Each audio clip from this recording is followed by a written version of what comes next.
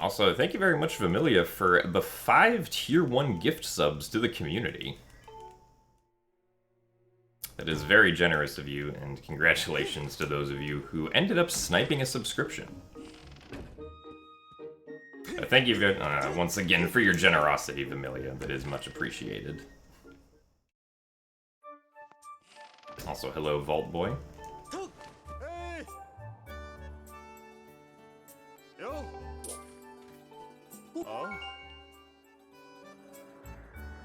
And thank you for the good luck archaeology.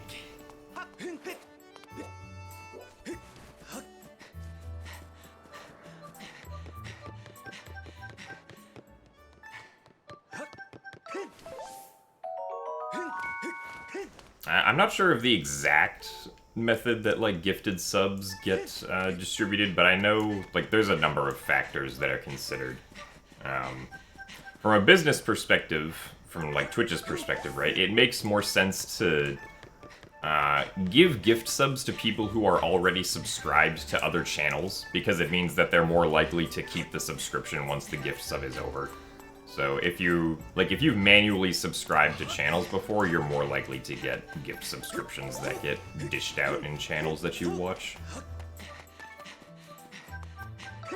Also, thank you for the good luck, Cadet.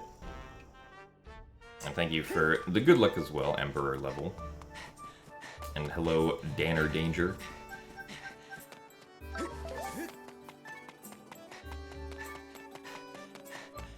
Oh yeah, I mean, after last stream with people going crazy with gift subs, I imagine some people were pushed out of the top 10.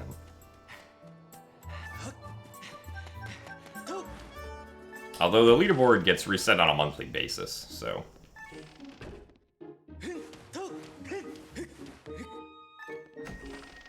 Also, thank you very much, Syrincho, for the 4 months of Prime. And thank you very much for the good luck as well.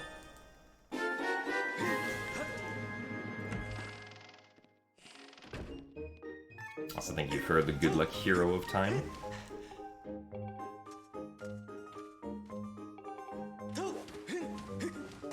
And then I think there's also consideration for, like, whether or not you're following or viewing the channel when, like, the person gifts subs to the community.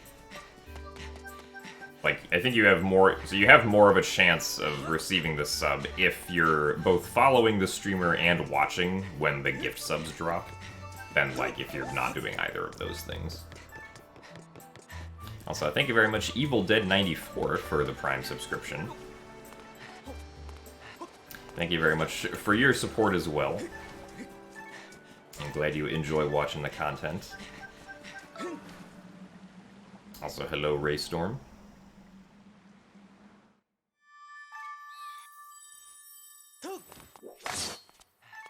And thank you for the good luck, Xylem Blue and Devin with Devin.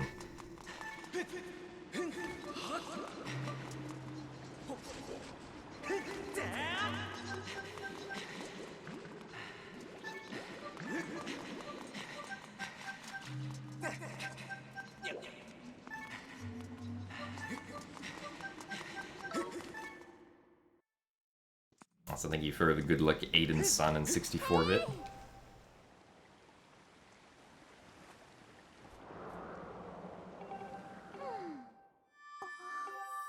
Zelda is indeed very cool.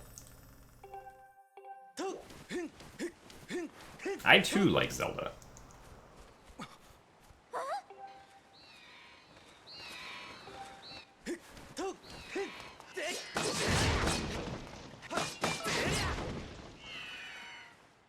You wish me smooth movement and low bonks. Oh, thank you. I do wish to have smooth movement also.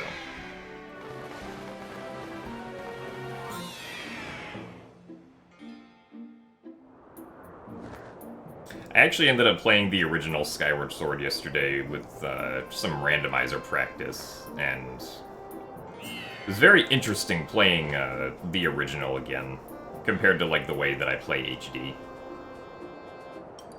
I never realized how much more forceful I had to be in the original compared to HD.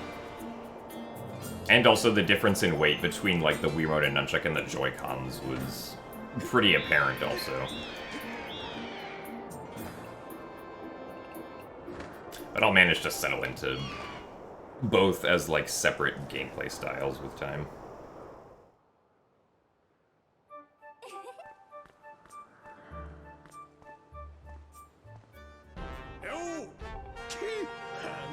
Also, thank you for the good luck, Dogurt.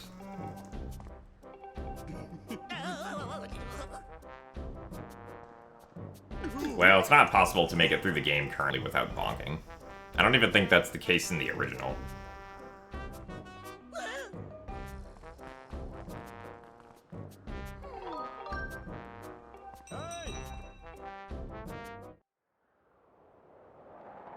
Azer or Pepper would know, though.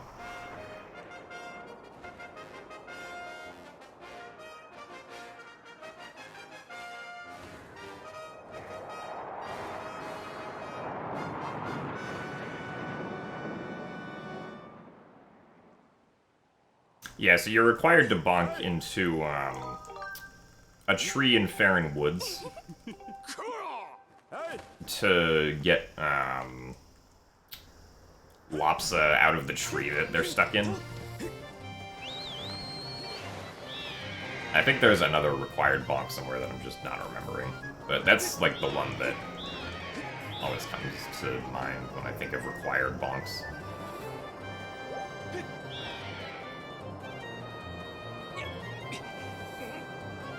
Oh yeah, and the Tree of Life fruit. That's another one. So we hope that we don't do unintentional bonks. So this was terrible wing ceremony RNG. Oh well.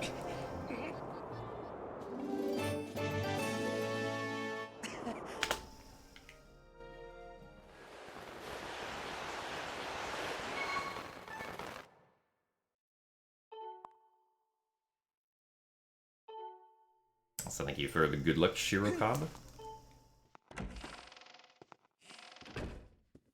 And yeah, someone asked earlier, but even though we don't have back in time, there are a few small sequence breaks we have, but nothing that's, like, huge as far as sequence breaks go.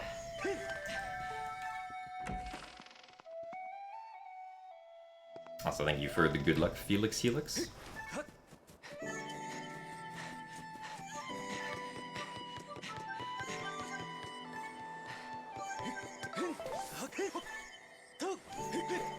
I mean, yeah, there might be some way to, like, make it through the original without bonking. But it would also mean that, like, all the back-end times you do are a lot slower because you wouldn't be able to bonk on any trees to commit flags. You have to, like, push the box, probably, each time you wanted to, like, load in file information.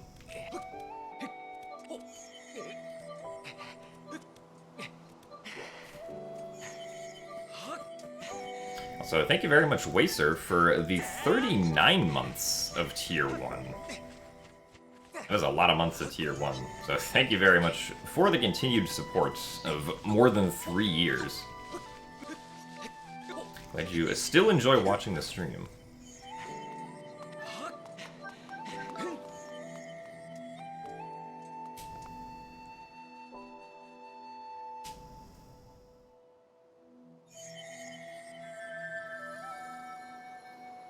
Okay, Mortal Joy. Well, I hope work goes well today.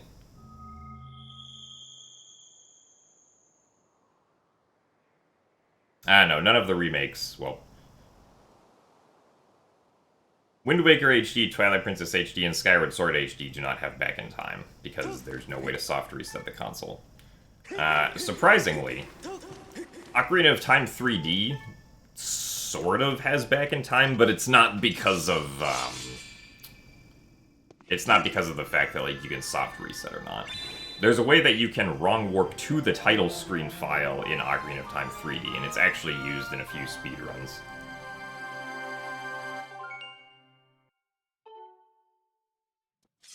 But it's not, like, back in time the way you would think of it in, like, Twilight Princess or Skyward Sword.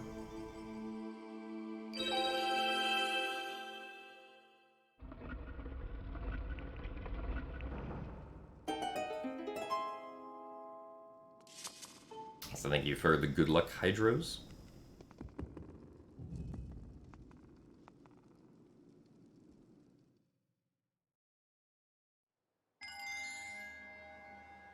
I'm not really sure what the spread of, like, people playing this with motion controls versus button controls is.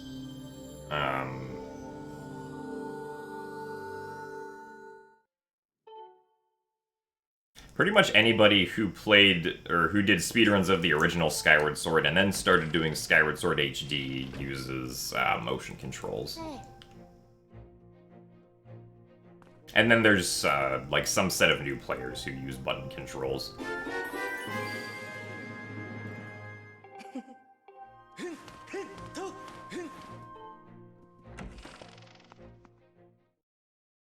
I'll say yes, I did hear about the Direct tomorrow.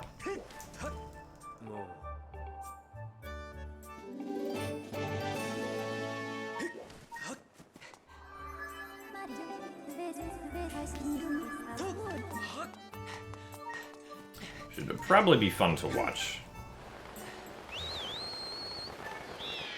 I don't know if there'll be any information on games I'm interested in, but... still watch it nonetheless. I mean, I'm probably going to be streaming when it happens, because it happens at like 3 PM Pacific time, which is like 4 hours after I start streaming. I probably won't watch it on stream either, because I probably wouldn't react to most things. Also, thank you very much, 7Rainbow13, for the 3 months of Prime. Congratulations on the yellow badge, and thank you for the good luck.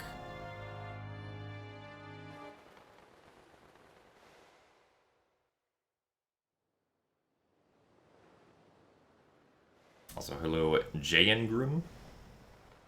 Jingrum? Not sure how to pronounce that username. But yeah, my day's been good so far. I pretty much just woke up and started streaming. Because that's what my sleep schedule is like these days.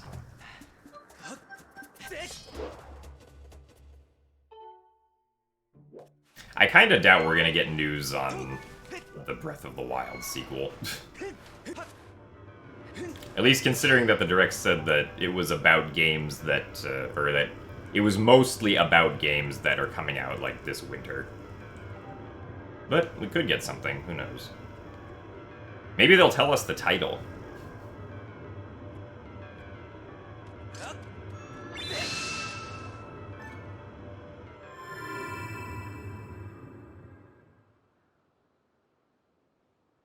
Also, thank you for the good luck sats.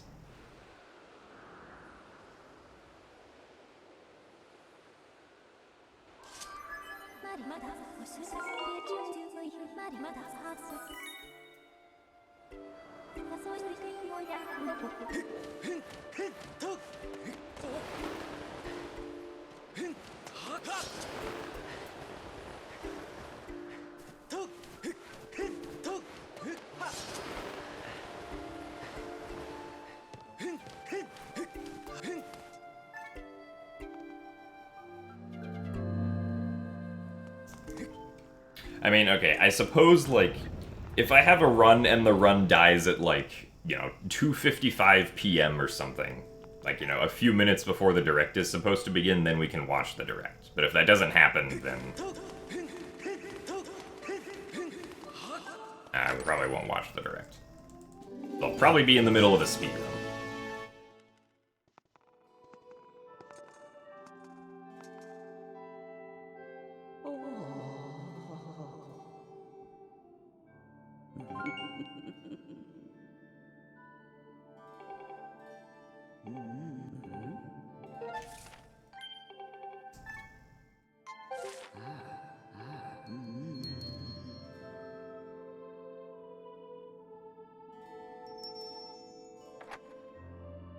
Also, hey Austin, thank you very much for the good luck today.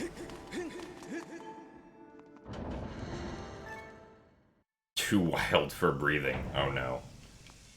That doesn't sound like a very fun game title. Also, thank you for the good luck, Kyan.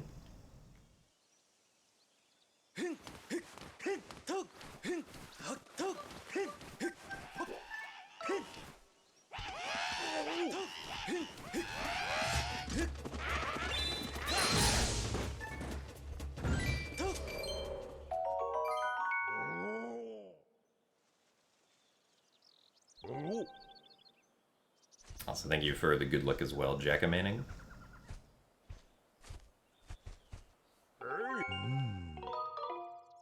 People have pretty much always reacted to Nintendo Directs in the past. The thing that, like, Nintendo and Twitch were saying, like, to not do restreams of was the E3, were the E3 broadcasts. For some reason. I don't know if that applies to this new Direct, though. I mean, if it does, then obviously you're not streaming it, but...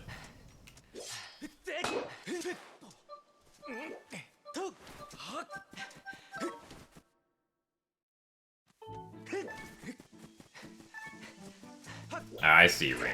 Well, I hope you feel cozy today, even though you probably don't feel very good.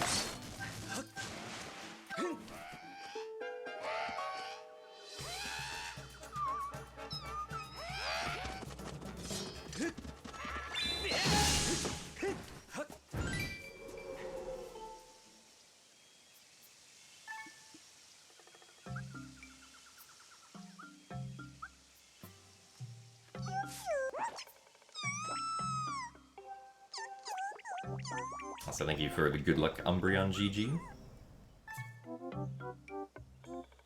And thank you for the good luck as well, Aerodecan.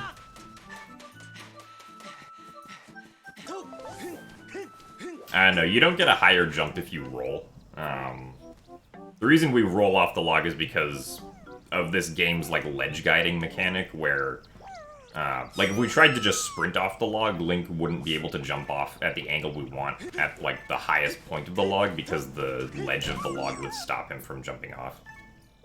Because if you're trying to, like, sprint and jump off of a ledge, you can't actually jump off of it, unless you're, like, sprinting at an angle that's at least somewhat perpendicular to the ledge. Otherwise, the game is gonna just make you run along the ledge instead.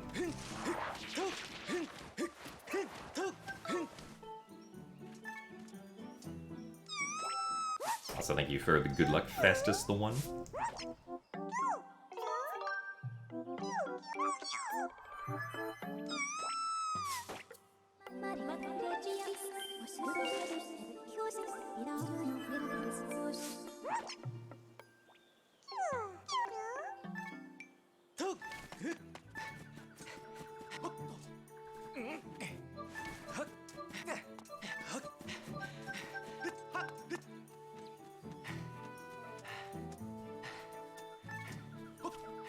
Cute.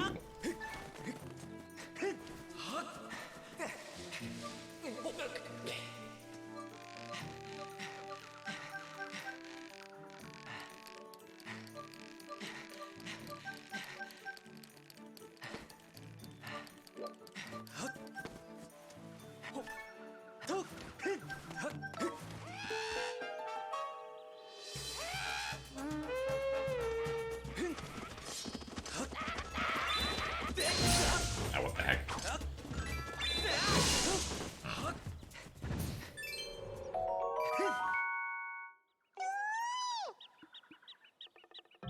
What's the most amount of viewers I've had before? I think technically somewhere in the 2000s, like very briefly.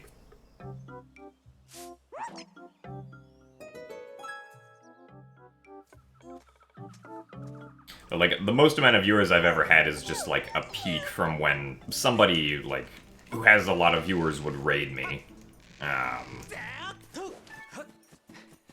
And then, like, most of their viewers wouldn't stick around very long, so it's not like that was a consistent amount I was holding.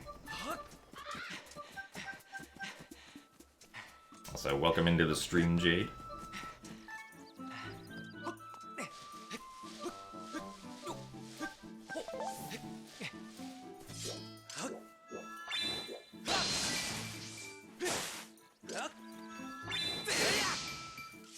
Actually talk to Erla.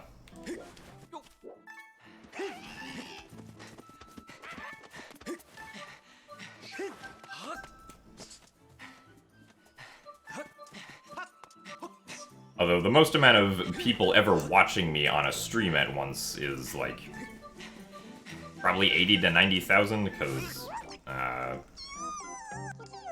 The viewer count probably hit at least somewhere around there during, like, one of my GEQ runs, I imagine.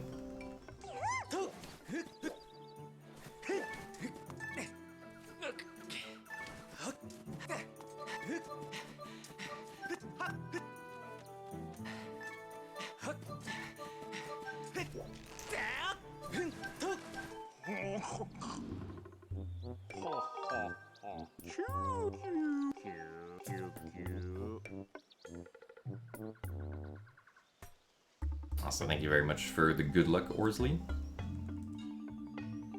That's true. 250 is a lot more than 5.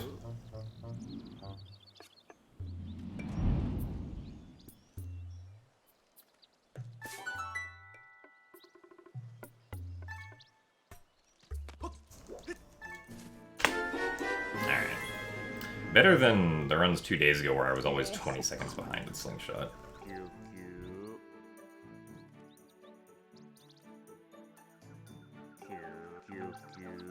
Also, thank you for the good luck, Jade. And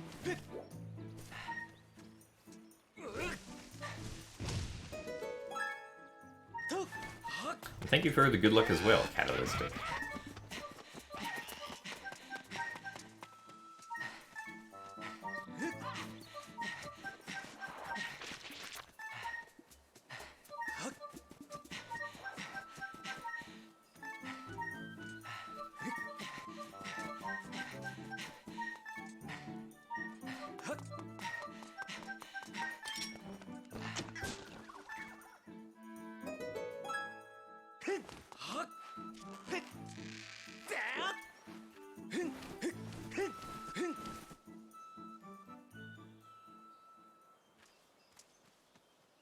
So thank you for the good luck, Lion Edge.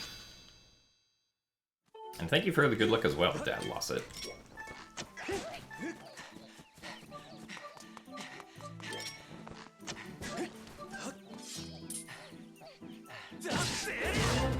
That's not gonna work. That overhead quick spin hit the Bokoblin really late for some reason. Really? I think I was holding B that long.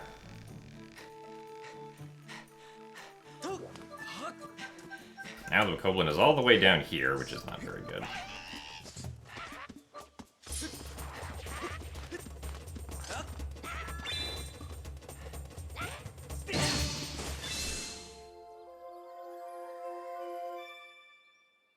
Also, thank you for the good luck, Z-Linky.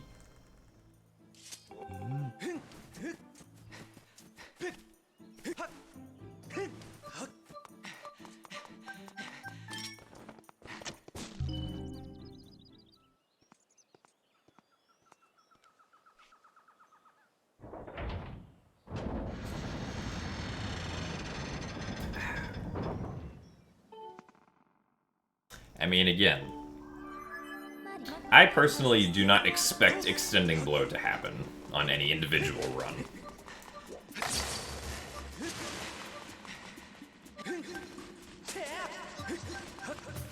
Then when it actually does happen, I can be pleasantly surprised. What the heck? Oh my goodness.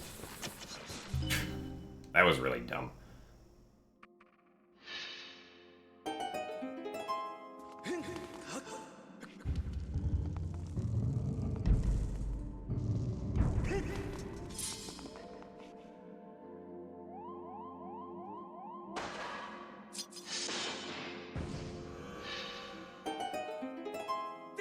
Yeah, statistically it feels like it only works about 10 to 15% of the time. But even that might be, being a bit generous.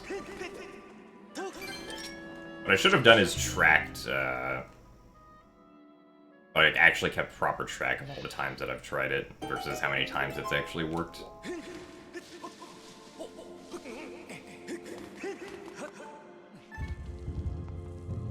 Also, hey Vinnick, thank you for the good luck.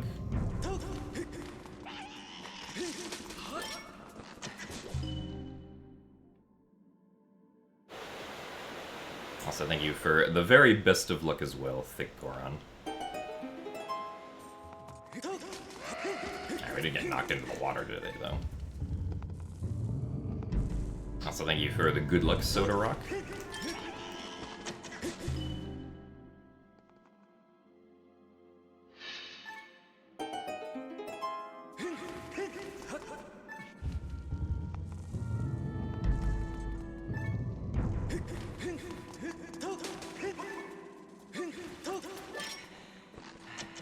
Oh, what the heck? That was way off.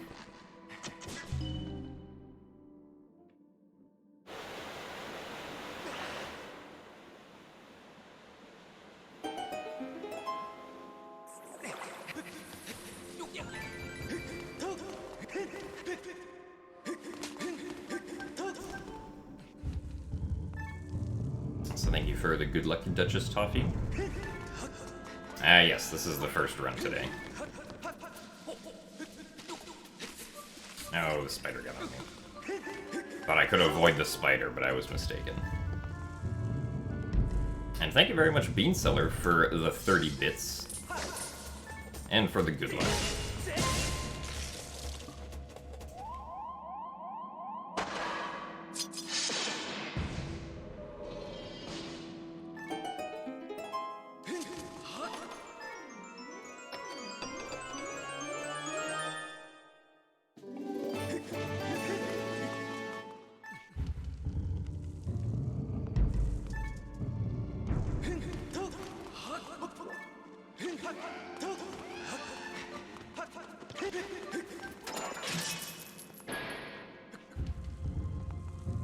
If we had a way to get infinite rupees super quick and super early in the run, would it change routing in any way? I guess we might buy a Guardian Potion instead of a Heart Potion later on in the run. I was specifically trying to avoid hitting that keys.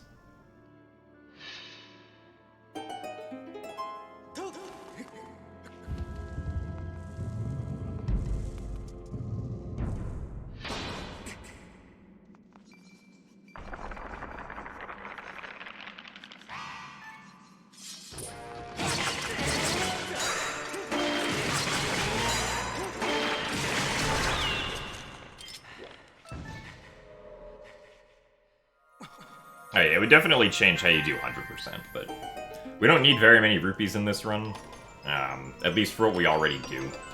And we can get those rupees pretty much without losing any time, so being able to get even more rupees without losing any time doesn't really make a huge difference.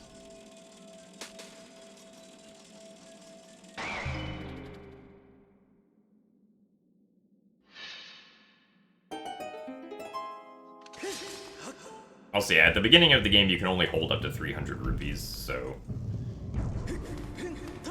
any more than 300 wouldn't really matter.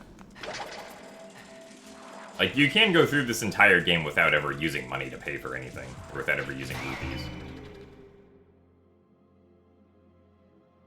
Also, thank you very much, Familia, for the 30 rupees. Hope your bean is good. No, having a shield on doesn't affect the extending blow. I mean, I guess if you have a shield on, you could accidentally shield instead of doing a final blow, but that's about it. It doesn't, like, make the trick any easier or more successful.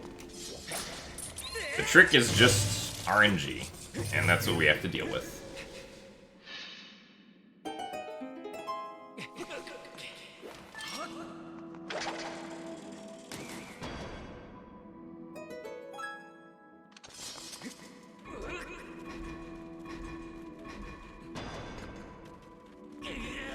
Also, hello, Newt. And thank you for the 30 rupees as well, Strange Ambrosia. Hello.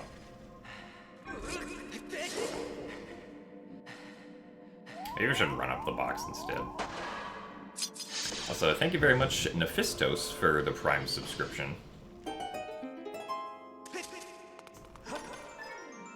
Thank you very much for the support. I'm glad you're enjoying the stream.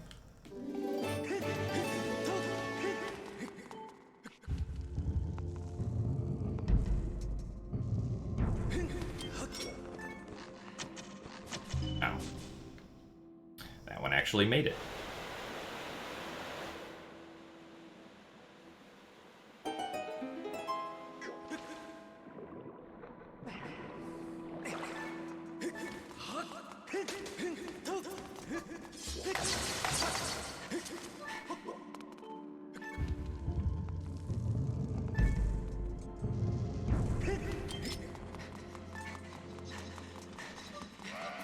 What are beans?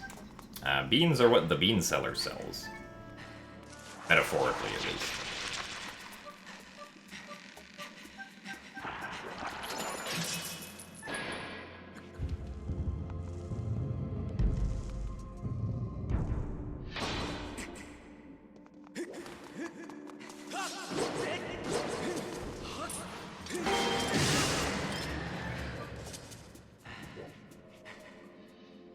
Also, thank you for the good luck, Nintendo.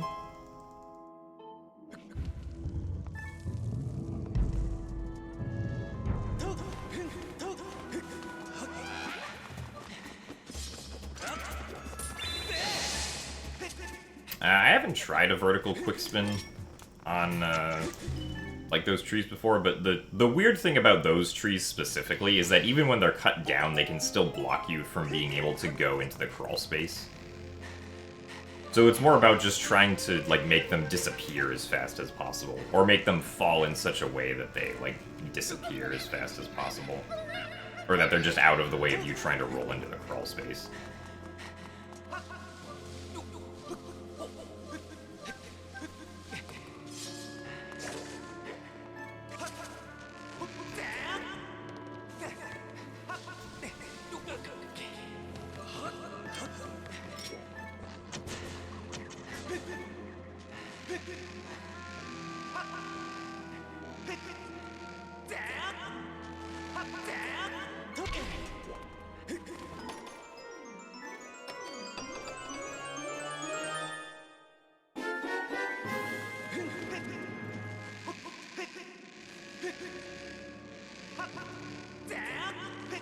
This game uses an engine that's sort of like a combination between Wind Waker and Twilight Princess. It's kind of like Nintendo pick and shows the things that they like best about both the engines and like combine them for Skyward Sword, sort of. Right, because the only time Nintendo created like a brand new engine for a Zelda game, or at least recently for a Zelda game, was when they made Breath of the Wild.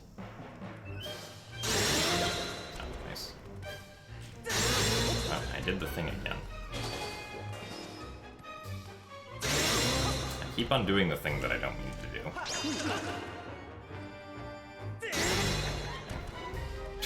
It's really weird.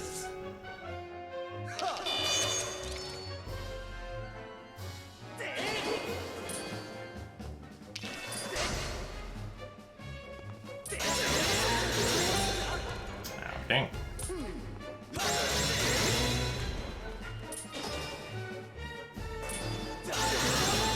Really slow teleport. Oh my goodness.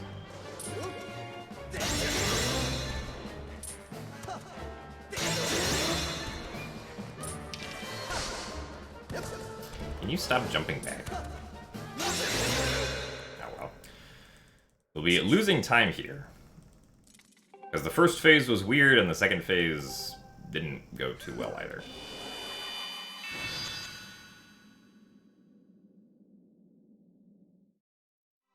Yeah, I'm not sure what the deal is with Twilight Princess HD's input delay. Like, it's kind of annoying. But it is something that, at least, it's something that I was able to get used to. And that, like, I can readjust myself to every time that I speedrun the game. But it is still weird.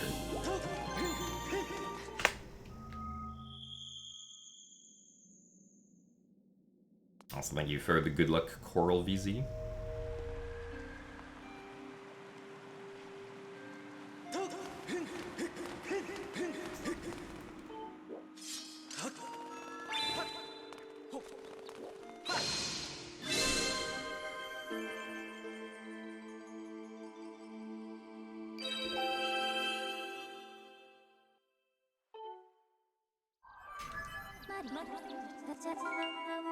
Thankfully, Skyward Sword HD does not have this input delay.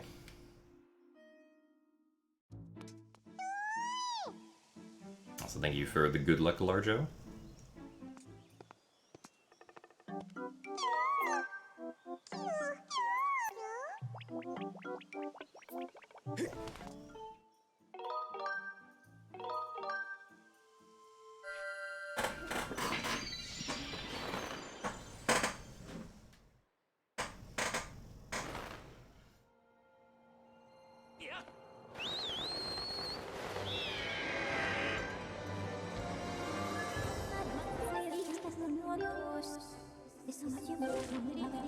I'd say that this game isn't too hard to learn. Like, there isn't a whole lot that you'll have to learn with, like, complicated input sequences or anything. Right? Like, most of this run,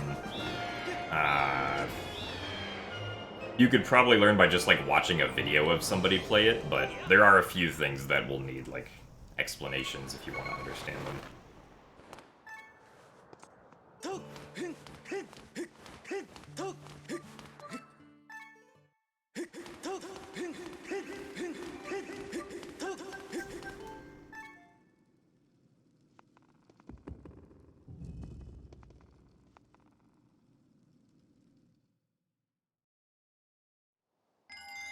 Bruce in Smash.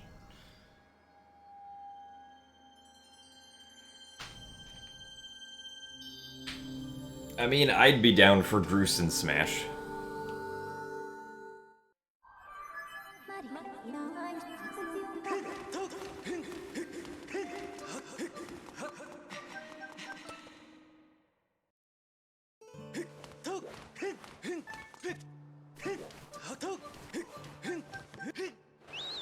Also, thank you for the good luck, Chris1. And hello, 3Val.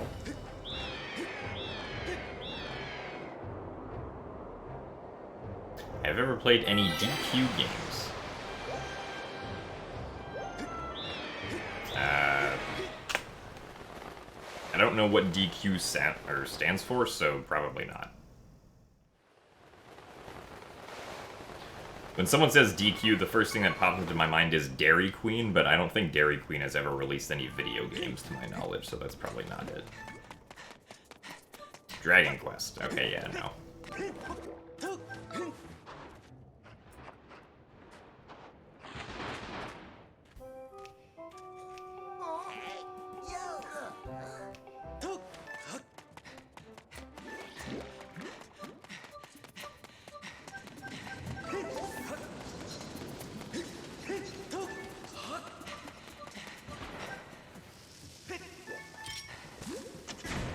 I only have one slingshot seed. Let's see.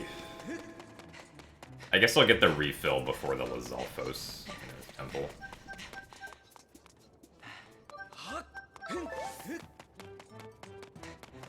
Have to be careful when aiming this shot, though.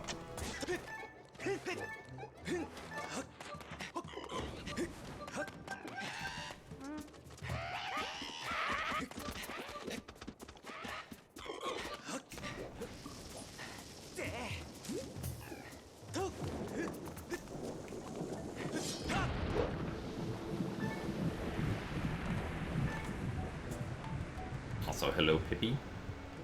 Thank you very much for the good luck.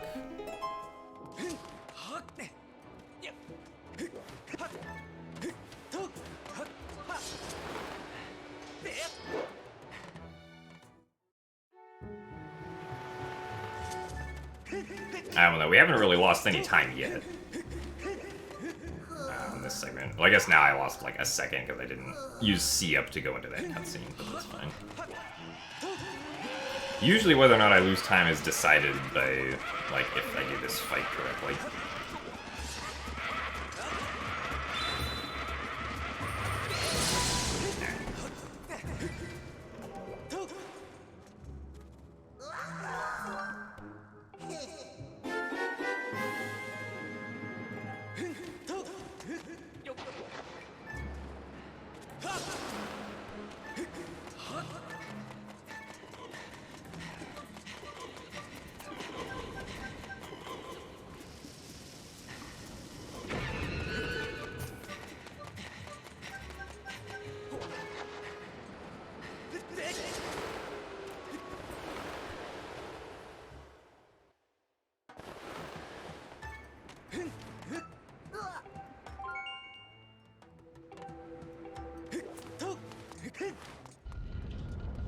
Link do be circling.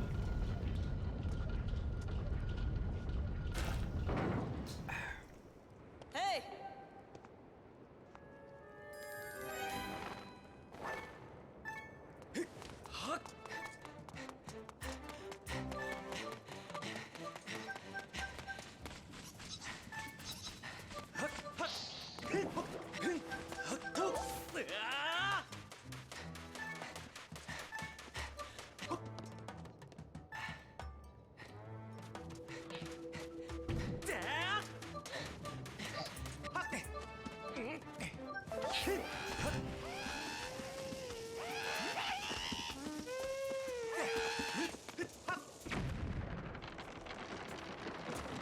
Also, thank you very much, Joshua, for the 27 months of Tier 3.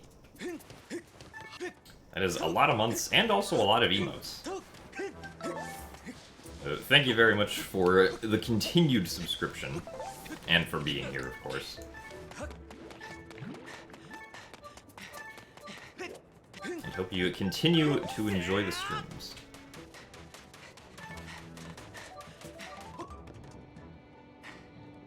The consoles that I currently own are a bunch of Game Boys, a bunch of regular DS's, 2 consoles from the 3DS family, a Wii, a Wii U, and 2 Switches.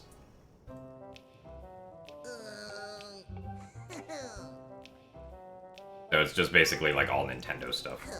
I don't actually have a GameCube. Because the first home console I got was a Wii when I was 11.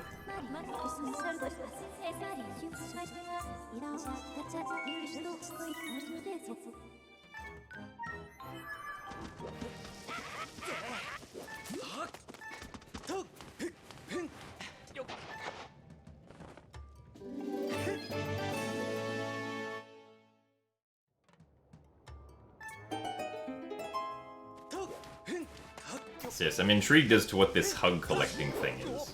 I've definitely collected a lot of hugs before at GDQs, though, so maybe I'm a hug collector myself. No, I don't have any, like, Microsoft or Sony consoles. Never had any PlayStation or any Xbox.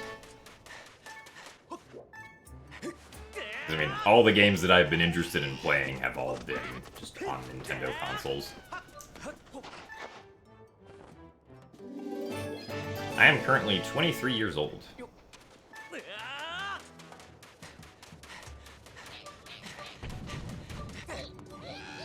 I was, in fact, not born in 1986.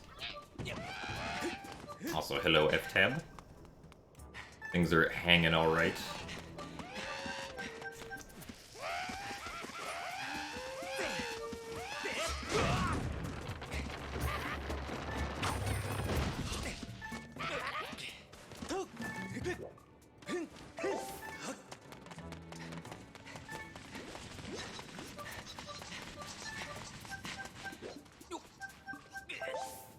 Also, hello, Basil.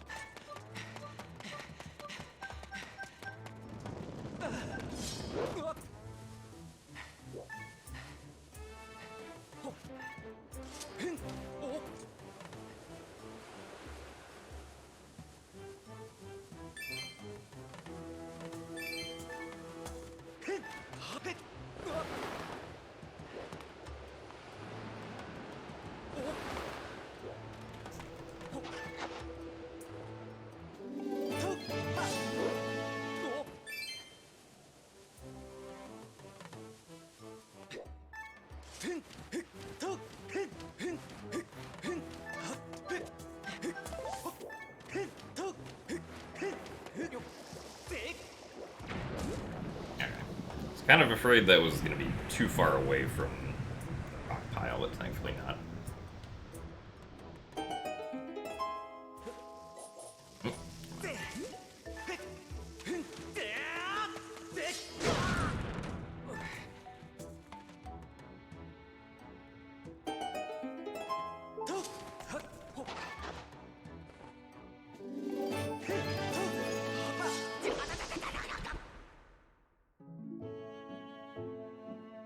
Is any ESP similar trick in this run?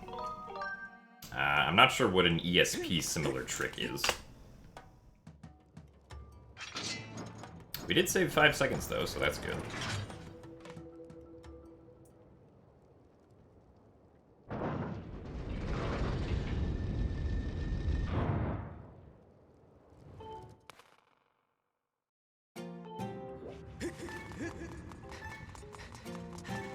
Oh, like early snow peak. No, there's not really an early snow peak in this run.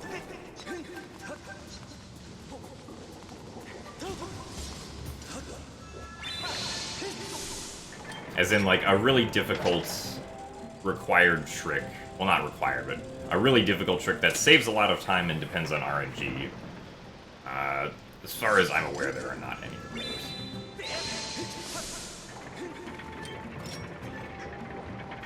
And I guess, well, no. There are dumb tricks that, like, we could go for. So nice. But they're, like, not required by any means, right? Like, I could do the ball section skip in Earth Temple, but that trick is not something that anybody can do consistently, so...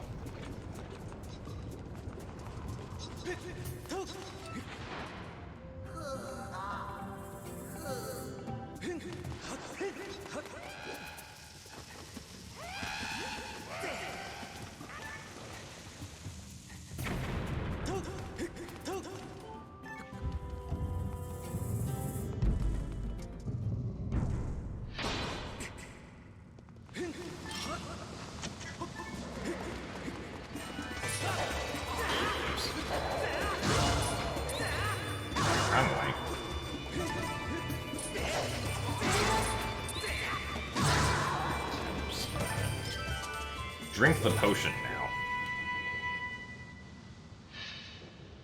Also, thank you very much, Cairo, for the 2 months of Tier 1.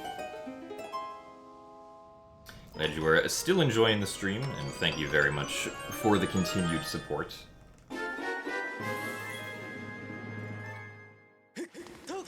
But yeah, in TPHD, early Snow Peak is this really precise trick where you have to get a mid to jump off of a wolf host to get to Snow Peak early.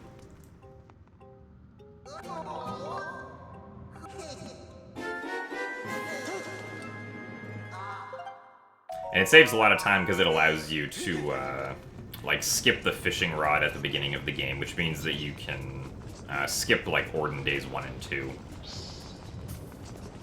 And also, like, skip the slingshot and stuff.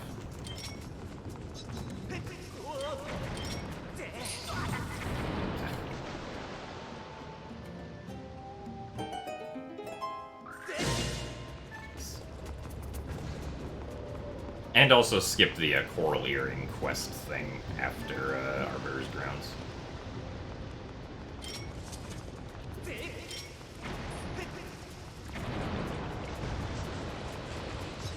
So thank you for the good luck, Dutch Geo.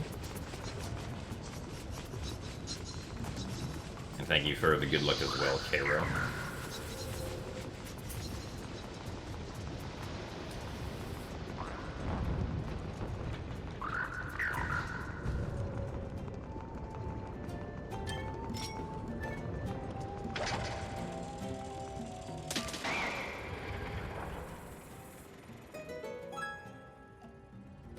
When will Hyrule Castle barrier skip get discovered in Twilight Princess?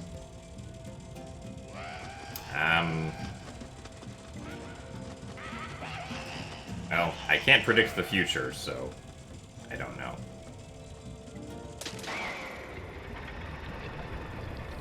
Also, thank you for the good luck, Alton Cloak.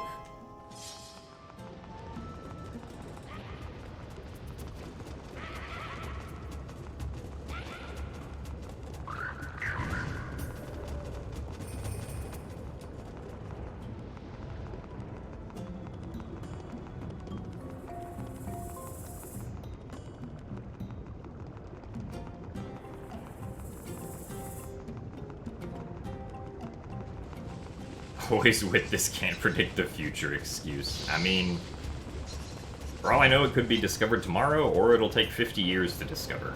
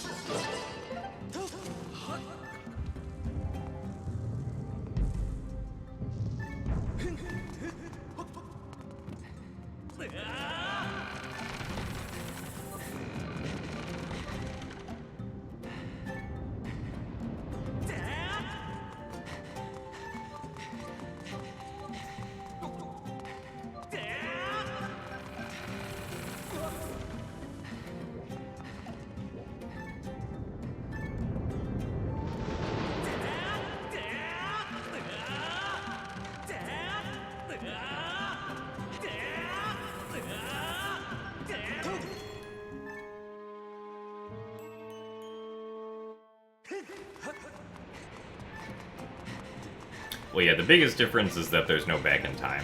Other than that, the sheet that was linked can, like, tell you what from the original game does or does not work.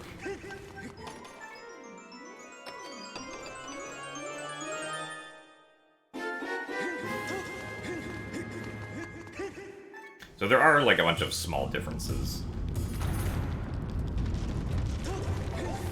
And also a few HD exclusive tricks, and there's also the amiibo, which saves like 3 minutes.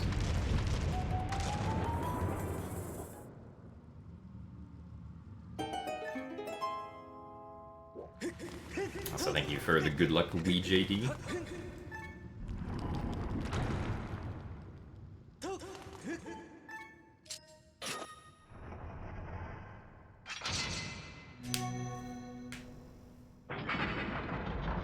I mean, I think it's, like, sort of good that Back in Time doesn't really exist in this game Because, or at least can't be accessed. Because if you could access it, it would pretty much all just work. And I think it would actually be more powerful because the game wouldn't really crash ever. Like it does in the original in Back in Time. But it means that this game is significantly different from the original when it comes to speedrunning. Which means that, like, each game is, like, you know, unique for what it is.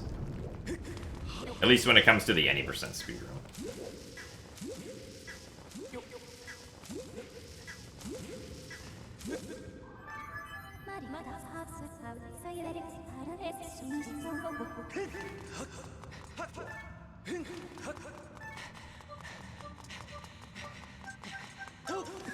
Oh yeah, Back in Time is used a lot in 100%.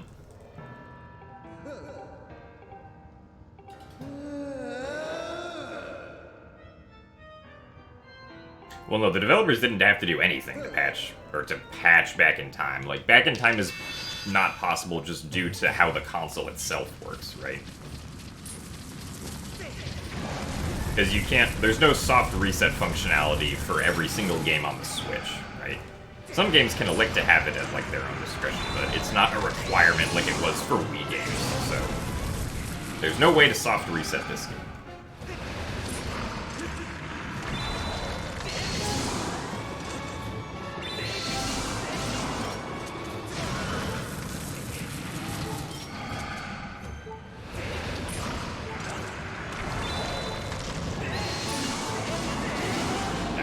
Good Scaldera fight.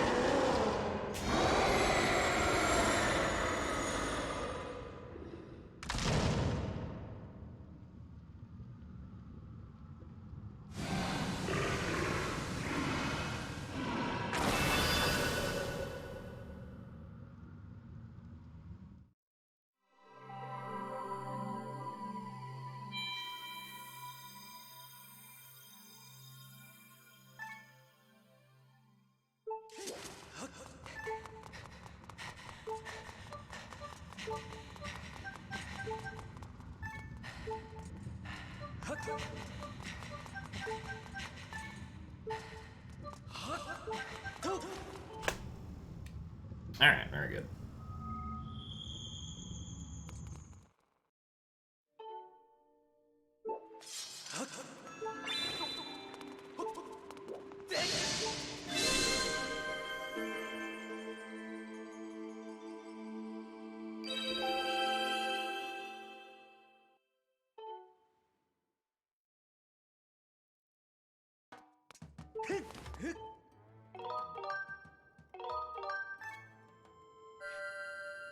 Thank you for the good luck, Limcube.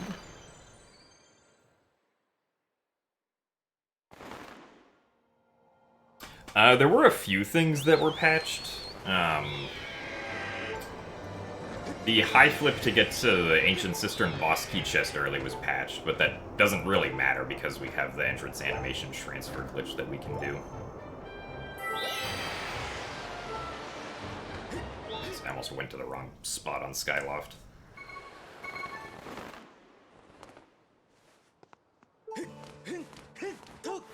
And then one method of early Lake Floria was patched, but it was like the really hard method that nobody wanted to do anyway, so that didn't really affect us either.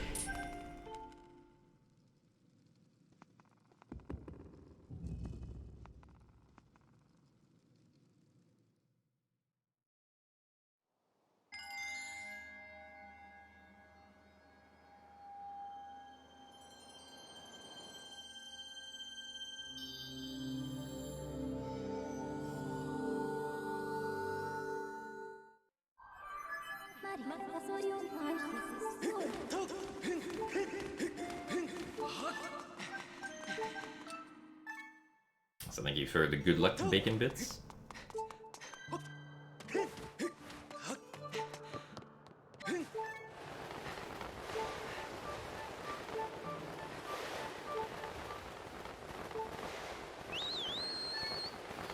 Did I try to skip the Zelda scene on Midna's Desperate Hour? Pretty sure I didn't skip any of the Twilight Princess cutscenes when I played the game casually. But in speedruns, you always skip, like, any cutscenes that you can skip. Especially if the game just has built-in cutscene skips.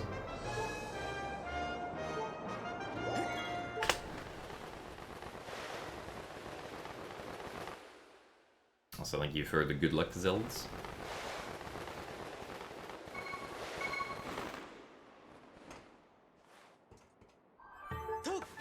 What are my thoughts on the new DLC announcement?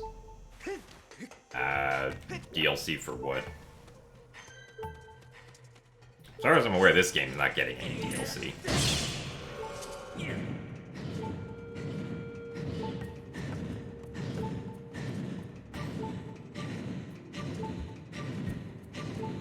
Well, if I played with my sum of best segments the entire run, I would get a 436-12.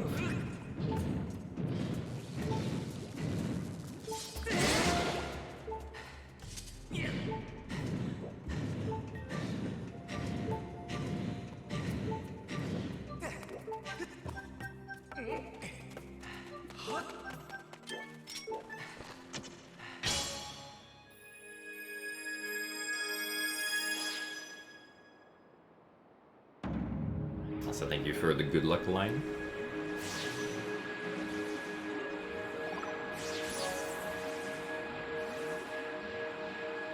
Yeah, so my sum of best is 7 minutes faster than what my actual PB is.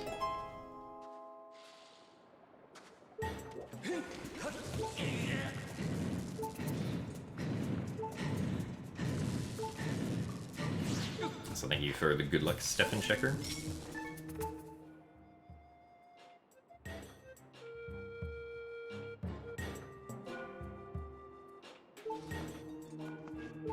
Oh hey, the flower is actually here today.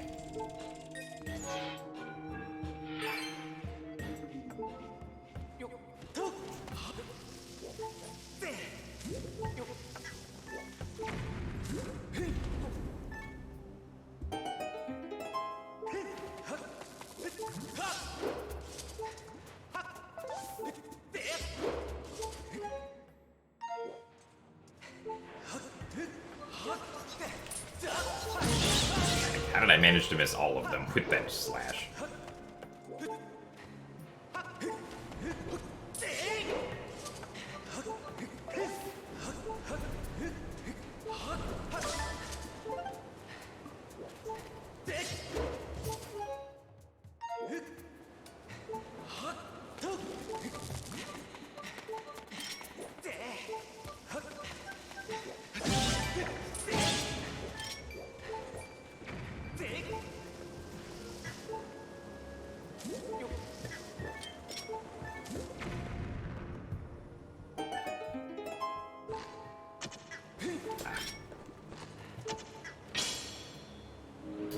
Missed.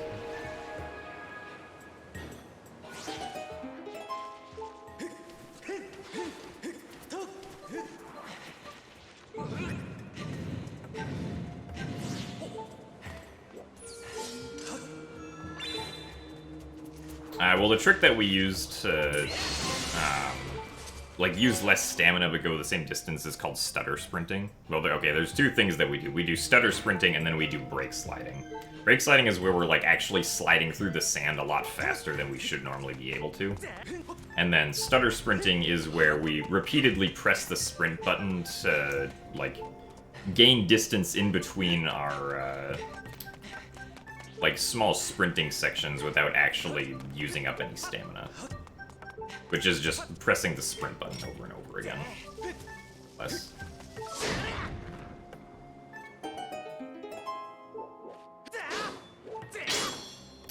Also, Also, thank you very much, Leanne, for entering month 5 of Matt's courtesy 6-month gift subscription. This looks good. Get that guy out of the time zone.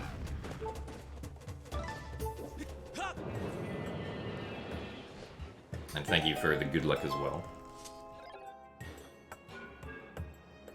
Also, thank you for the good luck too, Ardog.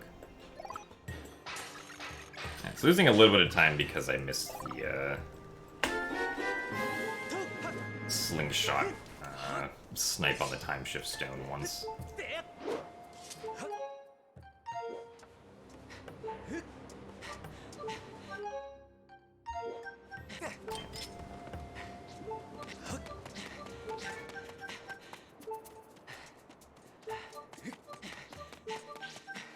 I should be able to avoid this.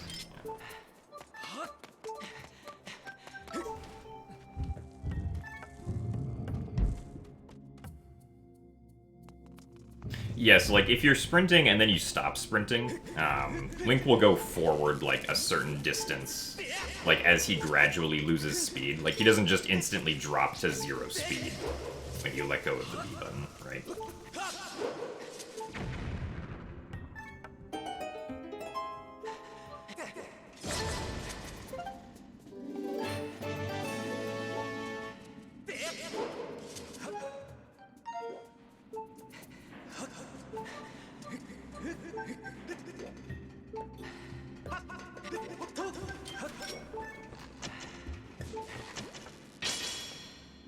So thank you very much, Explod24, for the 6 months of Prime. Congratulations on the green badge, and thank you very much for the continued support. Glad to see you're still enjoying the streams. And thank you for the best of luck, Rajest.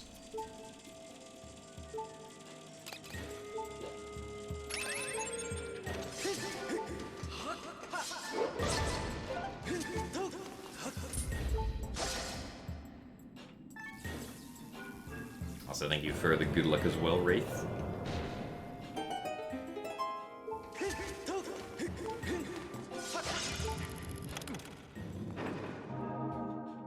Yeah, brake sliding works the same way on both Wii and Switch. It's just that the way we pause the game is different. On Wii, we can use the home menu. On Switch, we have to use the gear screen because of how like inputs get dropped from the home menu.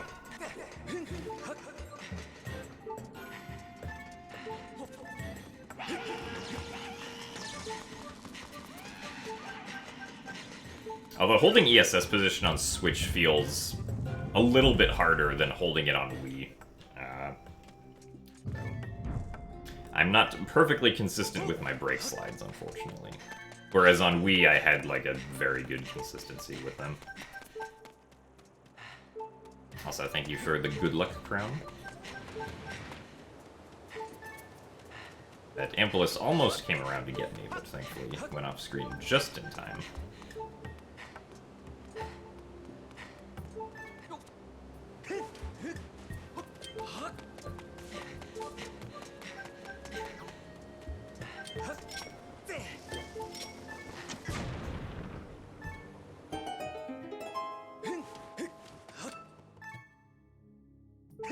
I would say the motion controls in HD are very slightly better than they were in the original, but not by like a whole lot.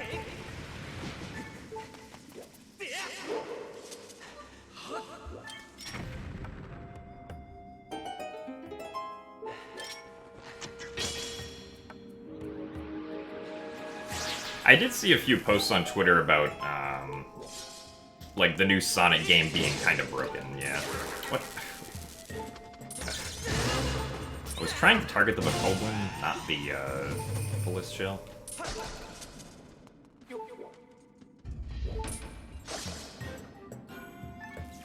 At least trying to get the shell into the generator wasn't done today.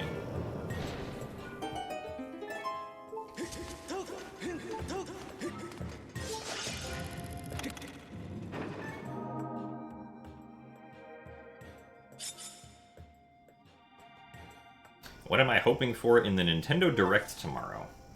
I mean, personally, like, the games that I care about that Nintendo will be releasing in the future at some point are the Breath of the Wild sequel and Splatoon 3, but I don't imagine we'll get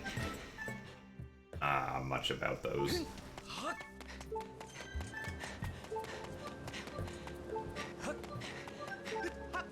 But we'll see.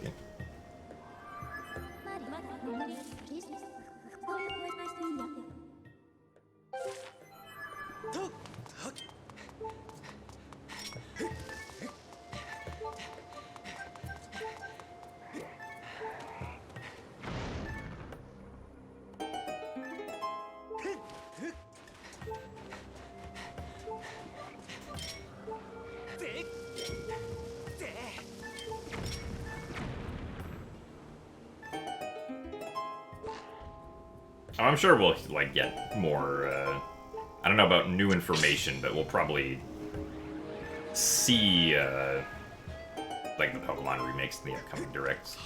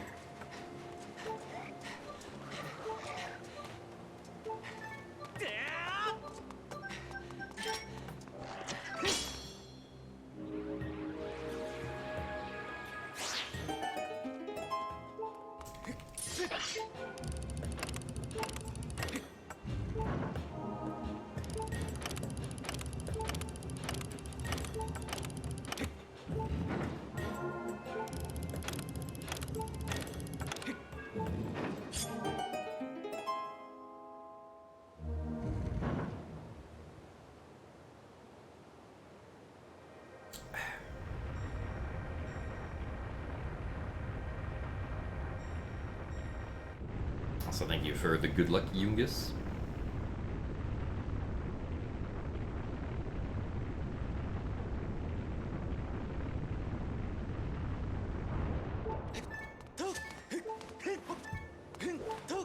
I mean, Virtual Console DS games worked on the Wii U, but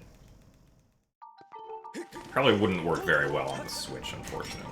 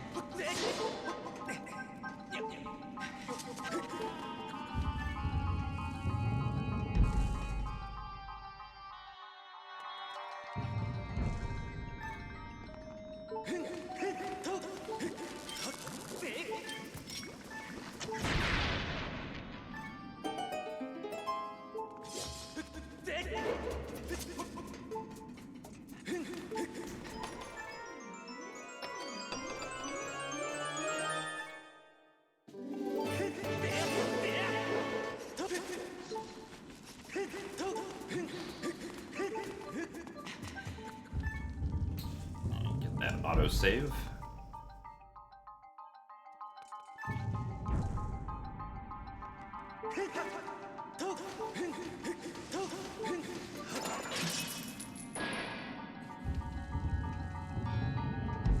Make sure we don't accidentally hit a froak here.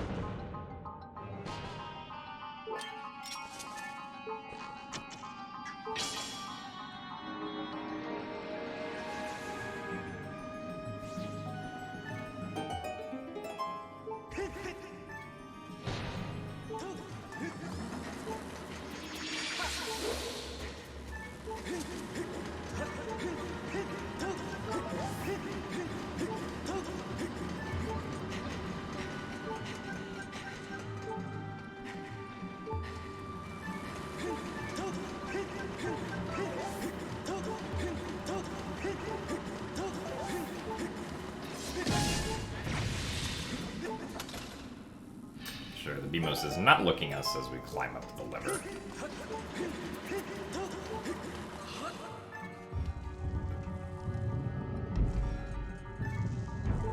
I don't know why I was expecting there to be a cutscene there.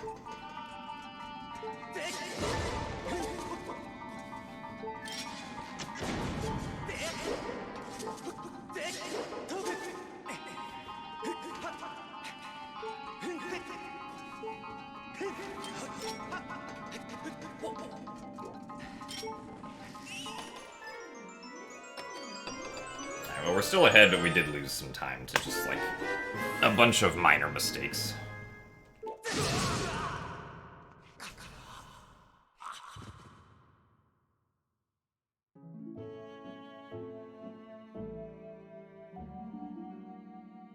It was mostly just the shenanigans in, what was it? The lightning node where I was trying to do the final blow on the Bokoblin, but accidentally targeted, the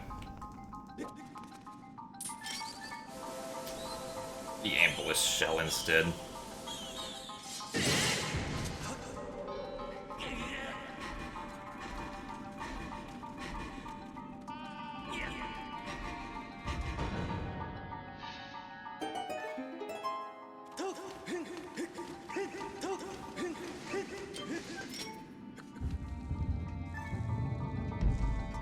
This part is a drag. I don't know, I think this part's pretty cool. We do a lot of dragging, though. Of the blocks. Ah.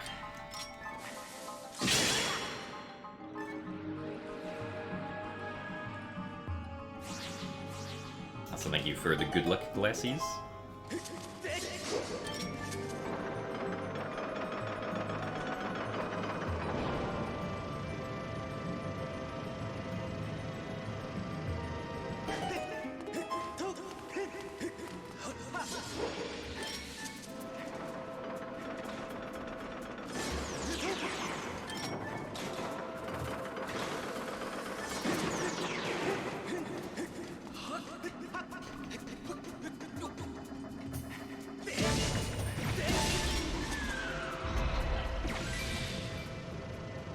Thank you for the good luck as well, Pidgey.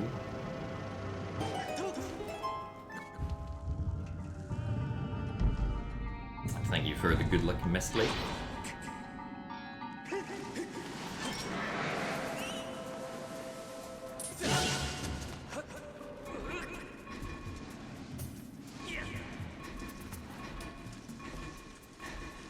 The trick that we do to cross the sand quickly is called a break slide. And basically we just sprint in sand, or at least get the maximum speed that we can in sand, and then hold ZL and very slightly down on the control stick to shift the direction that our momentum goes. Which will then cause Link's speed value to be negative, and Quicksand is only programmed to hinder Link's speed if it's above a certain value, not below a negative one. So with the negative speed, we can slide through Quicksand at what the actual speed value is, instead of the hindered one that Quicksand usually tries to give us.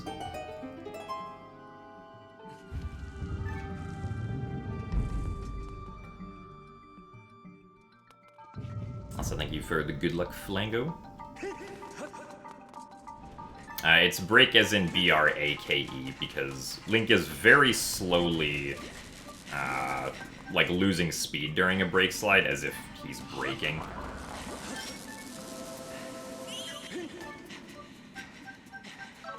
So thank you very much, Smurf Killer, for the 15 months of Prime. And thank you very much for the good luck as well. Glad to see you back and enjoying the streams.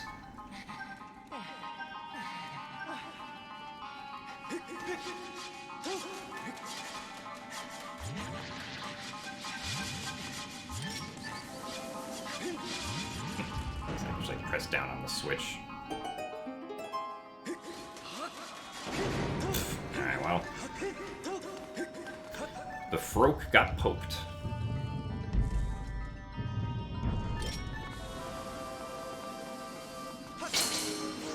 So thank you very much, Sakurauchi Phylaus, for the 8 months of Prime. Glad you are enjoying the Skyward Sword runs. And thank you for the continued support.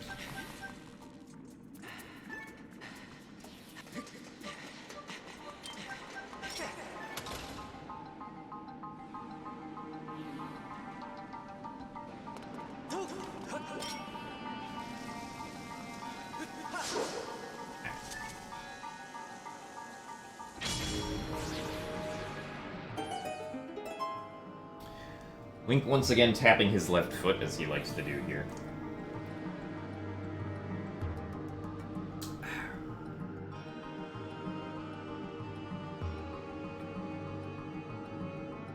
So thank you for the good luck access. We'll see you later.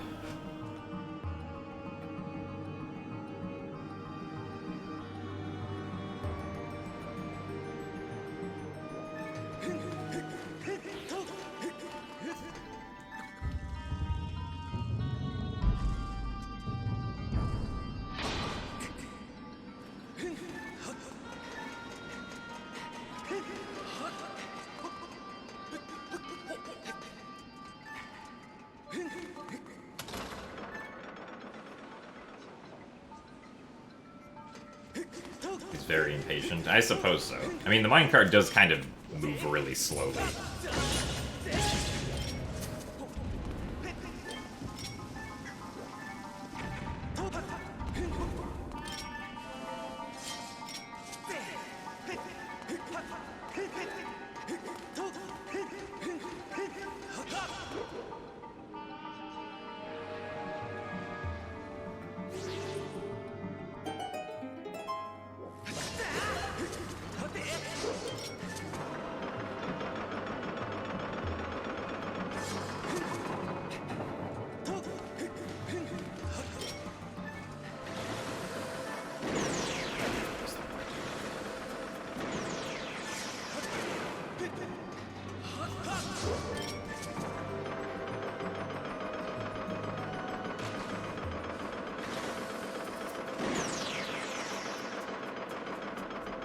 Sounds like it was kind of slow.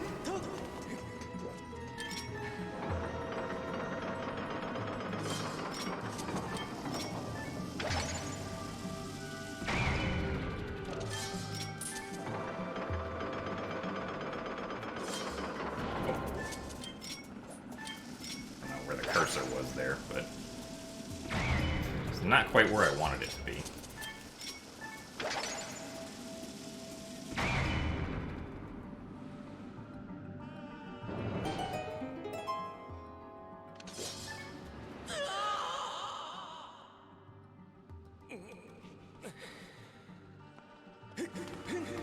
Oops. Let's not bump into things.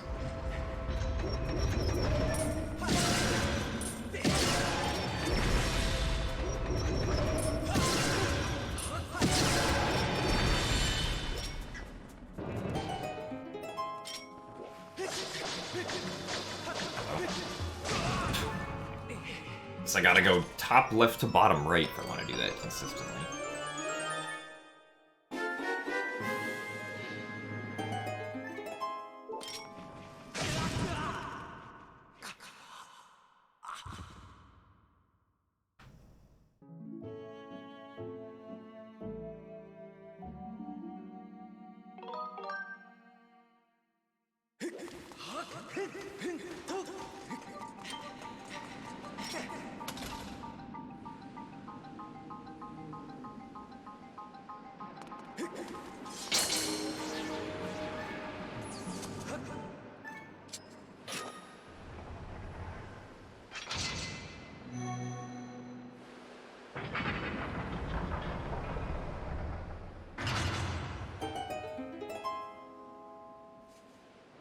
The trouble that I have trying to, like, make that bomb explode quickly, well, and also just equipping the bomb, because part of the problem back there is that I didn't really equip the bomb in time to get damaged before the cutscene happened, which is what the actual goal is.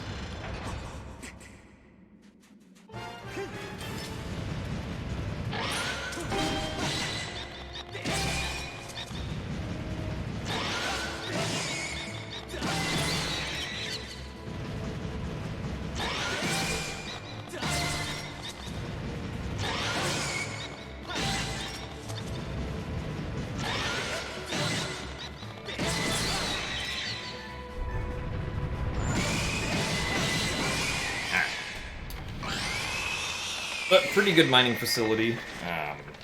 Should be saving time here.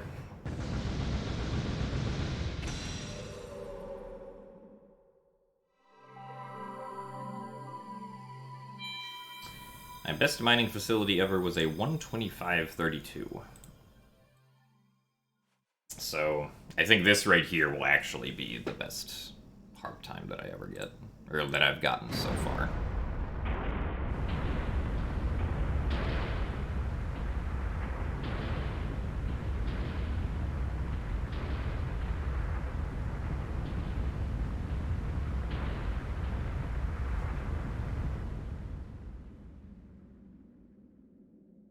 Also, thank you for the good luck, whale fins.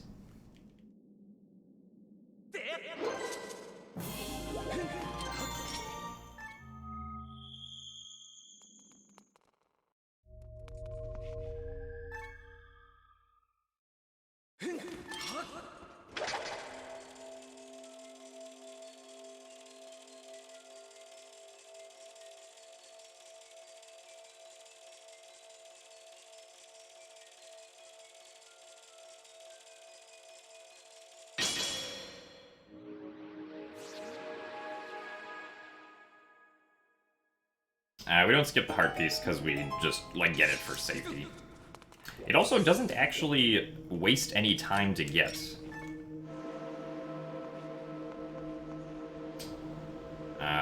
Because we have to wait for the light cycle on the door to hit a certain point before the door will actually open. When we press A to open it, so... Getting the heart container doesn't make the light cycle, like, go an extra time.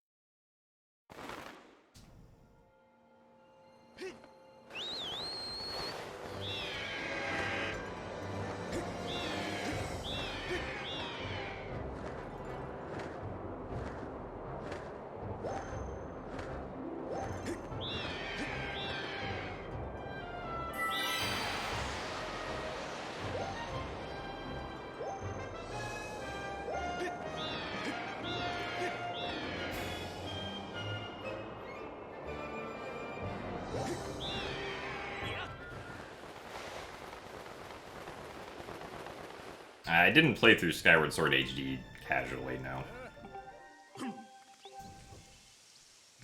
Because I'd already played the original game casually when it came out, and didn't really feel the need to do so again when this game came out.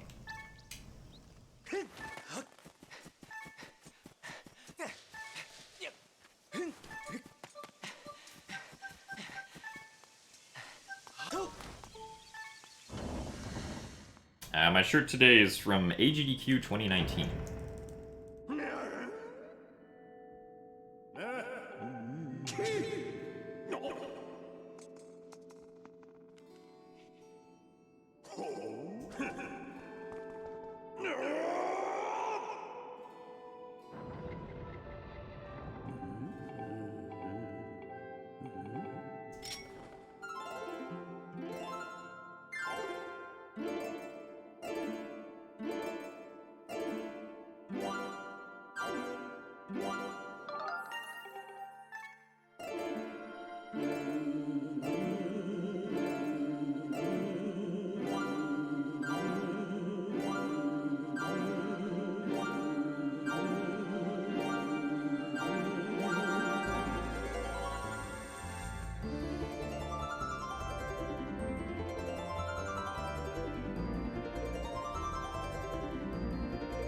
Keep watching this stream, you're gonna have to play this game again. Well, yeah. Watching speedruns of a game, I feel like can kind of have that effect where it's like, oh man, this looks like it's really fun to play. Unless I guess the speedrun looks like it's really brutal or something, but it's usually not... That's definitely not really the case for Skyward Sword, or at least for Skyward Sword HD.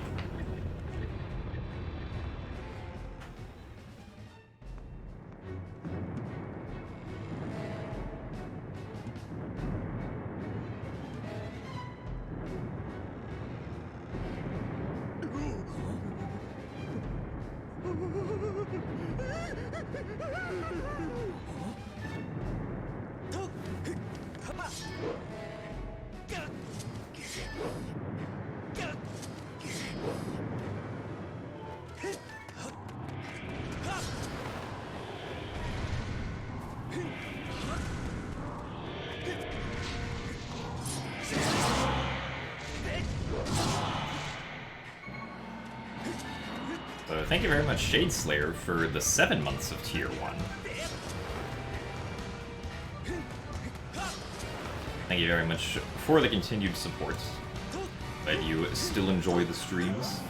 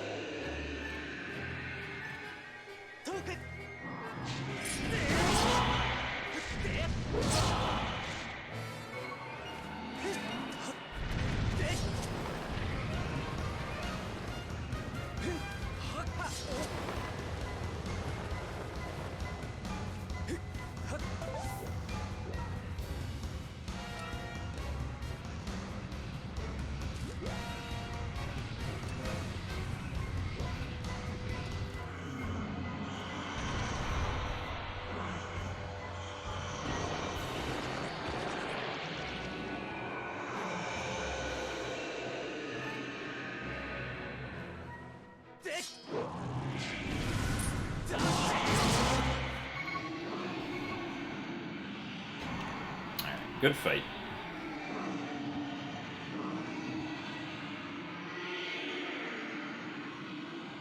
Well, yeah, I mean, you don't really...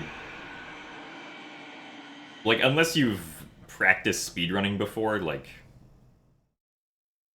You're probably not going to be able to do, like, what somebody who's been speedrunning for a while is going to be able to do.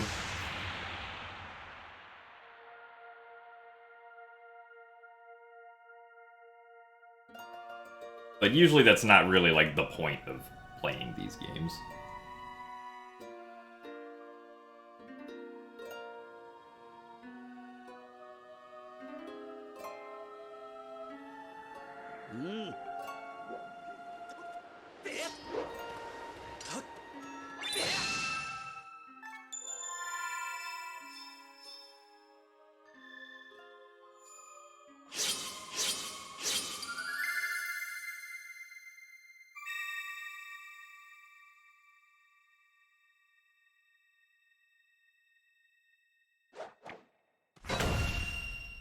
Very good. See if we can keep this time save through Ferore's Courage.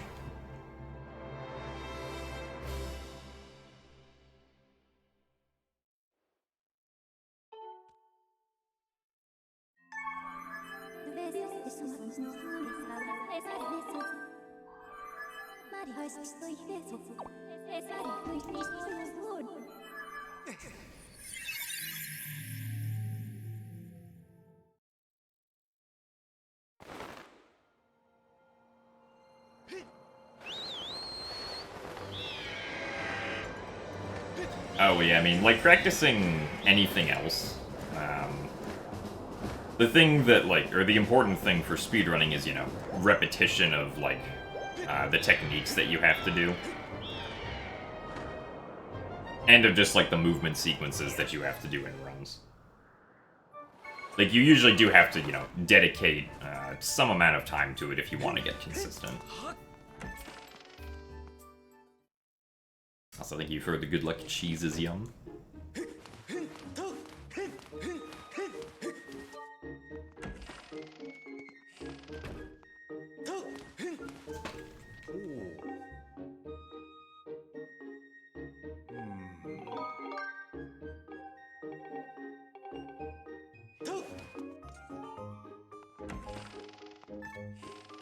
Oh, hessing is, like, actually one of the hardest things to, like, learn to do consistently in Ocarina of Time. At least in my opinion of the things that I've learned.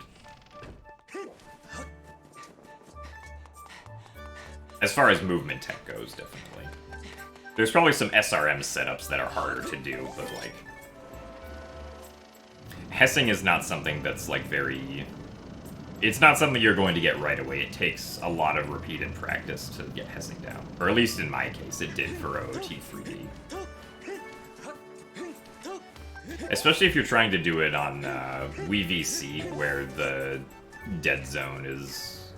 or where the zone that allows you to get the shuffling animation is a lot smaller than on, like, N64.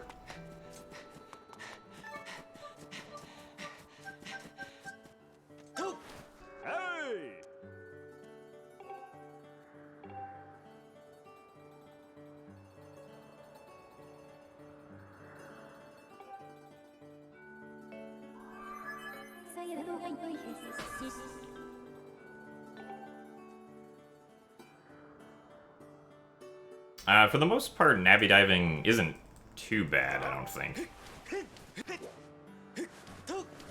If you're having trouble with a trick, what you can always do is, like, go into, like, the Discord that's dedicated for speedrunning a certain game and, like, post a clip of yourself trying to do, like, a trick that you're trying to learn. Like, if you keep on failing it and you don't know why.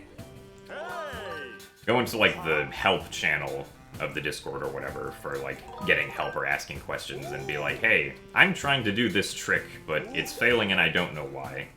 Would anybody be able to potentially see what I'm doing wrong? And then people will be able to specifically, like, help you based on what they recognize your mistake is.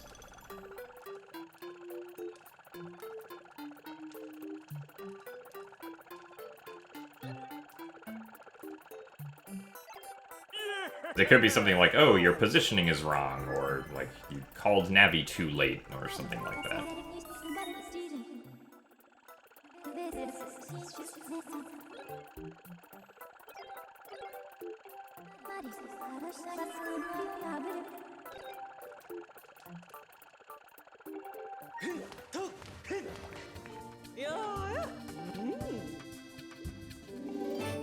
Oh, you probably don't need to post, like, or you probably don't need a capture card. Like, you could probably just record it with your phone, and as long as, like, the video is discernible on the webcam, or on, like, the phone recording, like, it'll probably be okay.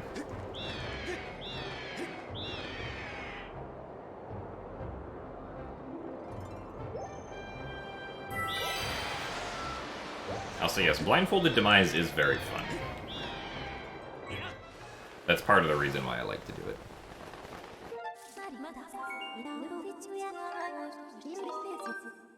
Also, hello, Luke0806. It's going alright. This run is actually not too bad currently. Really, the biggest mistake is that we didn't get extending blow, which isn't really a mistake, it's just RNG. Also, thank you for the good luck TikTok crocodile.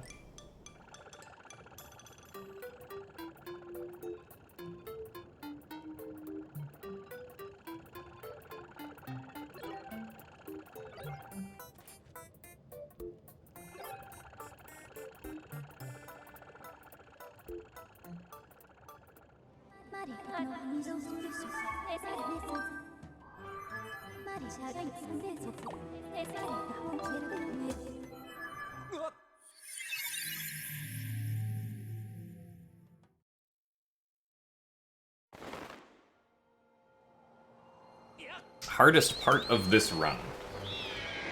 Definitely Skykeep.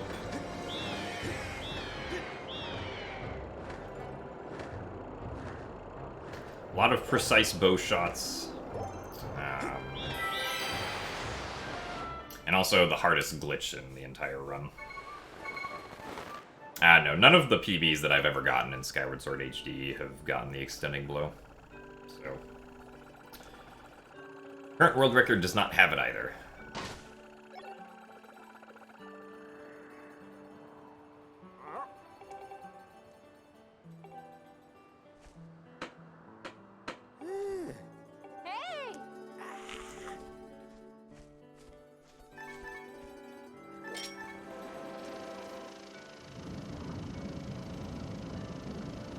No, this run didn't get extending blow either.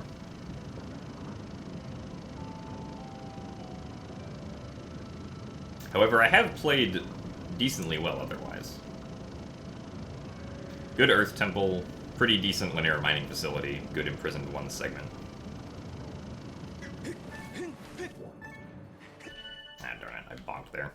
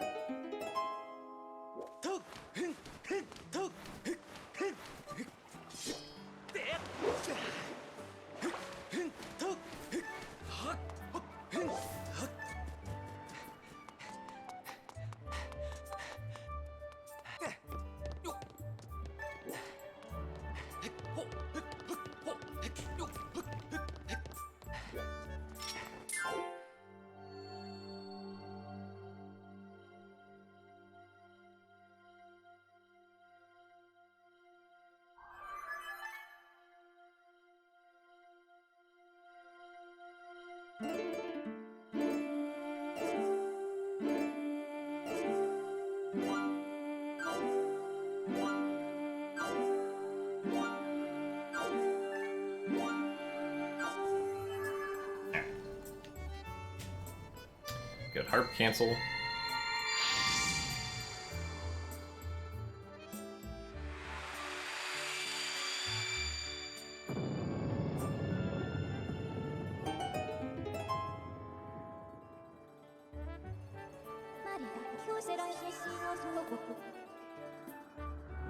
Probably still going to lose a few seconds on Ferrari's Courage due to the kind of slow movement that we had through Skyloft. But we're not going to lose like 30 seconds or something ridiculous.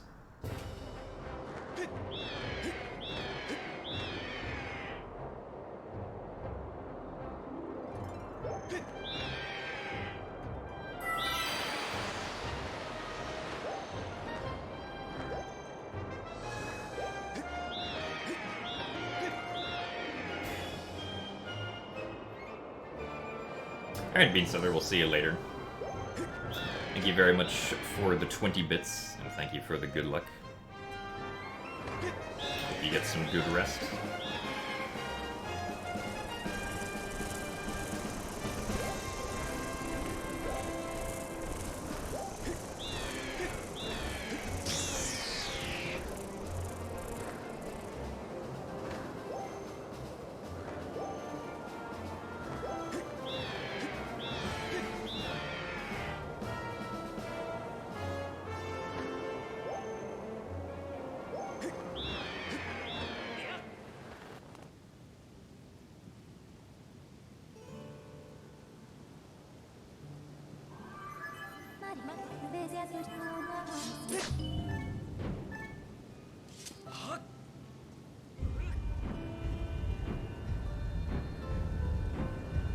So thank you for the good luck, Aaron Hen. This one is actually going pretty decently. Didn't get Extending Blow, but I don't consider that to be my own fault.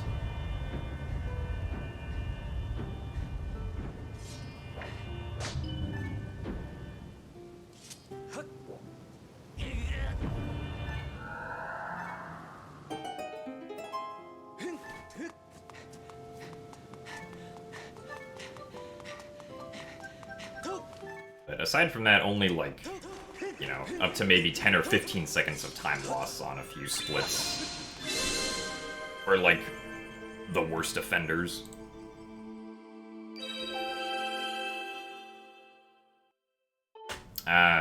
If you don't go for Extending Blow, you'll save like, I think like 6 seconds compared to like going for it and failing it, or something like that.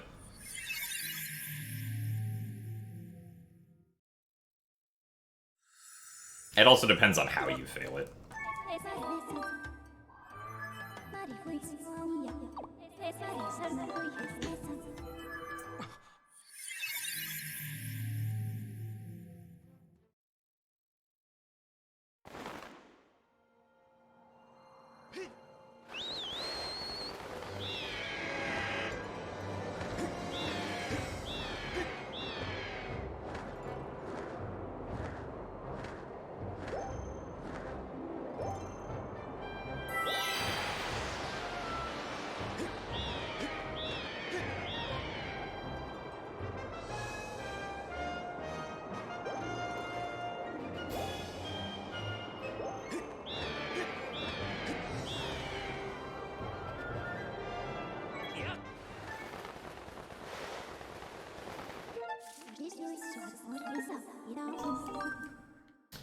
Only losing about a second and a half on Ferrari's courage is good, considering that that was a best in PB.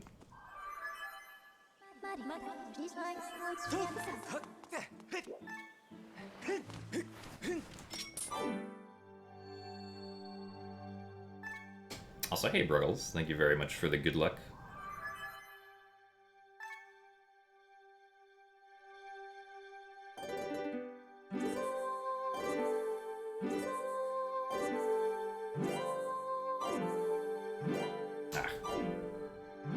Hello?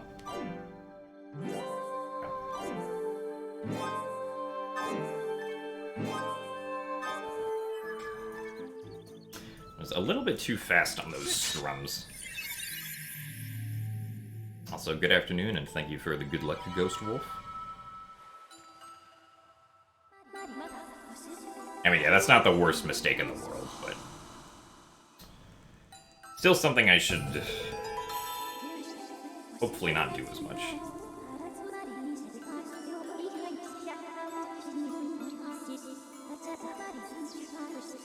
There's not a specific goal time that I'm going for. I'd actually be kind of surprised if I was able to get sub 440.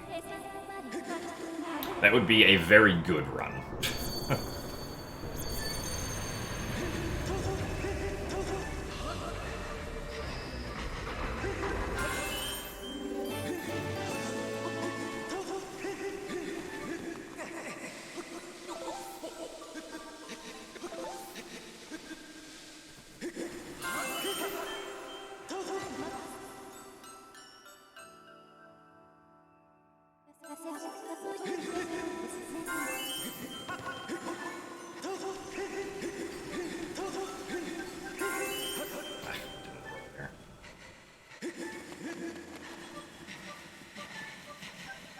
Well, yeah, how close you can be to your sum of best on, like, a run definitely is, like, more so dependent on the run, I would say. Like, it's easier to be closer to your sum of best in Skyward Sword than it is in, like, you know, Ocarina of Time 100%.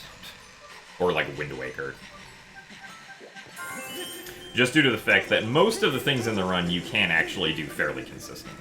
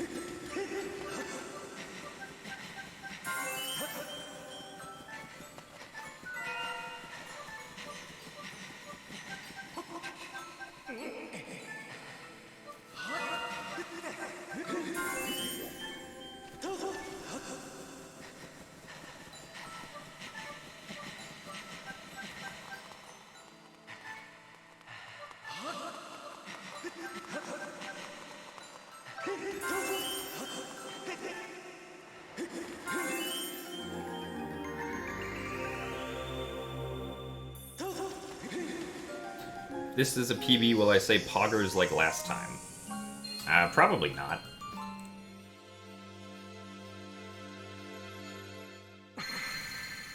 I'll say how we lost like 5 seconds over best. Because of the mistake with the pedals and not rolling through the one curl space.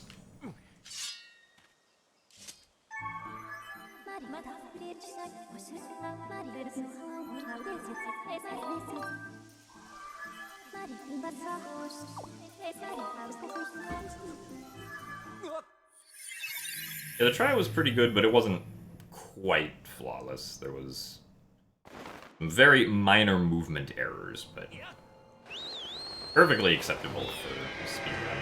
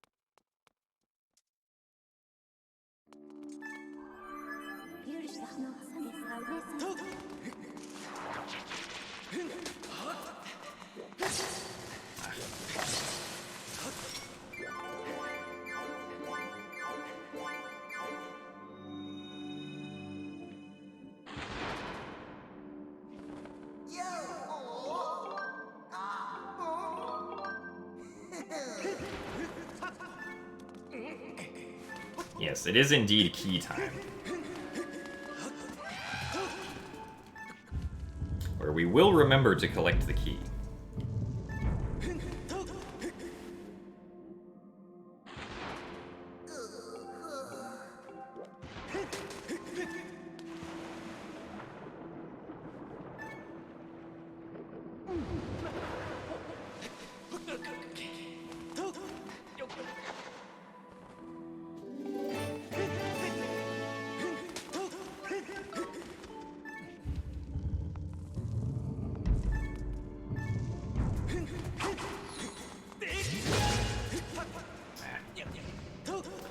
The angle there is kind of weird to try and get for the optimal movement. Also, thank you for the good luck Shade Vortex.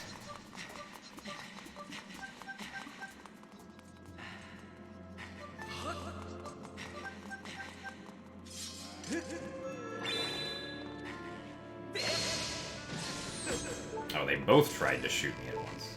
Thankfully, that does not do double damage. Or, like, do damage twice. So thank you very much, Coolsis, for the 24 months of Tier 1.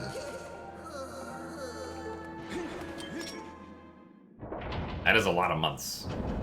So thank you very much for the 2 years of being subscribed. And congratulations on the Rainbow Badge. Also thank you for the good luck, Jesnix. I know, I'm actually ahead. Who would have thought?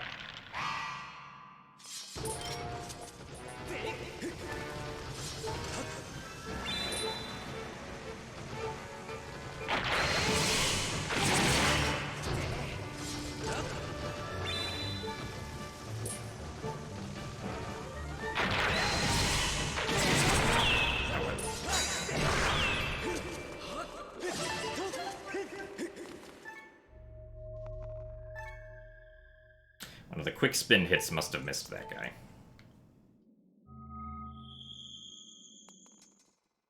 So thank you for the good luck, Adzi. And thank you for the good luck as well, Dakin, for Pressy.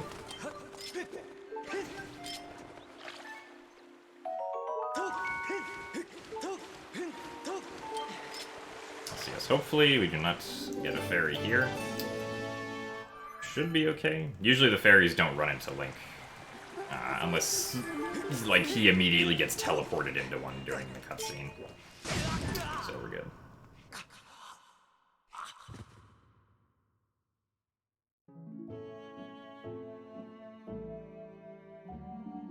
No, it's not going to be a best. Because the Stalfos fight was not quite optimal. We are saving time.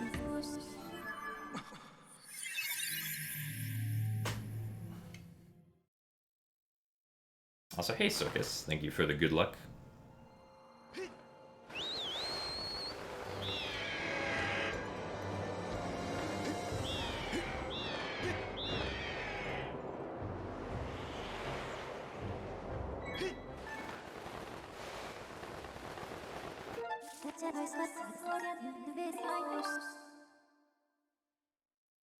Thank you for the good luck as well, Bird Bath.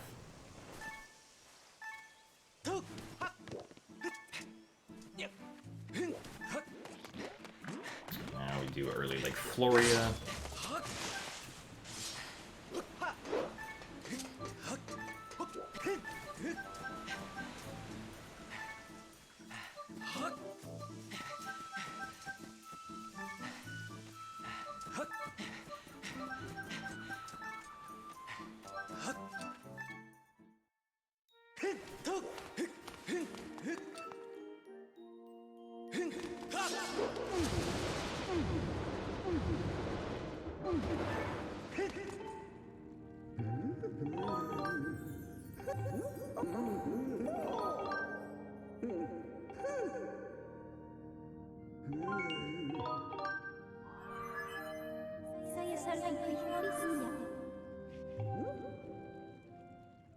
Also, thank you for the good luck villain and just a poor boy.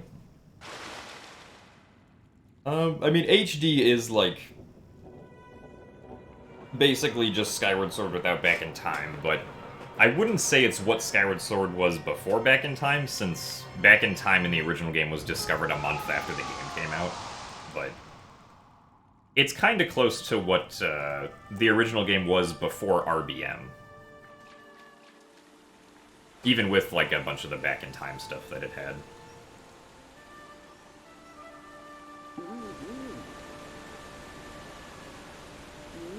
This run is actually faster than what the original Skyward Sword was before RBM, so if RBM was never found, this would be, like, the faster game right now, probably.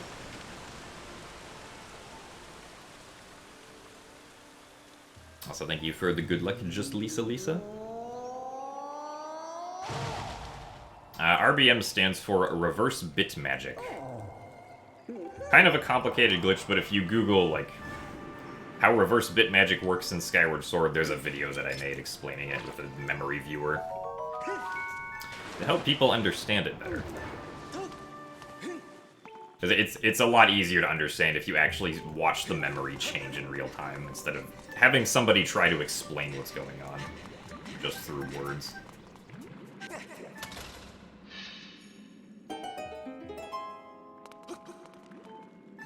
Can autosave become even more broken in this version? I mean, it's possible, but we don't know what we don't know. Really? Okay, I'm surprised that wasn't aimed up far enough there.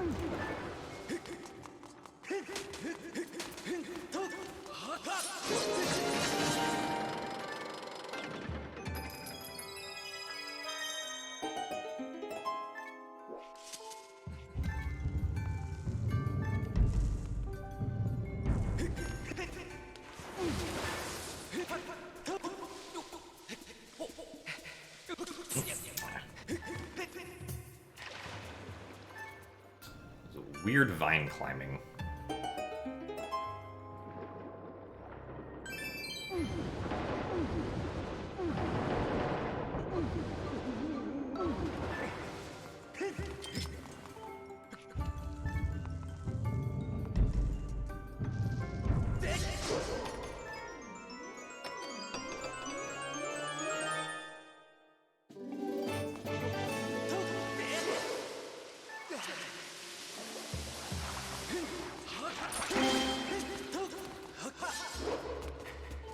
Oh yeah, I mean, this run more or less sticks to what the intended route through the game is supposed to be.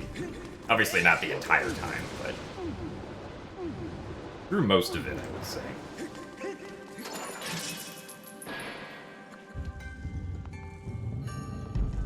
Also, thank you very much, Emsataz, for the 20 months of Tier 1. It has indeed already been 20 months, because time goes by fast.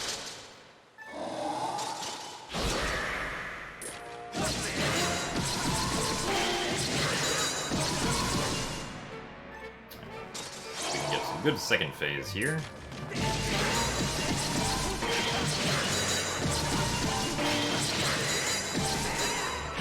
Cool. And kind of surprised that that happened. That was weird. Unfortunately, not very good. One of my stabs got reinterpreted as a quick spin, which is not what I wanted to have happen.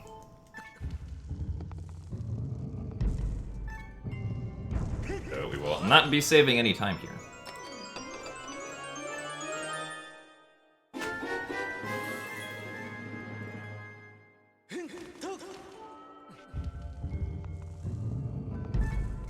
If we're trying to compare like the any % run for this game versus the any % run on the Wii version,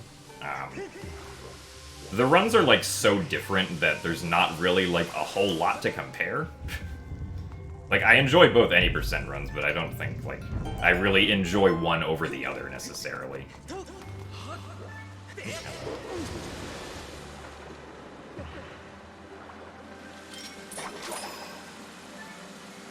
Also, thank you for the good luck, Emsataz. Why do I speedrun? Well, one, it's fun, in my opinion.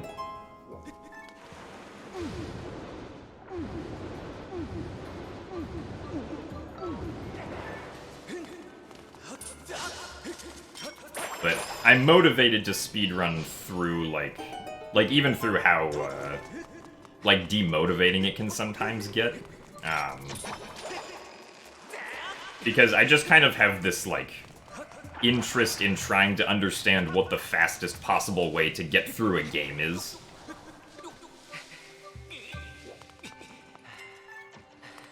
And then trying to also perform that myself. The angle that I wanted was not quite there. So that sucks.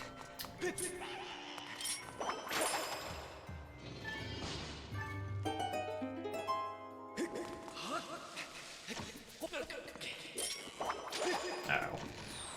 Okay. Thankfully the spider was not in our way. That Deku bottle was for some reason. So thank you for the good luck, Luloid and Skuru.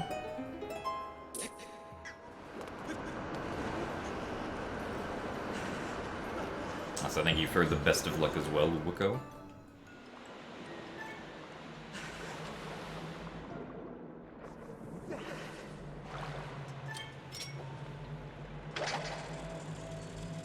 You found the Hurt Container DX last night. Well, I hope you liked it.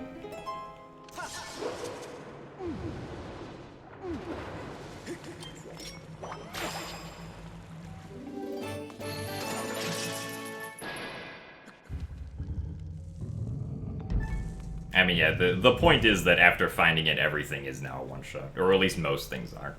Not quite everything, but...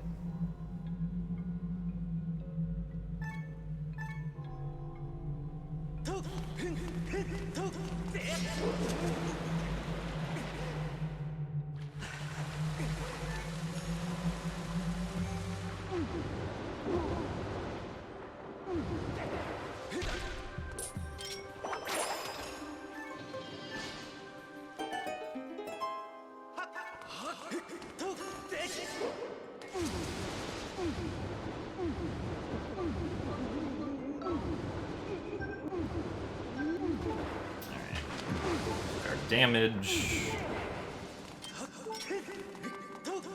Get our save, and then die into the water. Also, thank you for the good luck, Kukul. Yes, unfortunately I did die and I did quit the game. But that's okay, because now we can start the game again. And to get rid of the flag that says we are saved at a bird statue, because the bird statue doesn't set it until after it autosaves.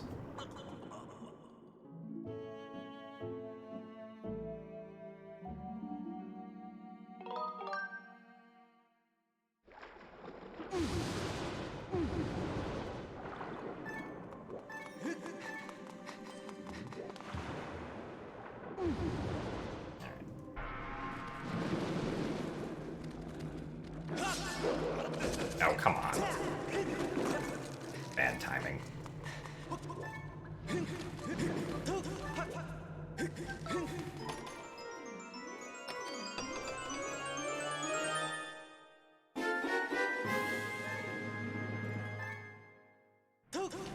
So what happens there is actually pretty complicated, but it starts with the fact that this game will try to respawn you differently, depending on if you're auto-saved at a bird statue versus if you're auto-saved, like, coming out of an area, right? So, the last autosave, that we had before autosaving at that bird statue was coming out of the water tunnel back to the north side of the ancient cistern, which isn't, you know, an autosave from a bird statue. It's an autosave from, like, an area transition. But when we go up and we autosave at the front statue, the game will autosave, and then it'll set a value in memory that says Link is saved at a bird statue. And when Link is saved at a bird statue, he's not supposed to use an entrance animation when he respawns, right? Because he's just standing at the bird statue, so there's no animation.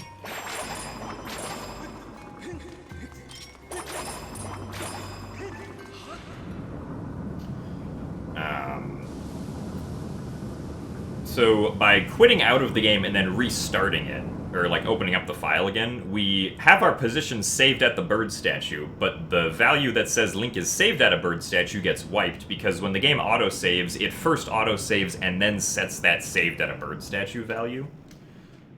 And then...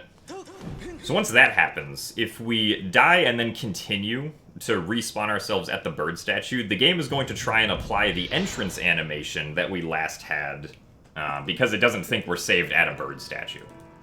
And in this case, that entrance animation is actually linked to Link trying to climb up the white rope, up to that top, like, platform in the main room of the cistern.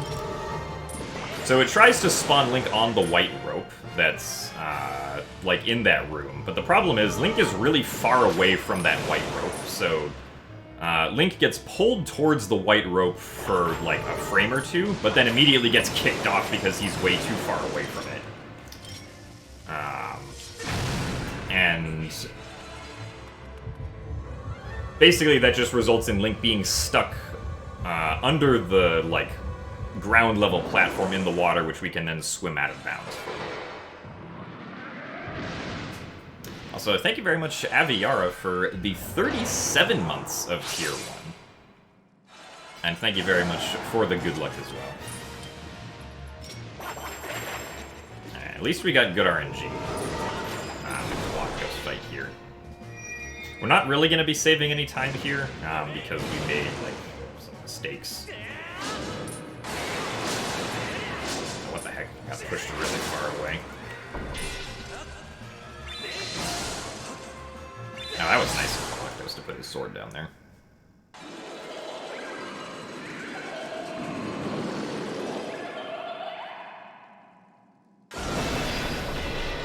Thank you for the good luck as well, Cohen. Right, yeah, so... I mean, it's just like an exploit for the way that they programmed the autosaves to work. The autosave gets triggered before the bird statue actually tries to set that value.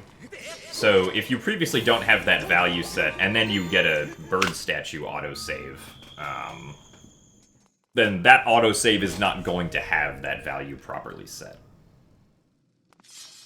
So you can get rid of it by then just reloading the autosave.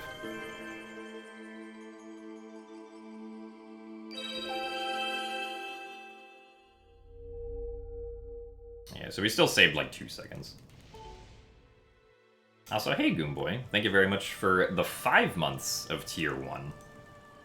Time does indeed fly.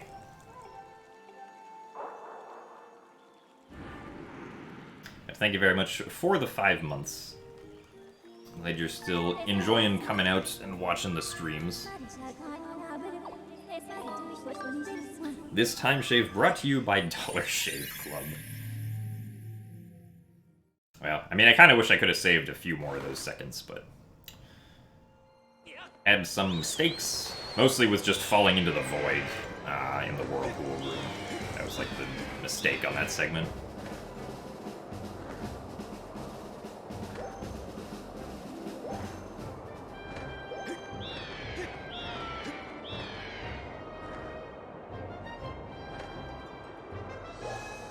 No, we didn't get extending blow this run.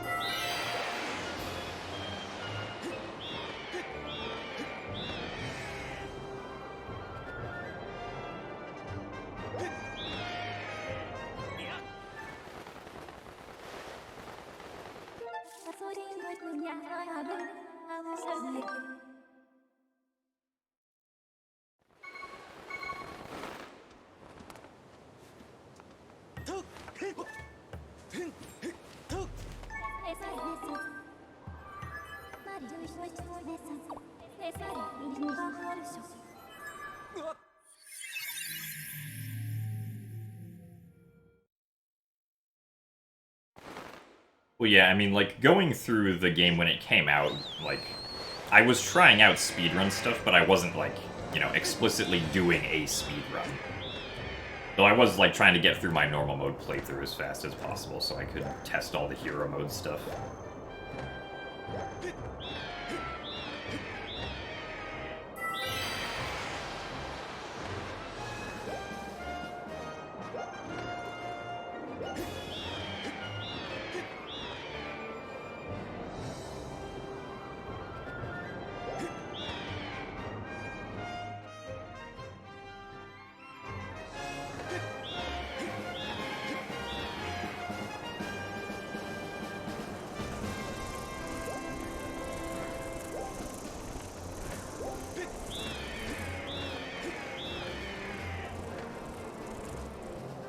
If one trick could become 100% consistent, which would be the most significant? I mean, of the tricks we do in this run, it would have to be the extending blow, because that saves, like, an additional 50 seconds when you get it. But, unfortunately, some developer decided that Bokoblin knockback distances were going to be random, so... it is not consistent.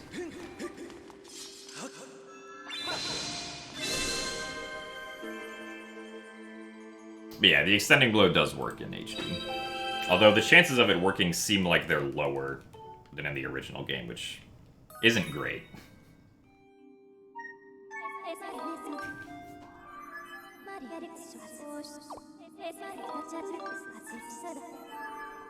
Also, thank you for the good luck BTD Raf. This run is pretty okay.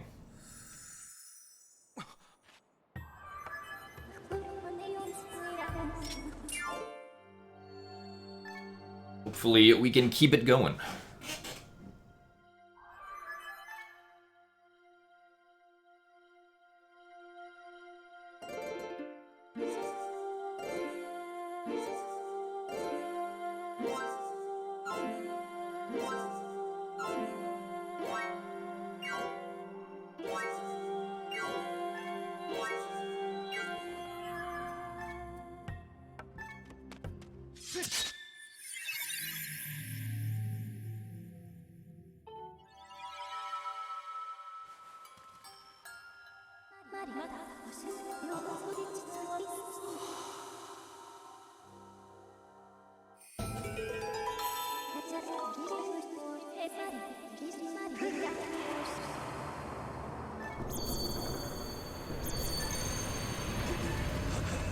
Well, I mean, how I feel about my run is usually based on, like, how many mistakes I've made so far.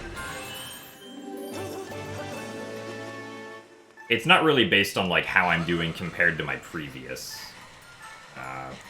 like, personal best.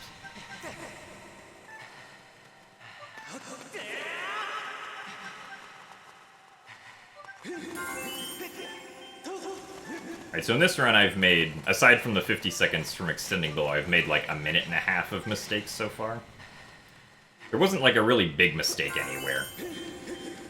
But it's all been like, you know, minor mistakes, right? Like the void out an ancient cistern. Which is why I'm like, okay, so this run is like kinda decent right now. I wouldn't say that it's like amazing or anything though. At least not for like what I would consider an amazing run to be.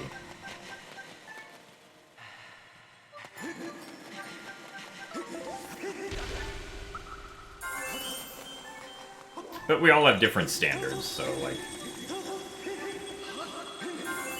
this could seem like an amazing run to you.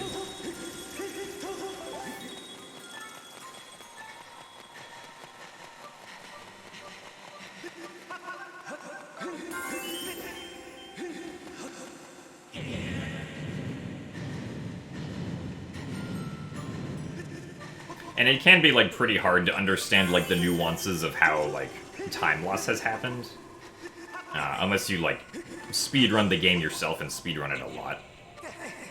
Because especially in Skyward Sword, there are a lot of little ways that, like, you can potentially lose time to things.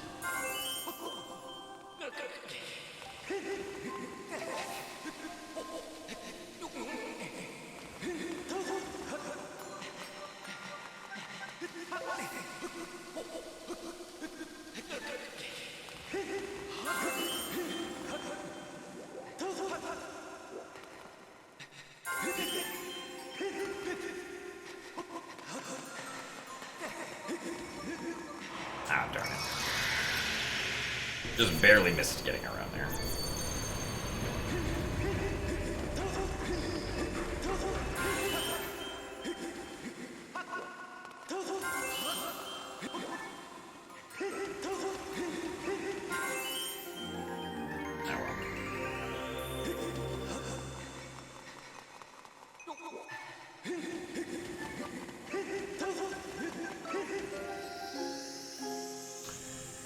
Saving time still, so that's good. Also, hey Nikki, thank you for the good luck.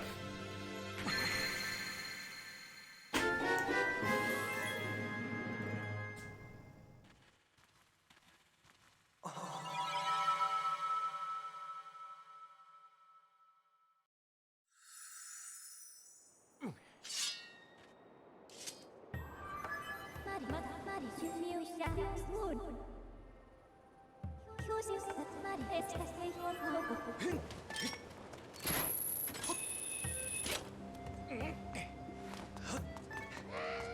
have 11.5 seconds on this segment.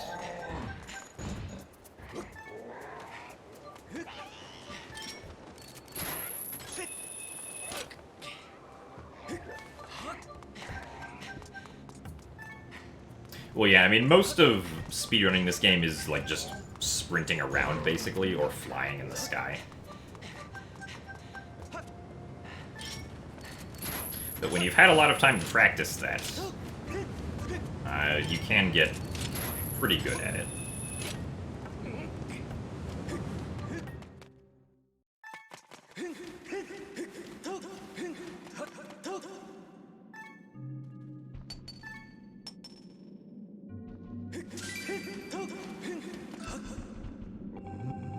Yeah, possible time save is the segment time that I got in my PB minus what the best segment time that I've ever gotten there is.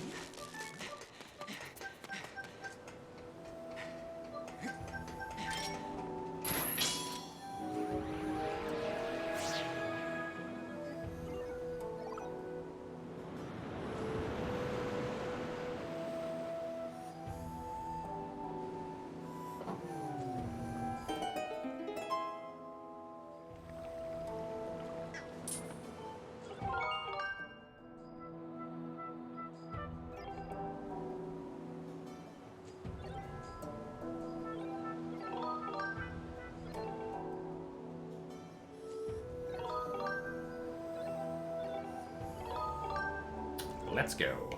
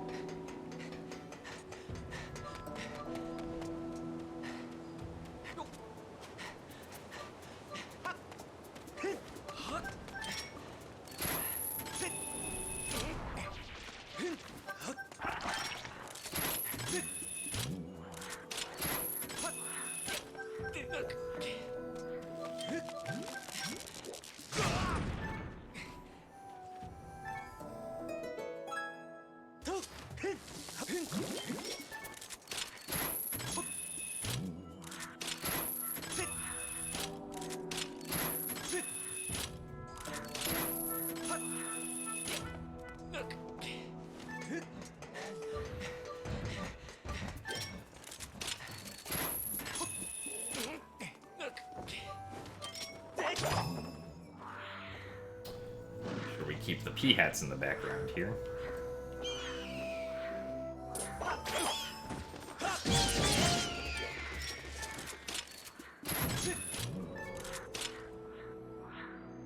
I want to keep these P-hats in the background so that we get a good cycle with them.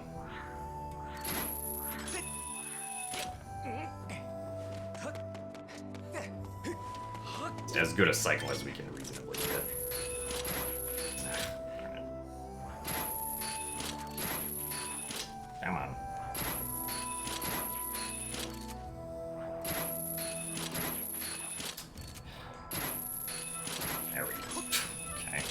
That was dumb. And unfortunately going to be a time loss for us.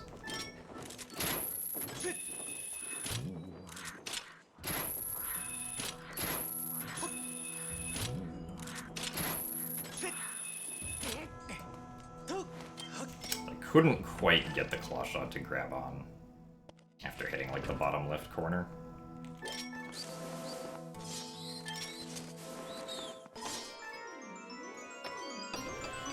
So that was not very good.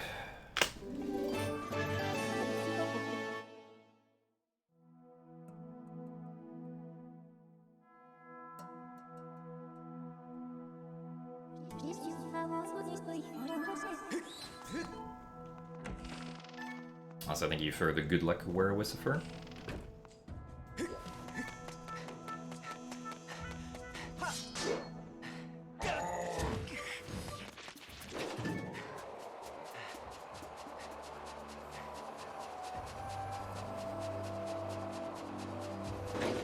Ah, no, there haven't been any best segments today.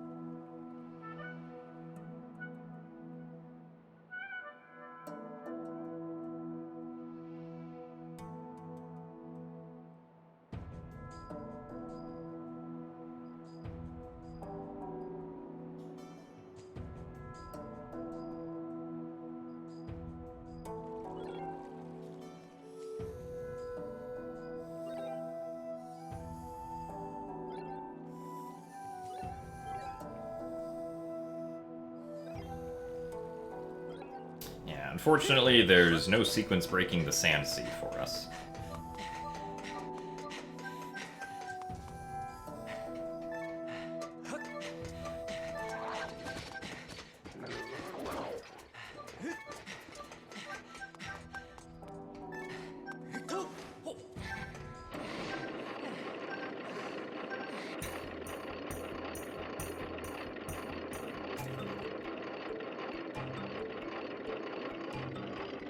Howard is another version of Waste Points.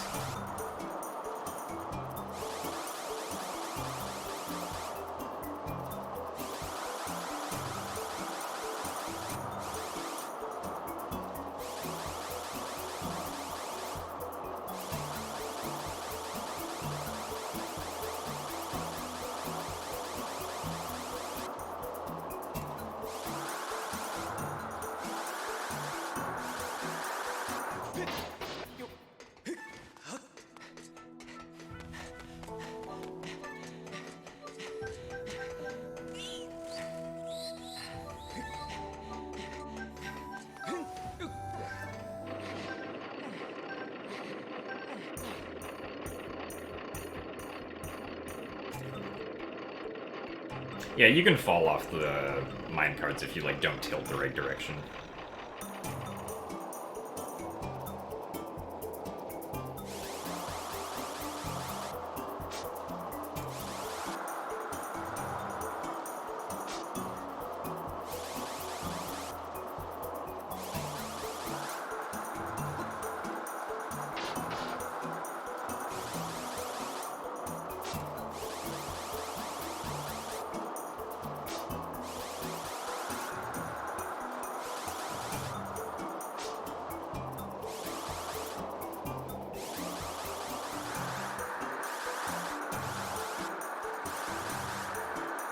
So thank you very much, Maho, for the 6 months of Tier 1. Congratulations on the green badge.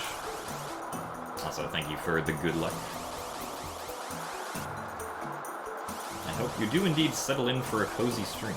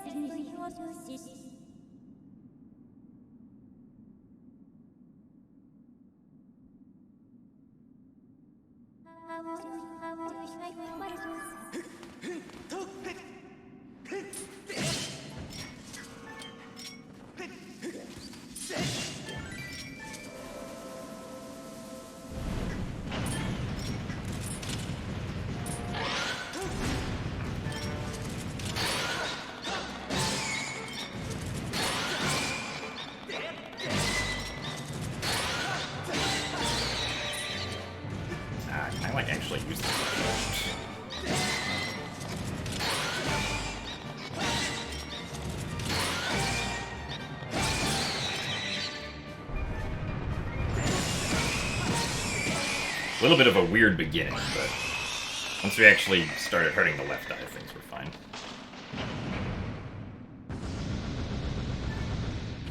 So hello, Lex.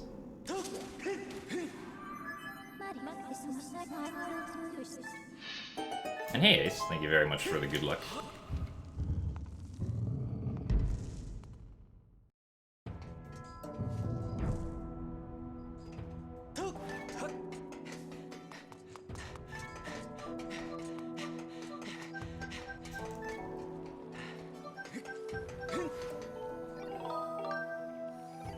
Thank you very much, Luigi Weapons, for the 8 months of Prime. And thank you for the good luck as well. Glad you have been enjoying the streams for a while. Hope you continue to enjoy them.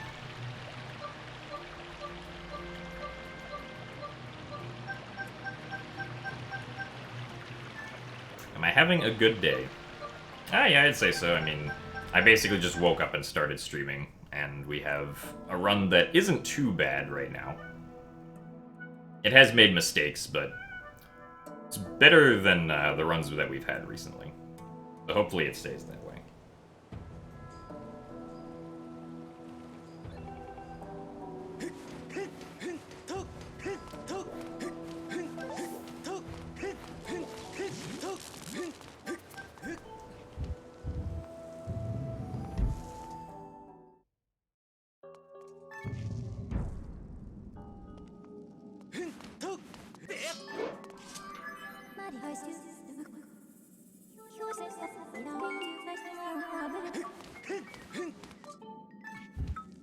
So thank you very much for the purple rupee 96 bacon bits.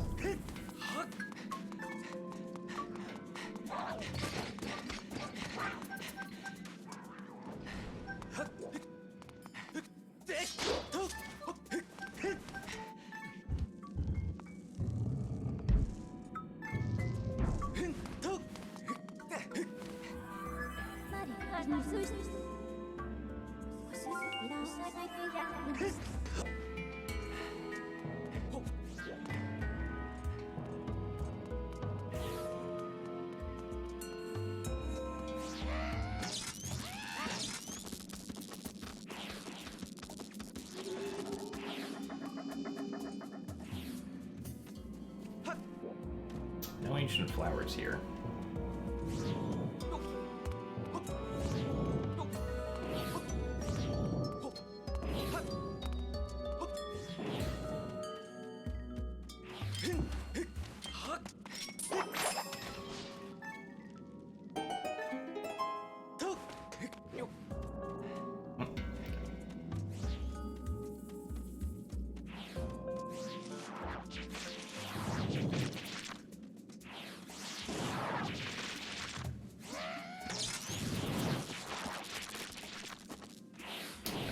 Was a little scary.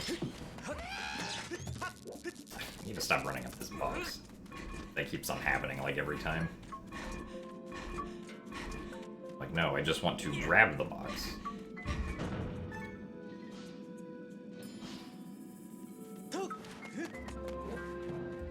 Well, Ancient Flowers don't really mean much for this run because we already have the one in our inventory that we need, but it's just a fun thing to keep track of, or like keep an eye out for.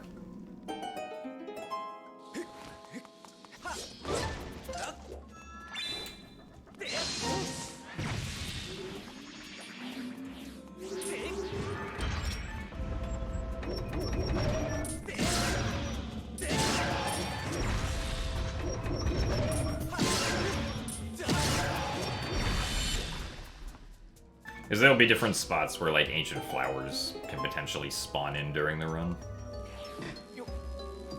And the room with the rising platforms that you jump on is one of them. And yeah, the one Ancient Flower that we need is to fix up Scrapper.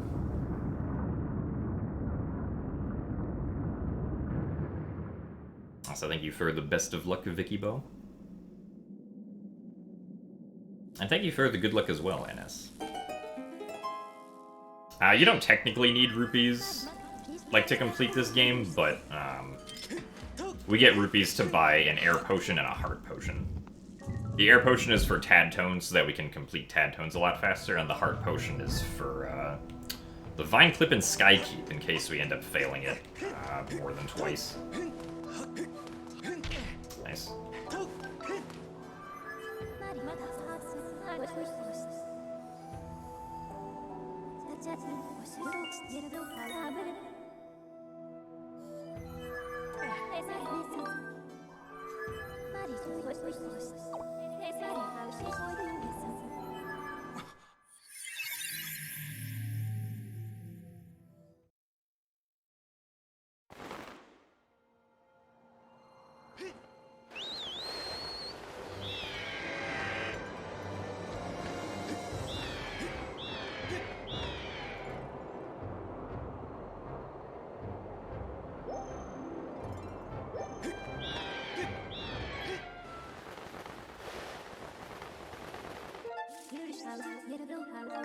The cursor was already over the Ancient Harbor.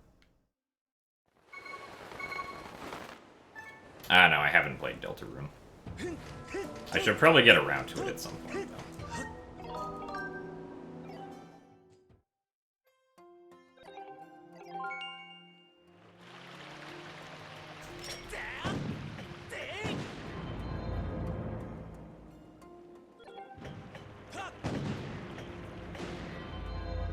Alright.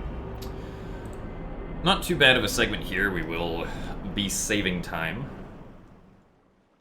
It's not quite going to be a best, though.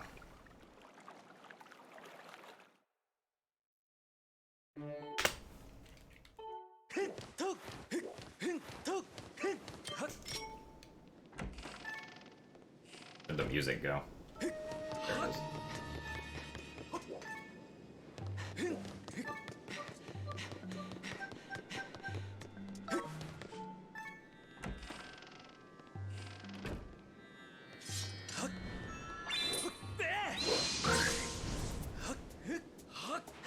Also, thank you for the good luck, Pepper.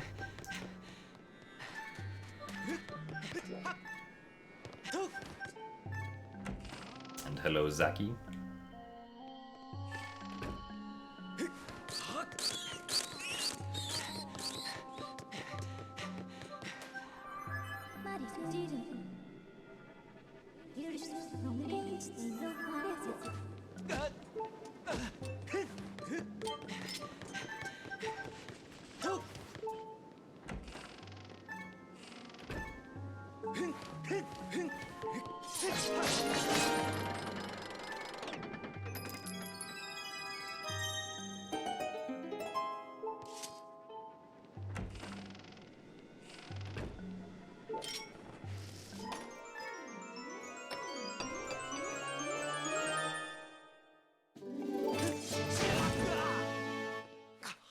Should stop trying to do a quick spin for that, because Link always ends up shielding accidentally.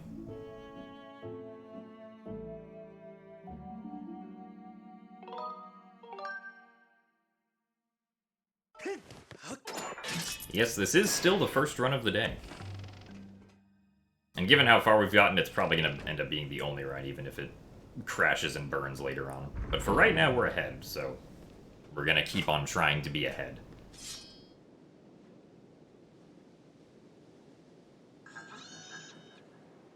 Hopefully we get good Skirvo energy. And he just gets hit by us and doesn't try to defend himself a whole lot. Really? That was interpreted as a quick spin?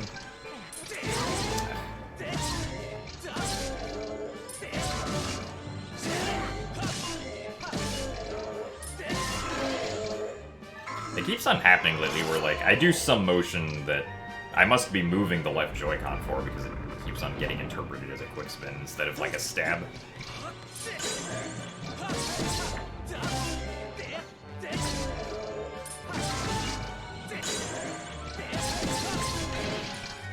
Unfortunately, this fight is not gonna go very well.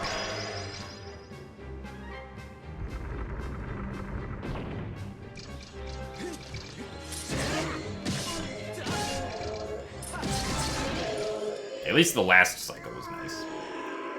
Losing all of our stamina on the first cycle was not quite what we wanted.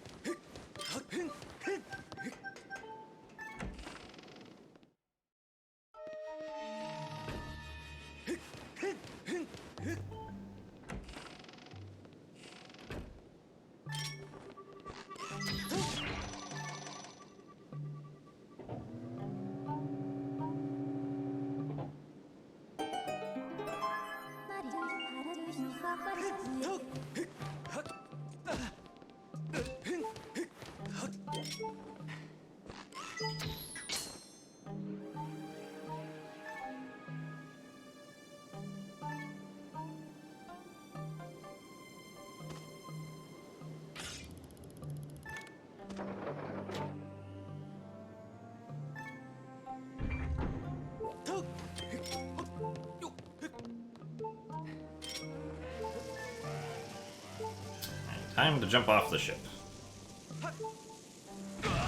So that we don't have to climb up the ship.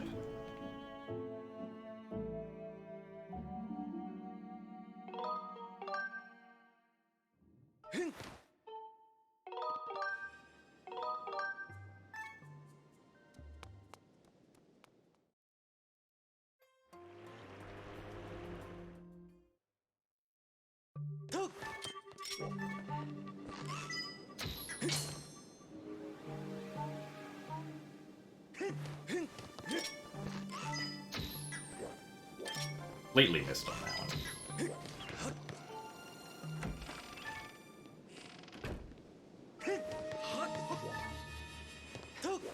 Actually, yes, I did want to be thrown overboard there.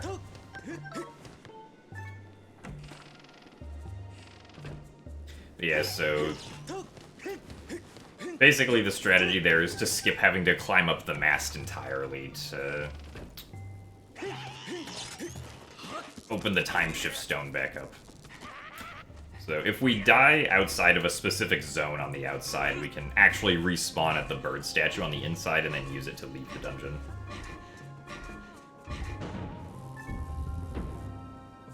And then when we come back in, when you exit and re-enter the sand ship is always in the present state and never in the past state, so...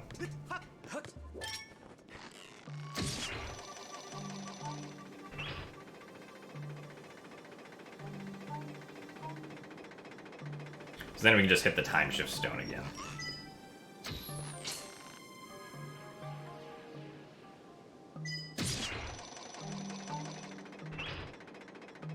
So thank you for the good luck, Orange Chef. Ah no, this run did not get extending blow.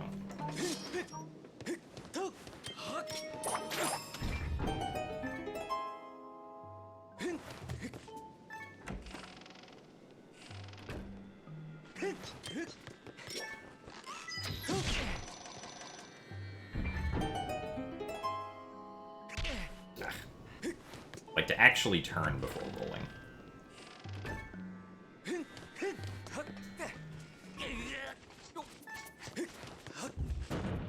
Okay, no, I wanted to turn once I was actually on the switch.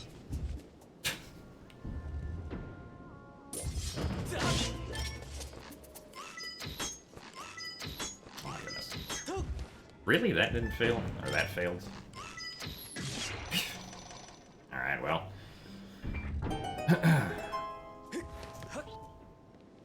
That was interesting.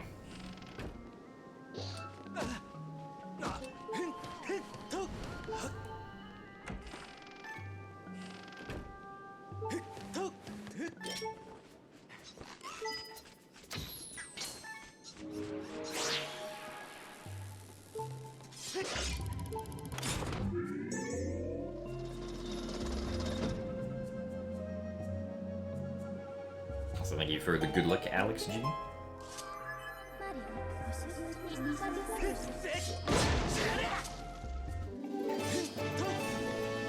So, probably want to get another arrow drop before entering into the captain's cabin. Was there new tech found? Ah, no, I'm just playing better than my PB did. Except at shooting arrows, apparently.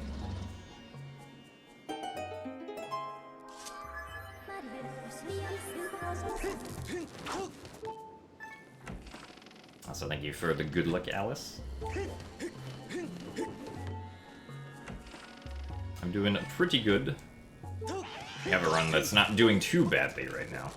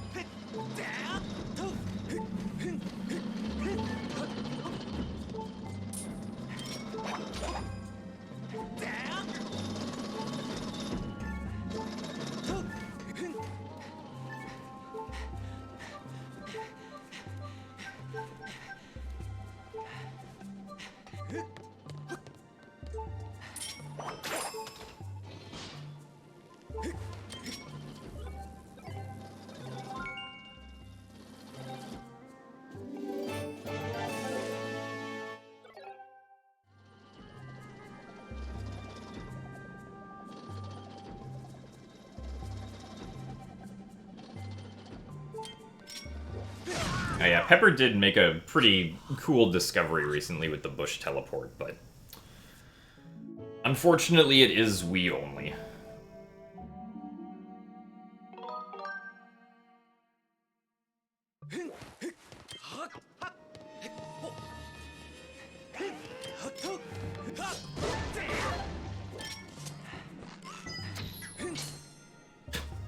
It only just goes through the arrow drop.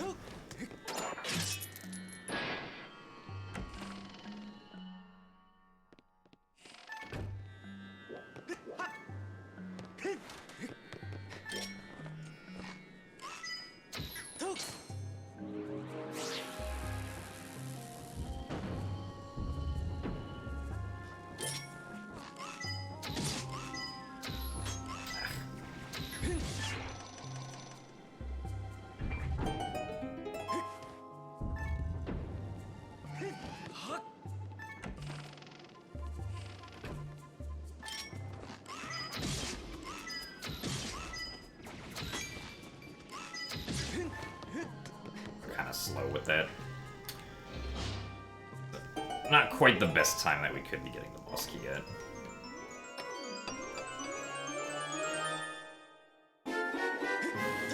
Because ideally I could get the boss key at like the 750 mark on the segment timer.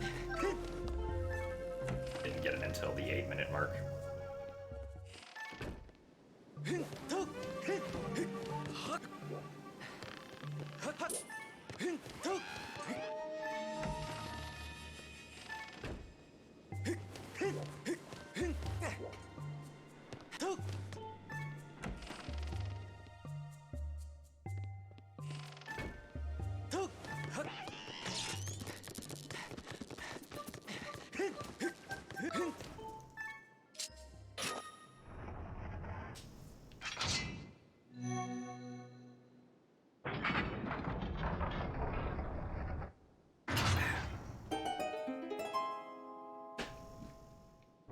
No, there's no route change. Pepper just discovered a trick that it would have changed the HD route, but it's unfortunately only possible in the Wii version. Although, it can be used in the Wii version in Randomizer to get the party wheel chest without bombs, I believe. If you have Hook Beetle.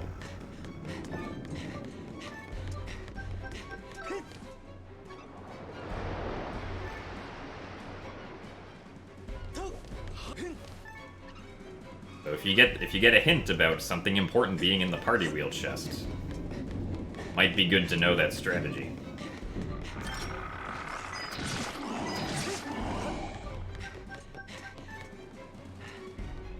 Well, I'm not exactly sure if it's possible, but I assume there's probably enough out-of-bounds collision to make it possible.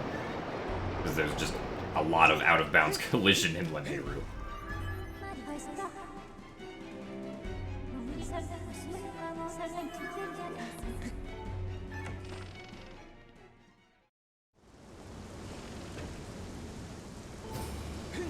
Oh, can you also use Shell Trick for that? And Shell Trick would probably be the better alternative.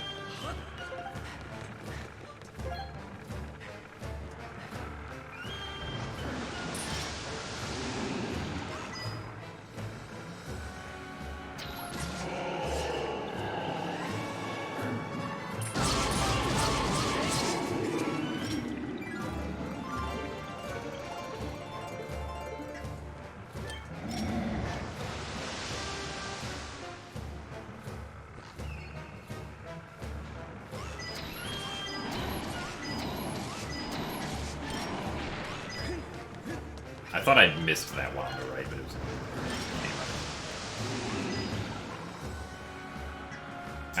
nice.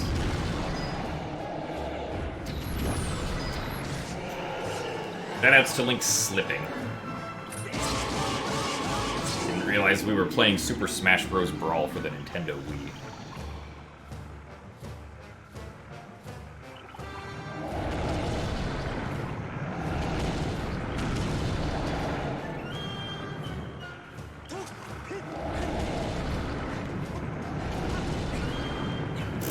Alright, well. Somehow, Barreldorf did not win there, so I'll take it.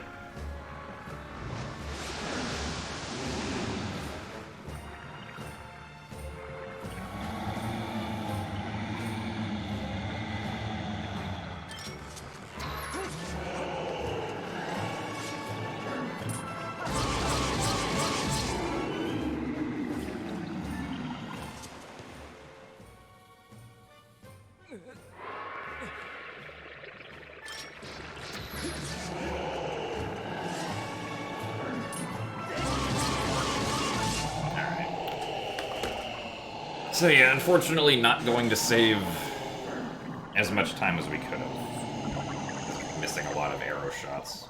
And also because of that random slip that happened. Which has happened before, but...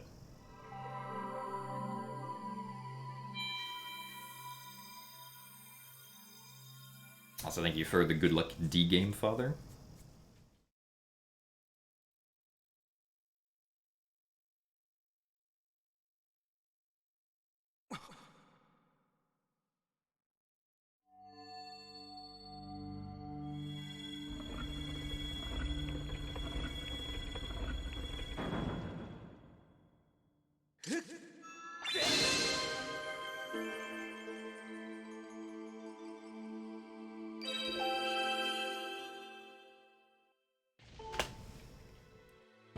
second. Not the greatest. But let's see if we can have a good Eldin.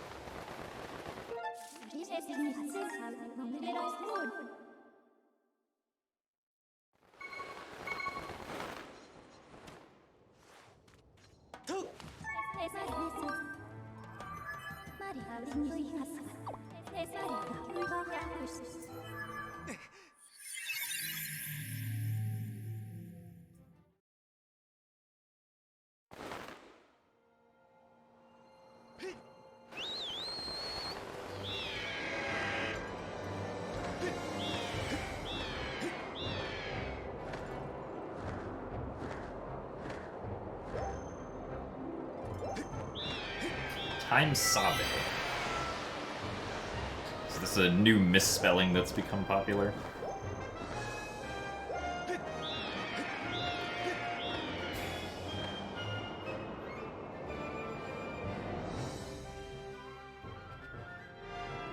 Oh yeah, we should be able to get sub 3 fire shield.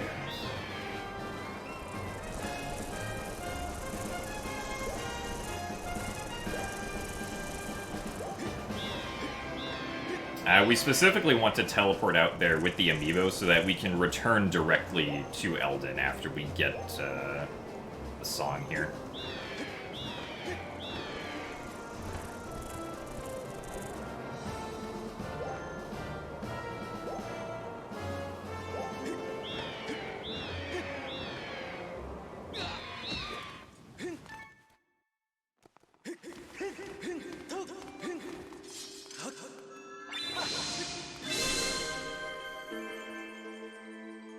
Alright, Omega Dragon, we'll see you later.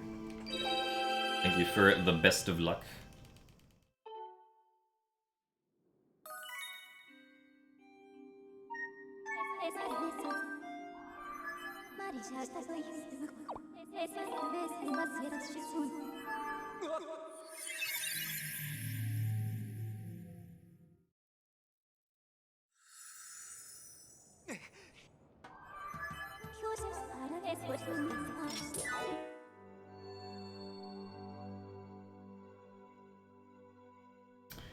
Alrighty, Harp Cancel number 4.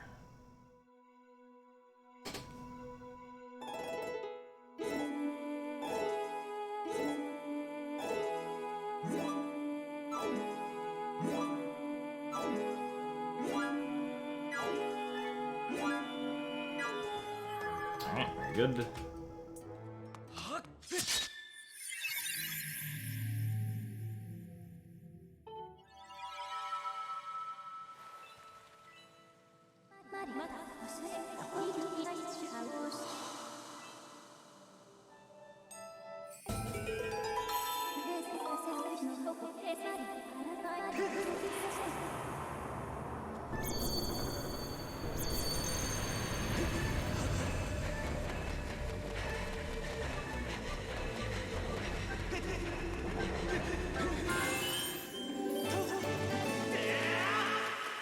Run smells good. What does a good run smell like?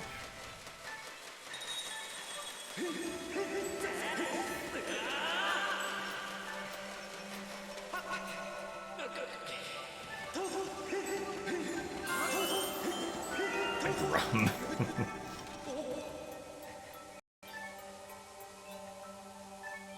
So the way we do the Harp Cancel is we basically just press the B button right as we begin the strum for the last pedal to fall down to, like, open up the trial gate.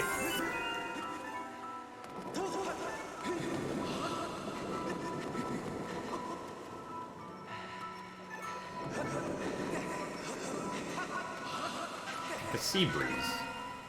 Sea breeze does smell pretty good.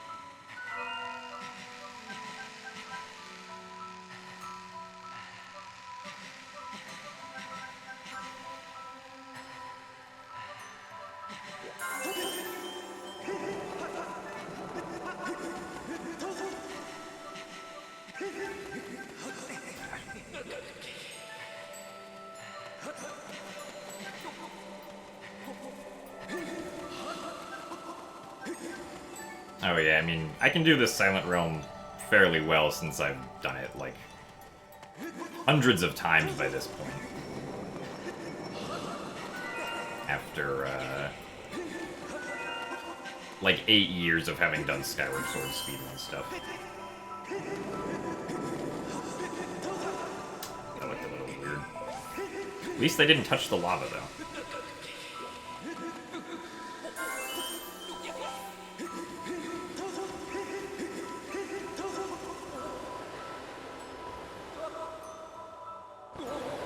So thank you very much for the good luck plant laws.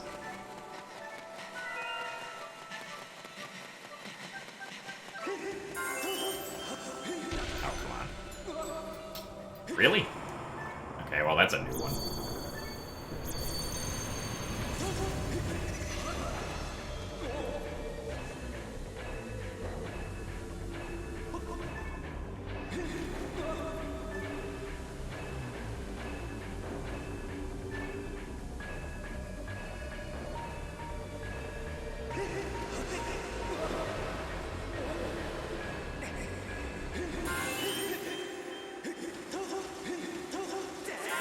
I don't think I've ever fallen into that water before because of slipping off of the ledge there.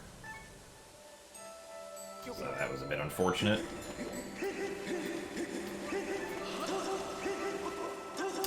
We'll definitely not be saving the full 16, or the full 15 seconds here now. Also, hello Miyaritari.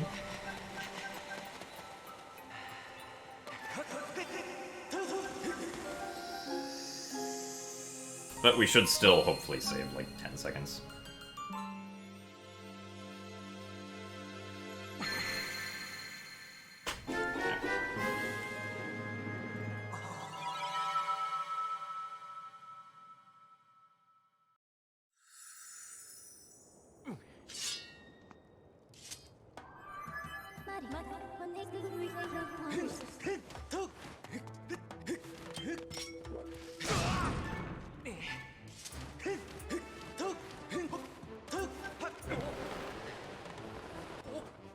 Yeah, sub 3 fire shield earrings.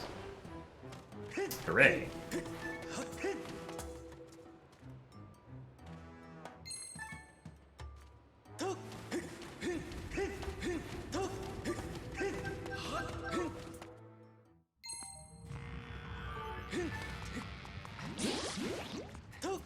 Just stop running into that shoe.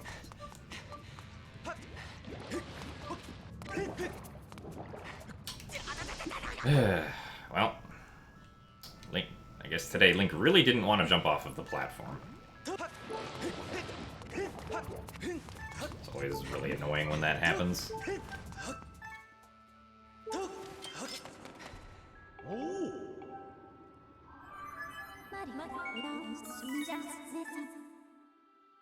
Usually if you just head straight off the platform, it's fine, but I guess not that time.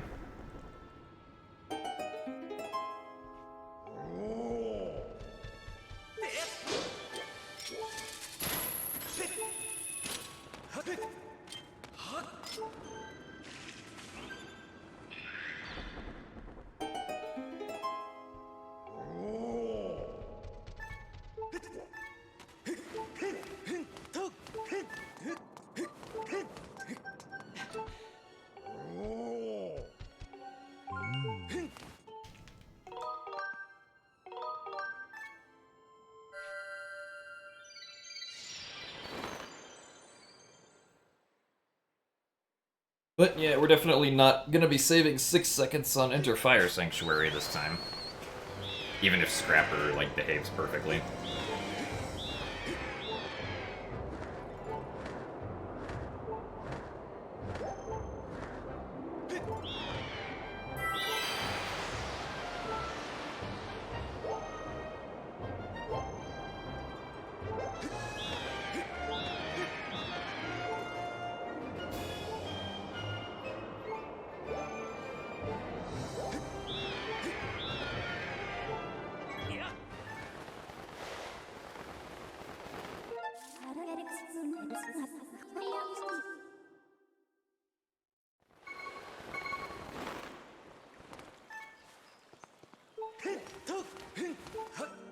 Also, hey, Pasher, thank you for the good luck also.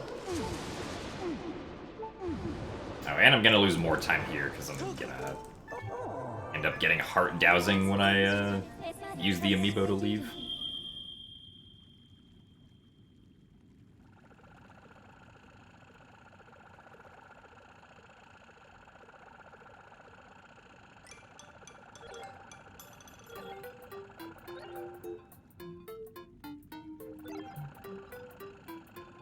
So thank you for the good luck, Jonah.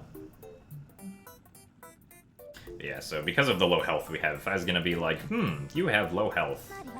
Then gonna give us heart dowsing.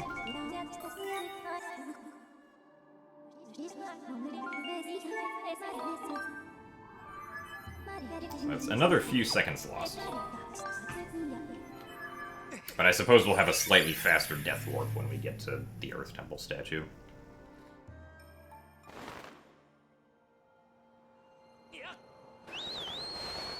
I should come to TwitchCon EU. I probably won't go to a European TwitchCon ever, I don't think.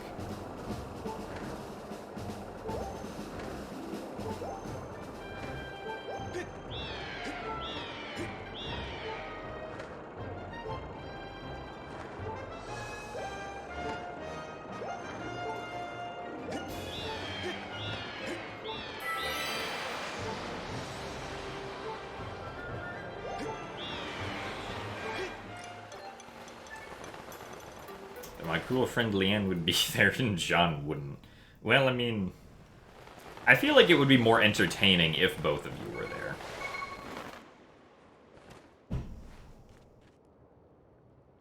I mean, TwitchCon, like, in all seriousness, TwitchCon to me is, like, only interesting if there's, like, you know, friends who are also going. Like, if I was just going alone and wasn't really gonna be meeting up with anybody, then it probably wouldn't feel really like a trip that's worth it to me.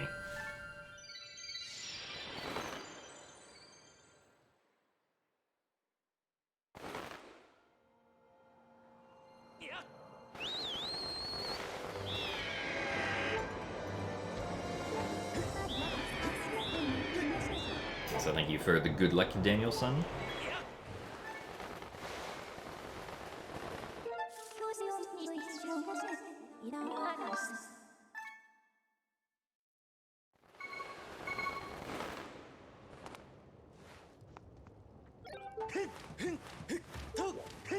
So now I can just immediately death warp instead of having to get hit by the Bokoblin.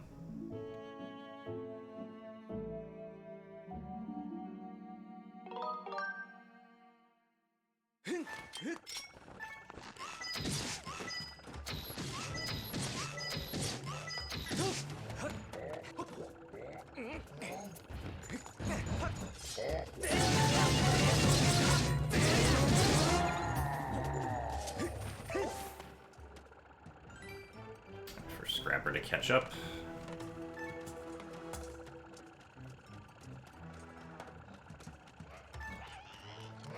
Wait for this guy to turn around.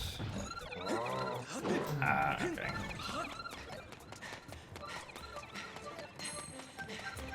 That was interesting.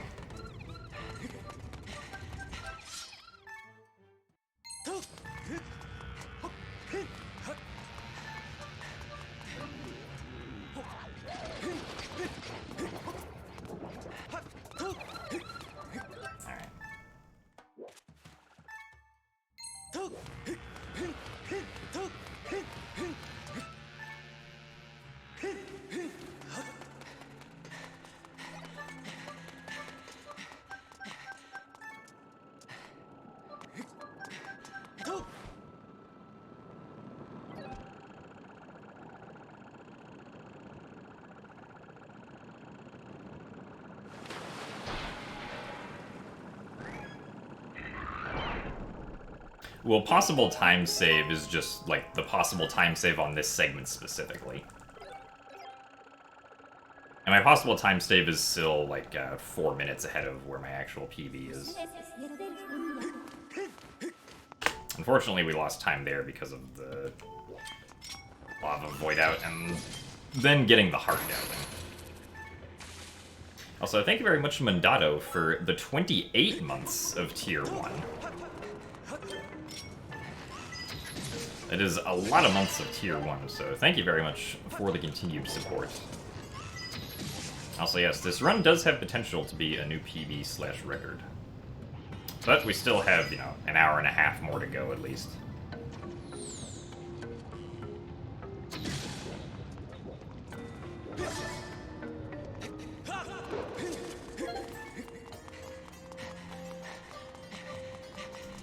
Thank you very much for the good luck as well, Bellamorte.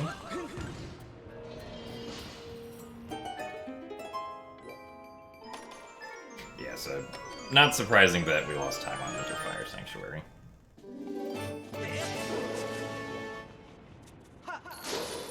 Really? Man, I just didn't press the A button fast enough. Because the prompts definitely appeared, but I got pushed away from it, like, kind of quickly.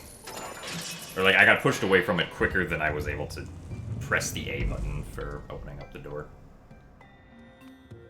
That's happened a few times before, so it's unfortunate that it happened now also.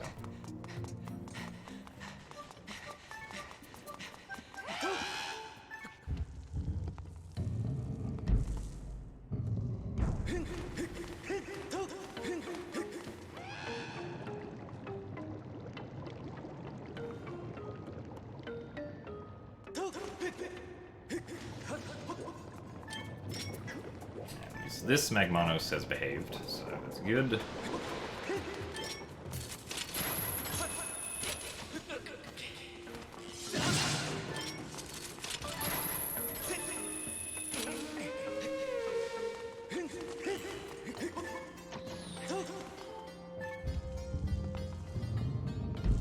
Yeah, unfortunately, like, even if you get on top of, like, the big frog in front of the fire sanctuary and drop some water on it, nothing happens. It'd be really funny if something like that did happen, though.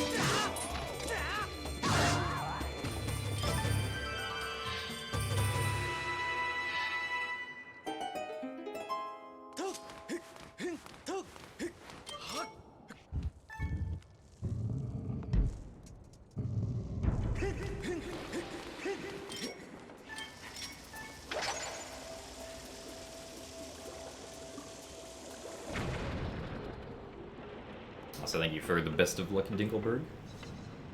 Hope that you get some good rest tonight.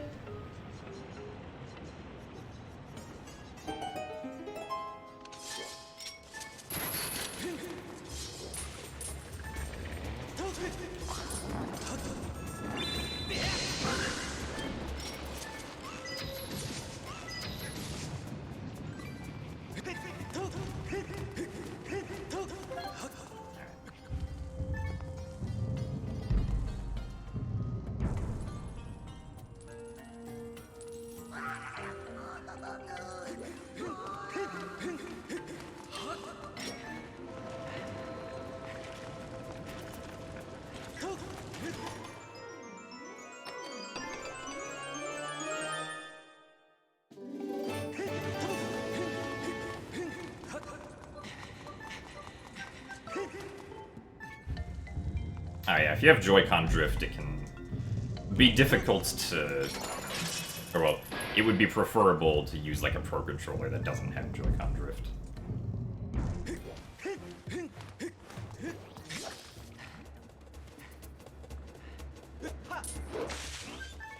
This one you can chuck water upwards at.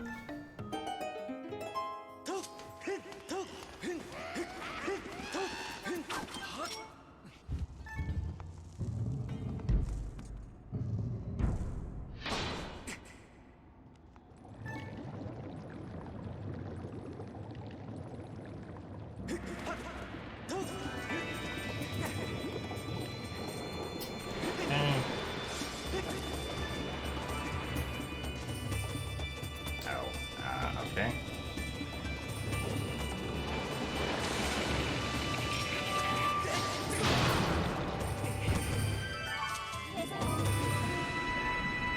It's not really the pattern I was expecting them to appear in, but take it.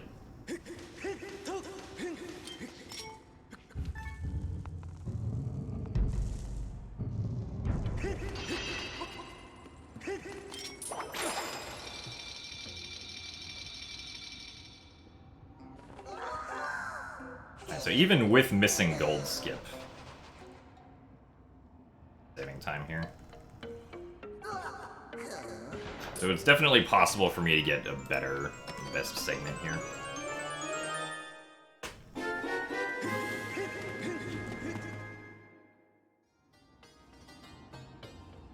Because I saved like 23 seconds there. Nope, no, not down.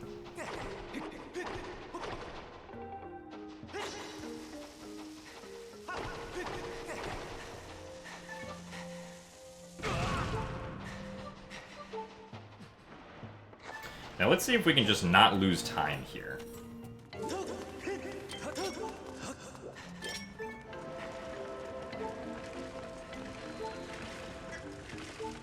That would be great.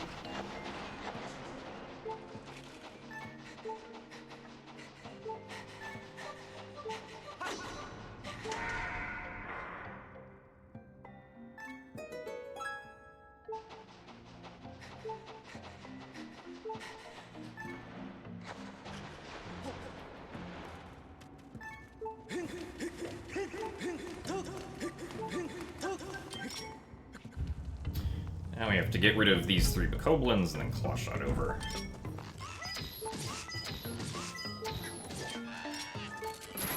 Okay, so we did get an arrow drop. Actually, I should be fine without that one. Like 17 arrows.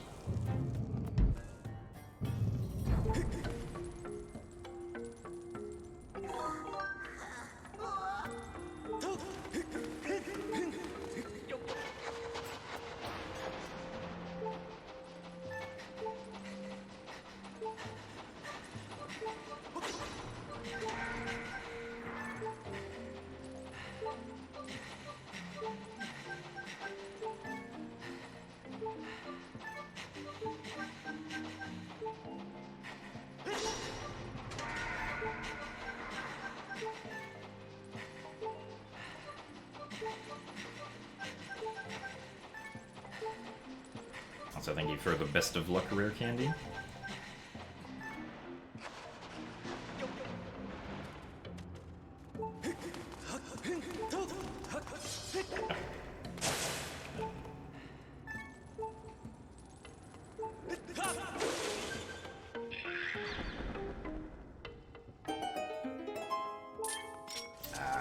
Okay. Good camera.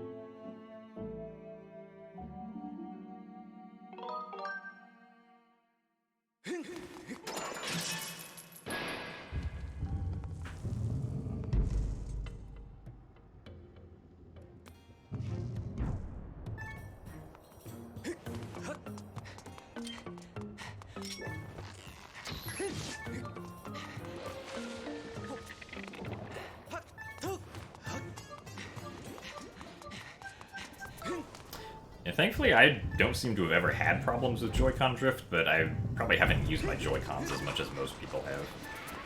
By far the most use that I've ever gotten out of them is for Skyward Sword HD so far, which I've been playing consistently for about 2 months.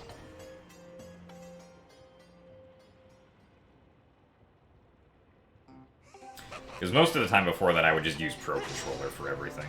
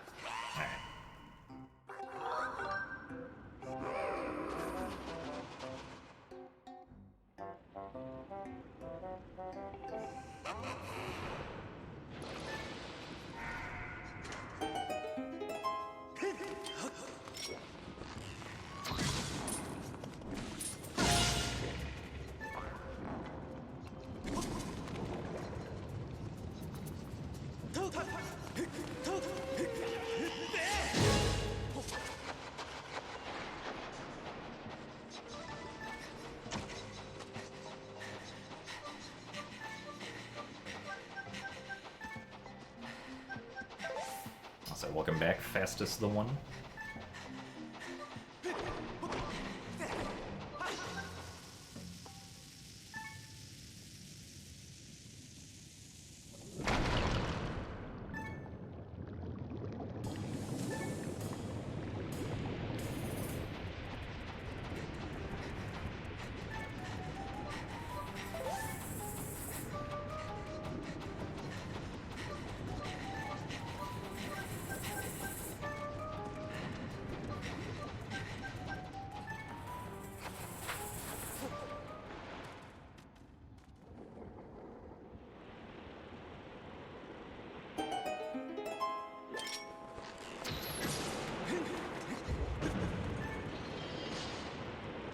Thank you for the good luck, Happy Elf.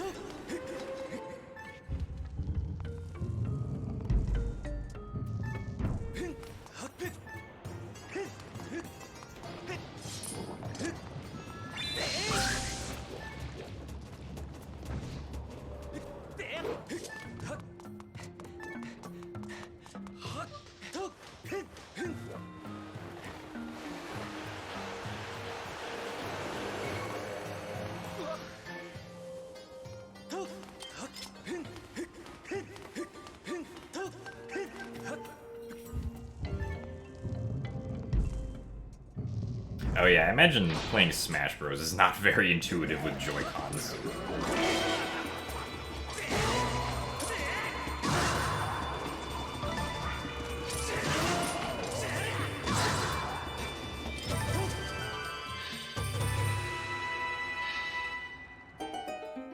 I definitely immediately used the Pro Controller when I booted up Smash for the first time.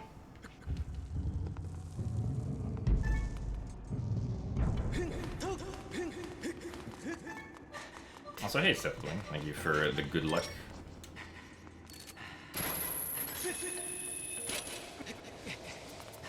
Really weird camera angle. Hopefully we do not get owned by the Cursed Keys this time. Oh. Okay, well that was my fault. Too early. So that last hit was on me.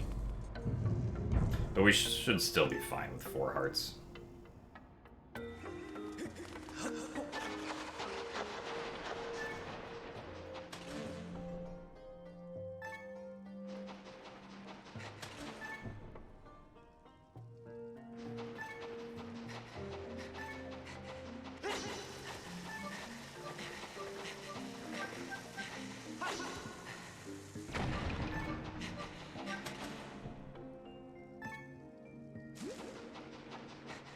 So thank you very much, Darth Anakin, for the 22 months of Tier 2.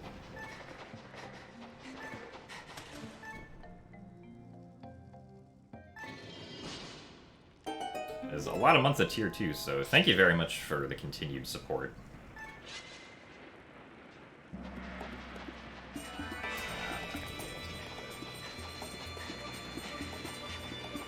That was too slow. Okay. Up this way? Nope.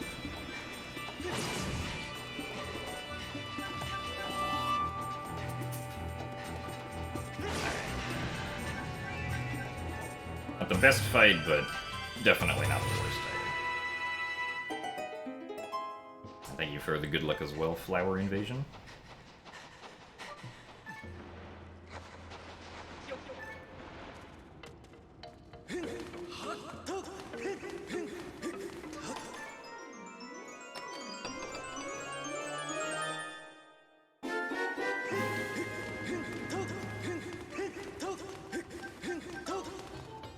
Also, thank you for the Tier 1 subscription, Super So Link. Glad you are enjoying the stream with your first time here. And thank you very much for the support. I do appreciate it. Also, thank you for the good luck, Darth Anakin. Okay, not too bad of a Fire Sanctuary so far. The biggest mistake was still missing Gold Skip at the beginning.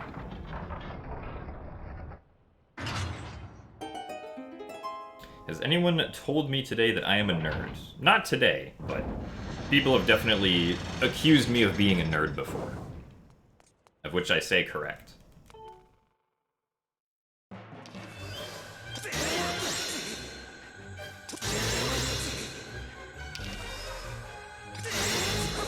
Oh, that was weird. More double hits.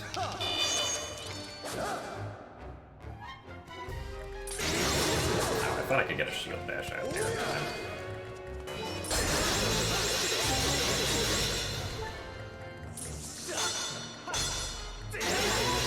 I was being really careful with that. I did not want to accidentally try to hit me.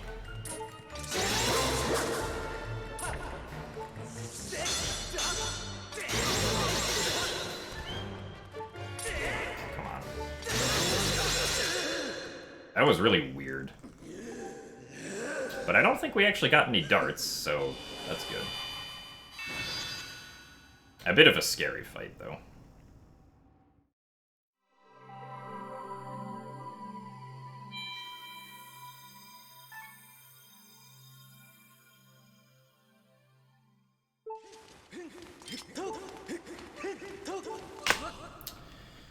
All right.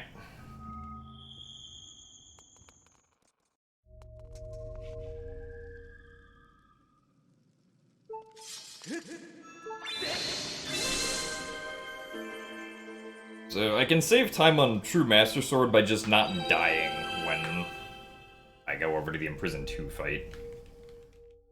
Which will hopefully not be too difficult to do.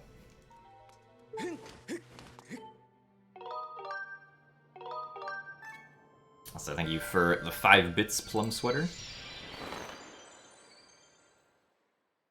And yes, it was indeed a new best segment.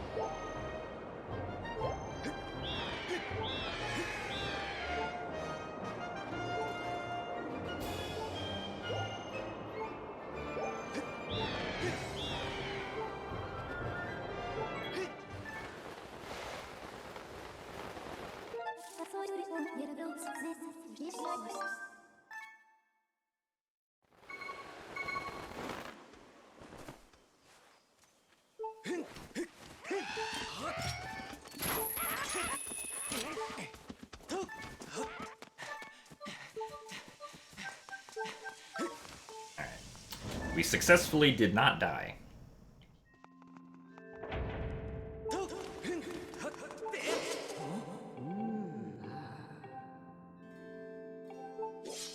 So as long as the Imprisoned 2 fight isn't terrible, we should be saving time here.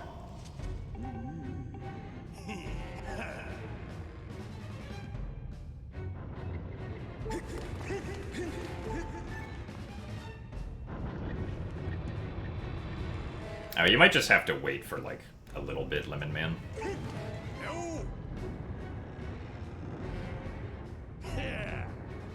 Well, Bool is just a misspelling of blue, which originated because most of the time the color that speedrunners use to, like, represent a best segment is gold. And And then for some reason saying glod instead of gold became a popular thing to do. And then my chat just kind of did the same thing with blue, because I use blue for my best segments.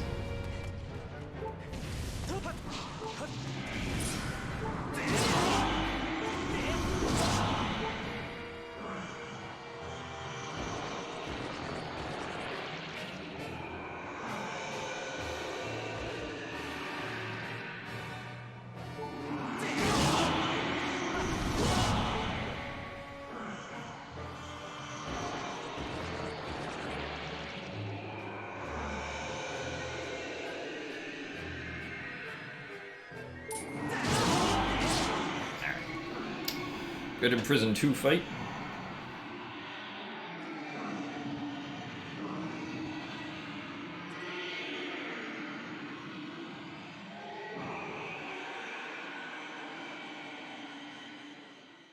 I mean, one of the intended strategies for the Imprisoned is to knock the spike in from the top, but you're not supposed to be able to stay on after knocking the spike in, which is what we do.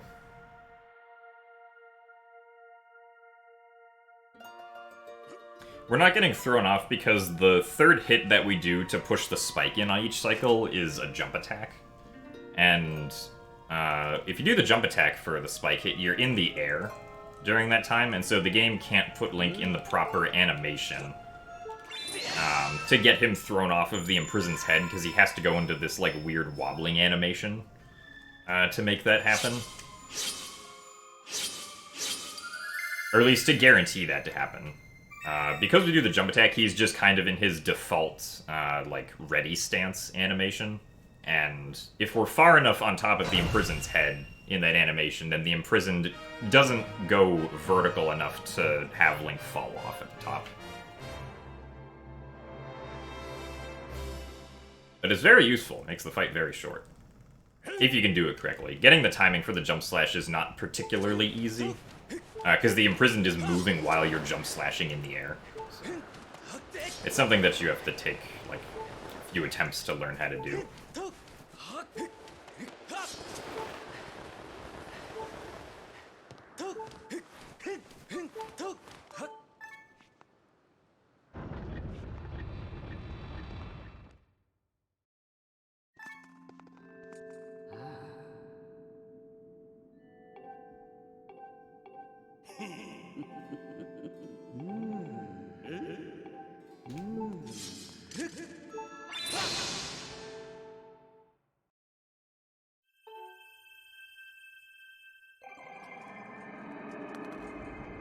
Rolling on average saves 2 frames now, yeah, because HD runs at 60 FPS.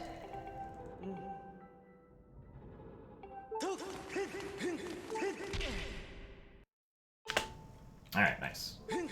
Got pretty much all the time save we could there. Also, thank you for the good luck walking weapon. Now we have reached the Exit Thunderhead segment.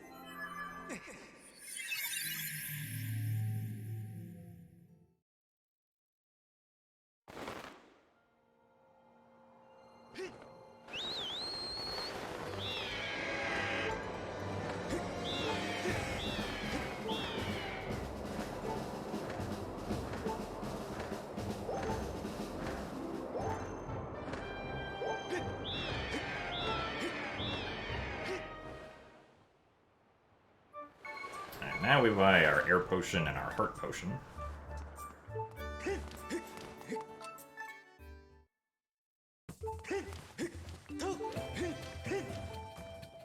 guess we're buying the air potion first. Even though I should have bought the heart potion first.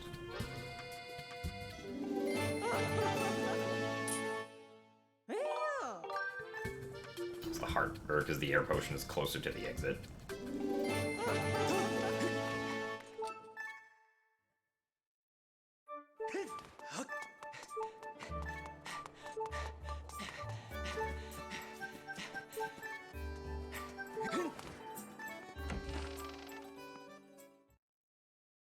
We don't have the shield equipped most of the time because both shielding and rolling use the same input.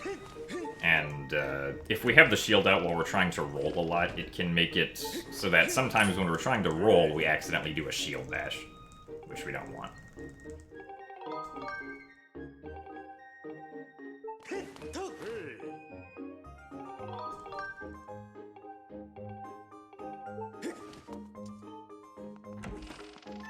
That's why we only take the shield out when it's absolutely necessary.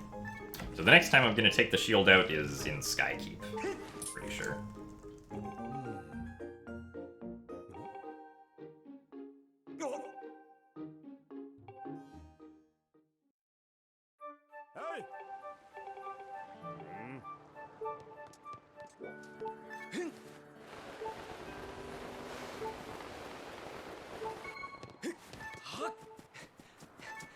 And then here, we're not actually going to do the Spiral Charge tutorial, we're just gonna leave. But thankfully, we still get the Spiral Charge anyway.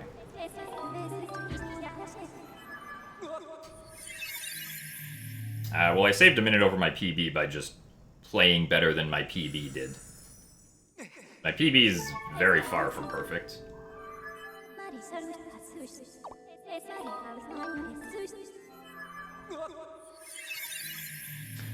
The purpose of buying those potions, we buy the air potion to give us more air during the tadtones section where we're swimming around underwater a lot.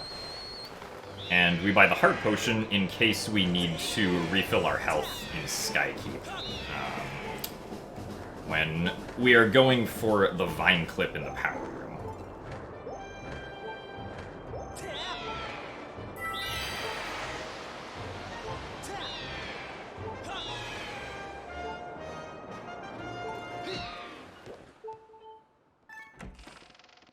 So the heart potion isn't technically necessary, it is like a slight time waste to get it, but it makes it so that we don't lose a ton of time if we don't get first or second try Vine Clip in Skykeep, which very often will happen.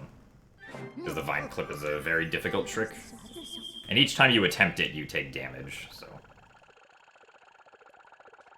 Yeah, you can skip the Spiral Charge tutorial without the amiibo, but it's, like, 12 seconds slower, I believe. Because there's a way that you can just, like, do a Death Warp to skip it, which is really easy, but, again, it's slower, so... It is more optimal to do the amiibo method.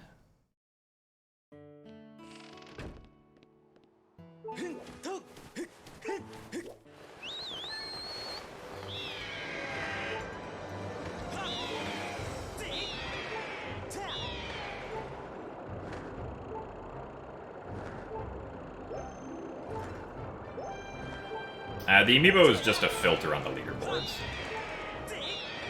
Most people who run either, like, just use the amiibo they have, or use an NFC tag.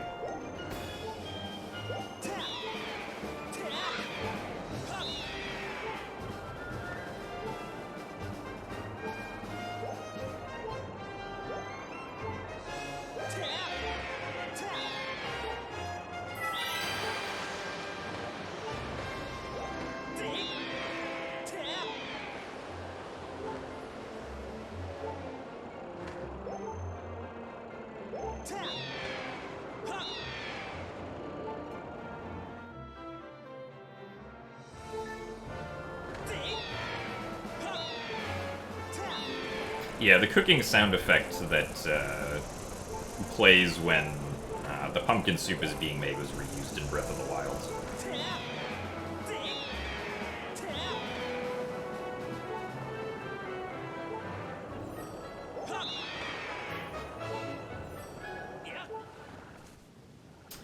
Alrighty, we have arrived. Will I die to Levias? Hopefully not. That wouldn't be very good.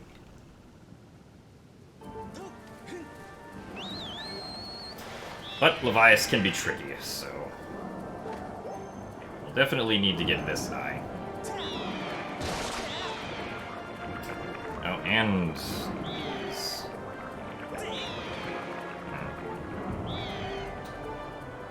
Levias is turning, which is making this very difficult for me to properly get around.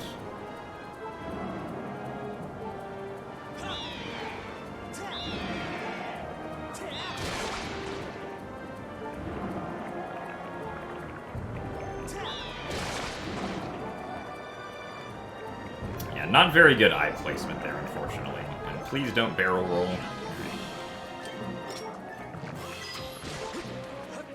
So that lost us, like, 20 seconds, I think, compared to what my best is. So we can still save time here.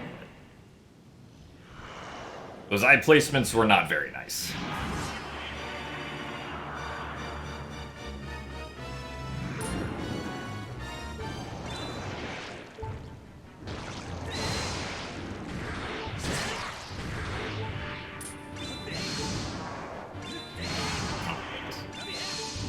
Like the Skyward strike to actually hit the eye.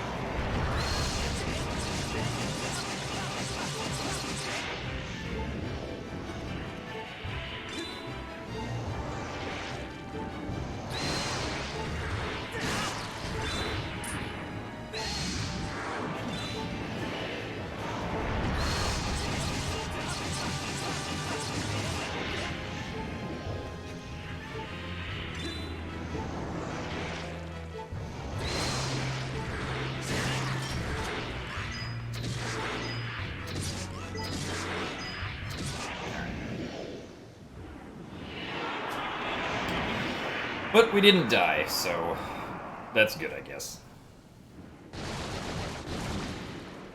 And unless we get really good RNG here with where Levias spawns, we're going to be death warping to get back to the beginning.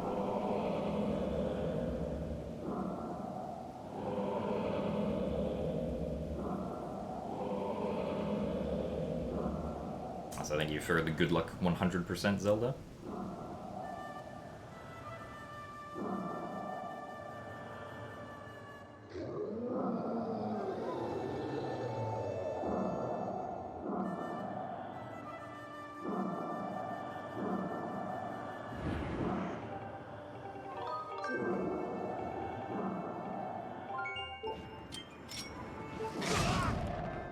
Pretty far away from the portal.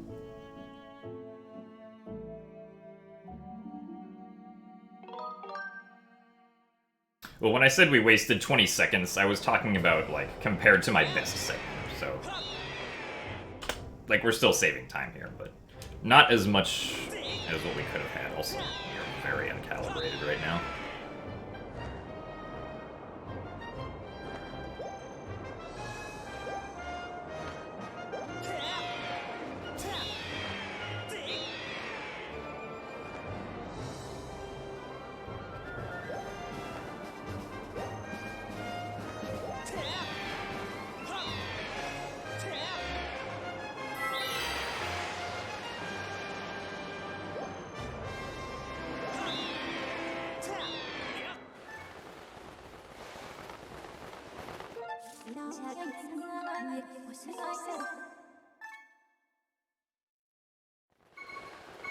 Yeah, on the Wii version, the remote control would, like, try to automatically re-censor itself a lot of the time, but that doesn't really happen. That doesn't happen at all with the Joy-Cons. You have to always be recalibrating yourself if you want the controls to work well.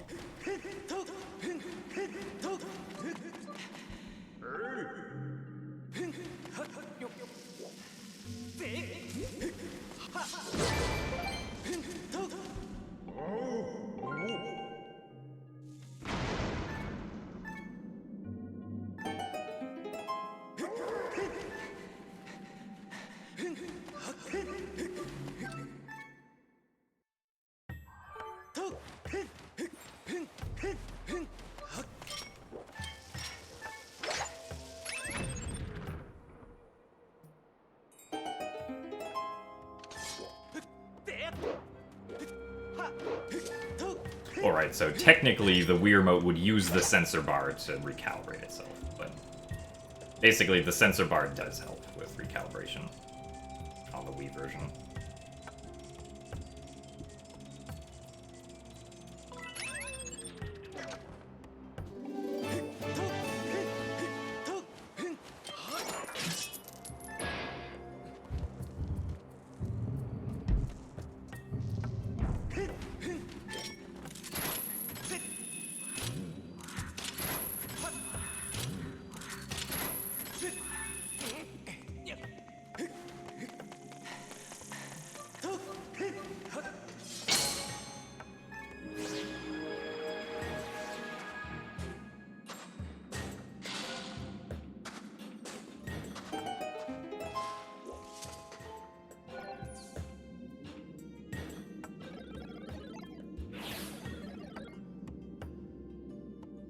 Oh yeah, you can definitely make it through Skyward Sword without ever taking damage.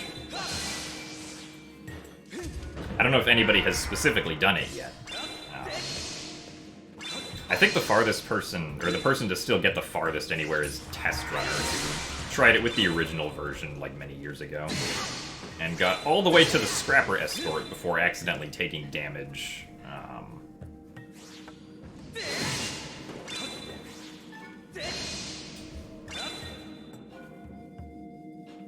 By falling into lava.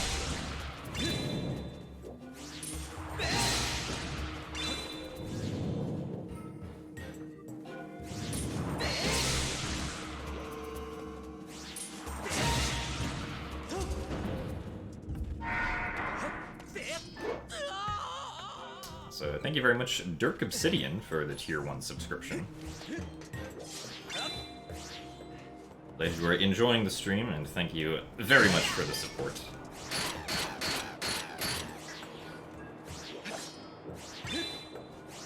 I would say learning to speedrun Skyward Sword HD is probably easier than most other 3D Zeldas, just because there aren't as many like difficult tricks that you have to do.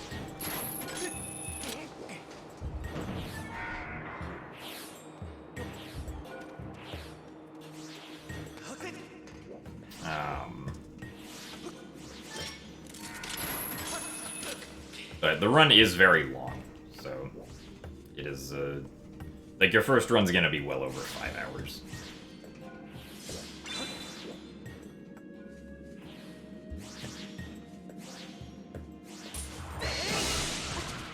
Ah, nice.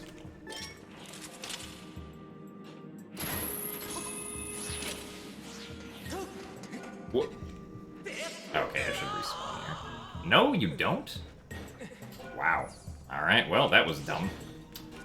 I did not roll over the switch because I was expecting the camera angle to change and have me roll over it, but it didn't. And I'm very surprised that voiding out over there does not respawn you up here.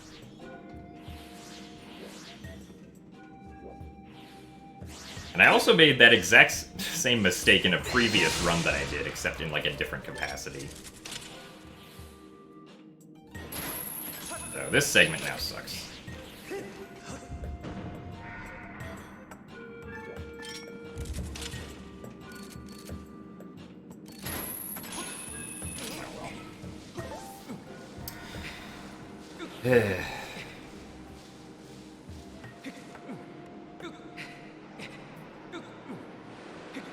This run is done on Hero Mode and New Game Plus, yeah.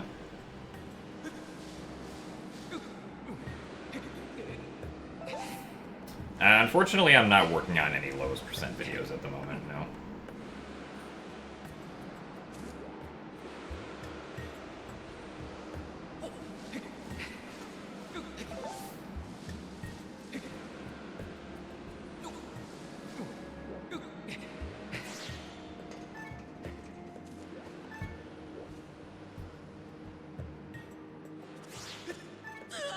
So I think that void out that we accidentally did back there has actually been the biggest time loss in the entire run so far.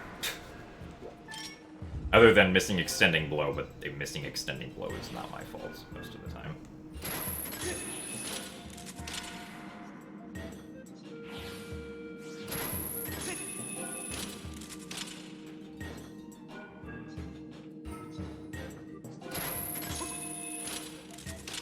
But it's also one of those mistakes that, like, makes you feel like an idiot when it happens.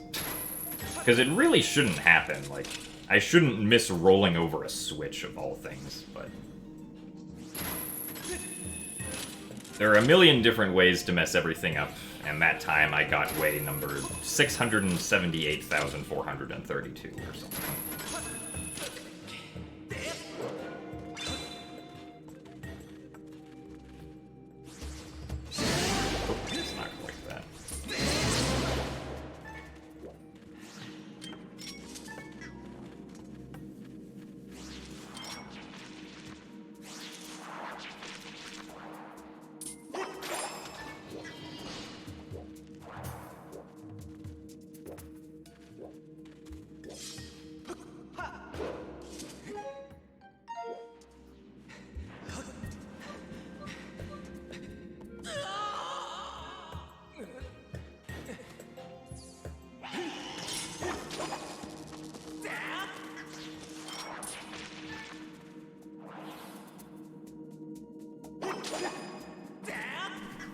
So thank you very much, Gwekmu, for the 2 months of Tier 2.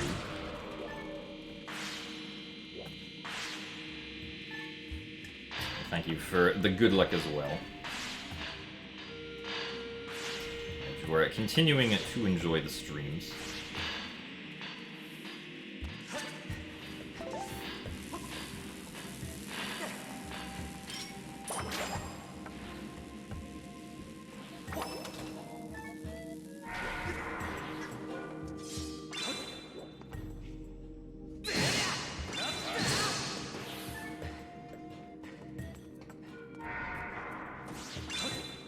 Oh, really?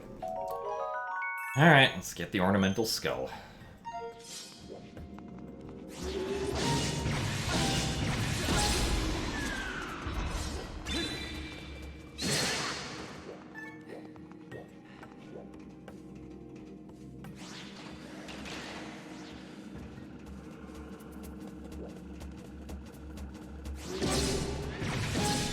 What the heck?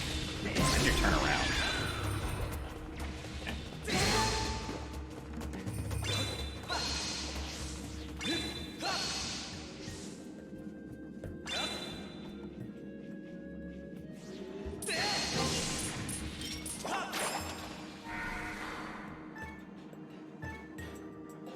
Any possibility of skipping minecart or scrapper in future routes? I mean, if you can find a way to get into, like, the fire sanctuary without having to put the flames out, then you could skip that scrapper escort. You would also need to find a way to do that if you wanted to, skip, or, like, somehow get behind the waterfall to enter Ancient Cistern early, like using the Water Dragon scale. Because, like, skipping reviving the Water Dragon means that you can't use the water basin for, like, getting into the Fire Sanctuary later on.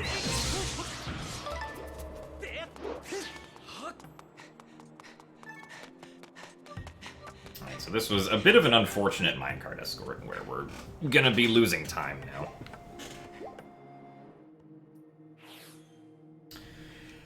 Hopefully we can do well on Tadtones and Bokoblin base, though.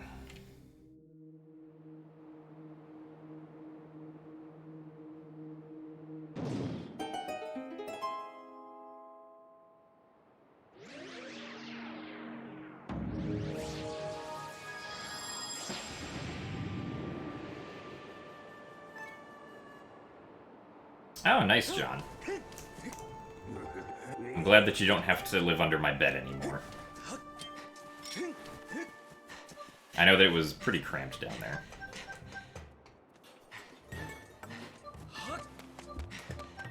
And world domination, of course, will be a little bit more difficult now.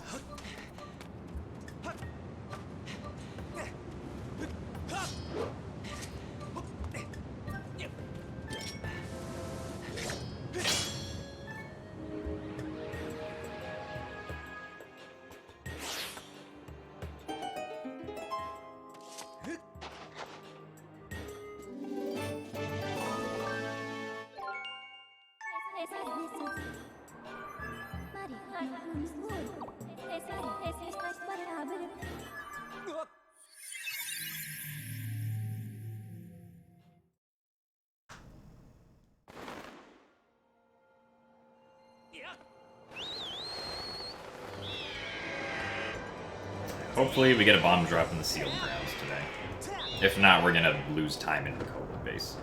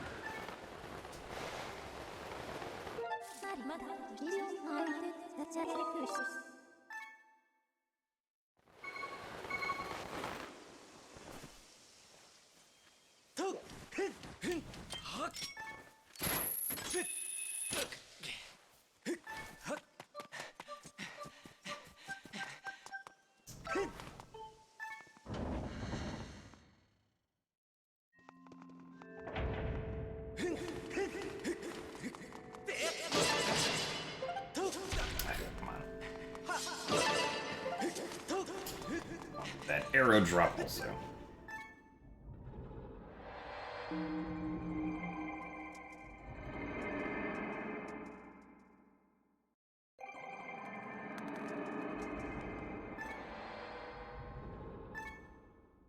The difference between this run and the run that I did at GDQ, which was under 2 hours, is that this is Skyward Sword HD.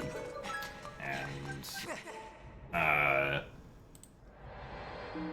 the run that I did at GDQ was Skyward Sword on the Wii version.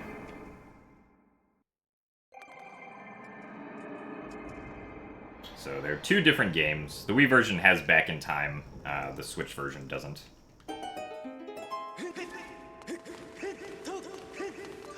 And with Back in Time, you can save a lot of time.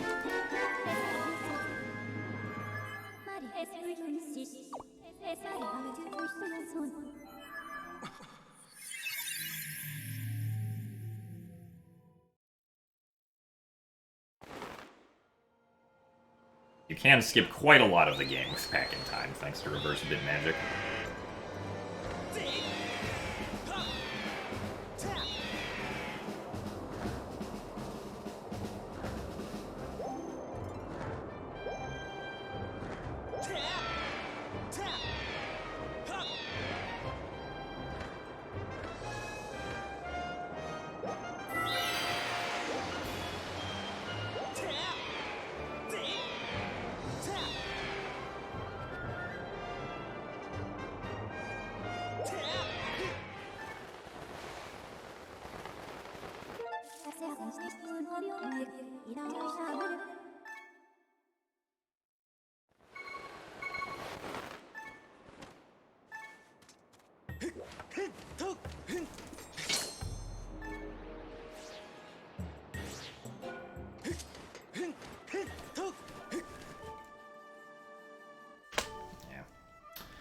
Well.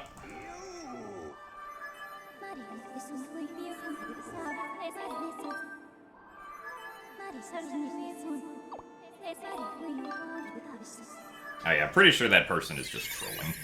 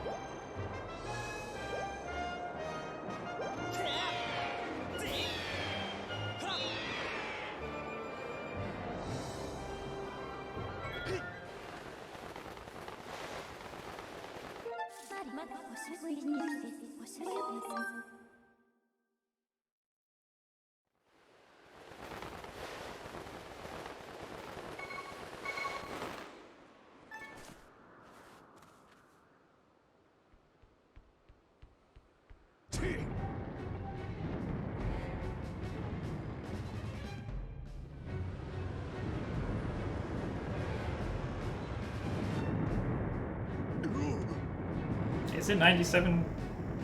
Oh, I guess it might be.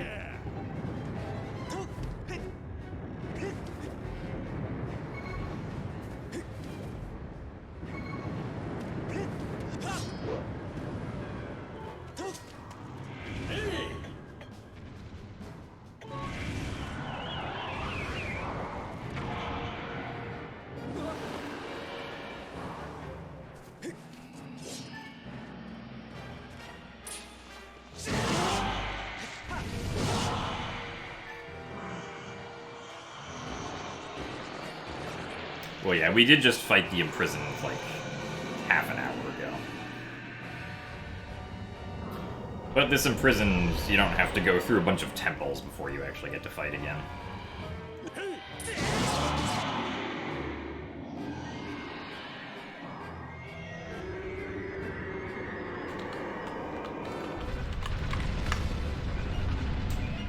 Oh yeah, it's about 95 out right now. Oh, good thing I'm inside.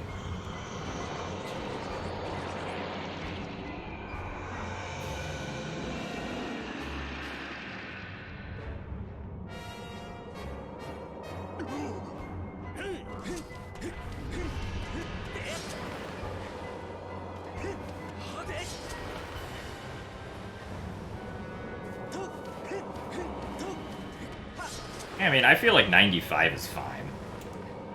As long as you're not trying to, like, do physical exercise outside. But then again, I'm kind of used to it because this is just what I've grown up in.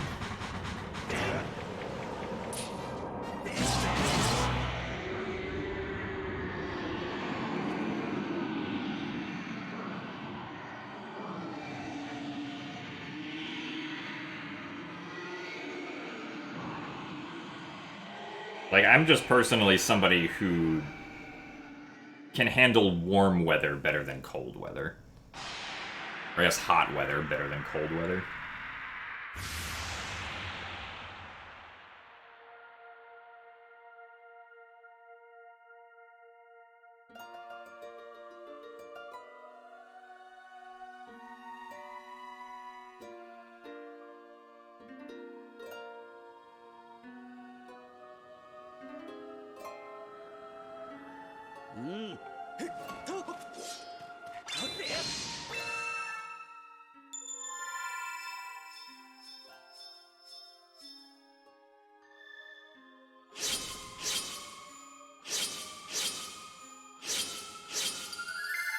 Use Kelvin. I don't think Kelvin would be very intuitive for practical temperature readings.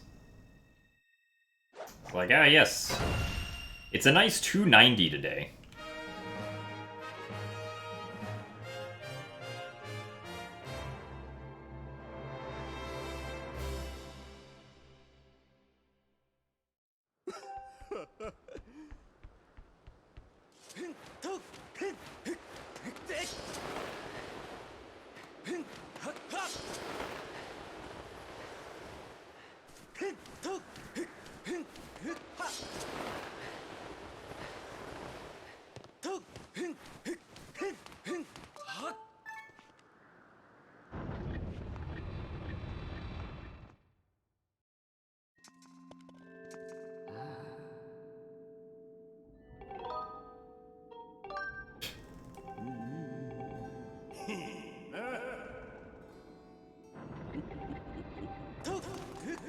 So I have to remember that the air potion is actually on the left now and not on the right.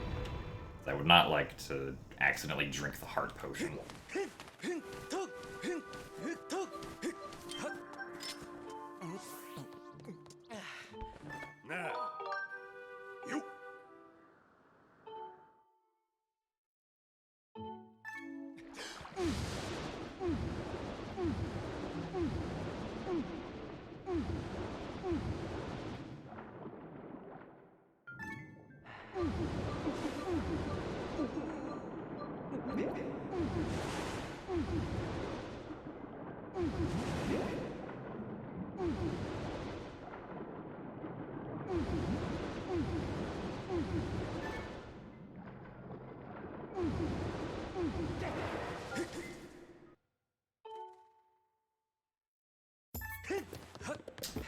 Alright. Time to actually do the swimming.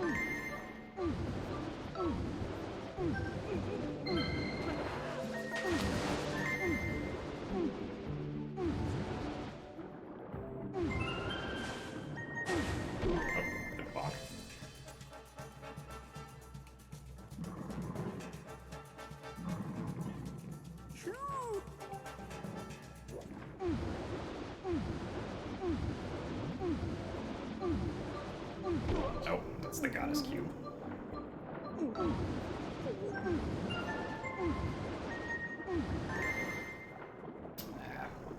Yeah, not being able to see kind of screwed me over there.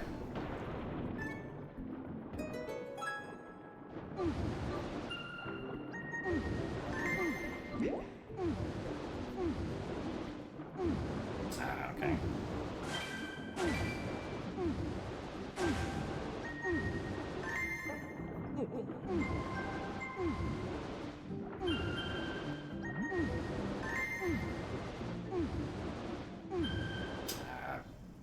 Surprised that first one didn't tadtone.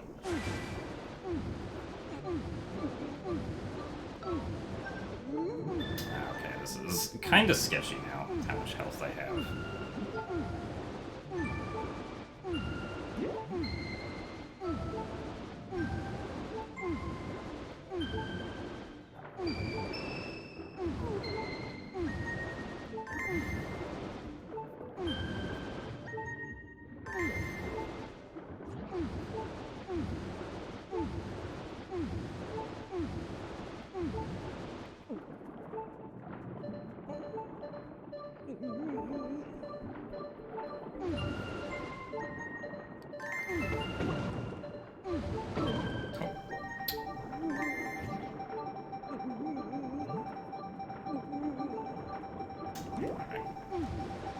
Let's not go downwards.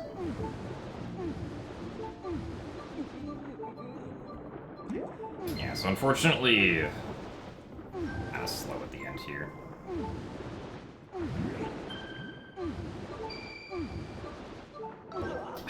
Yeah. That is unfortunate. I should have swam over to that one, but...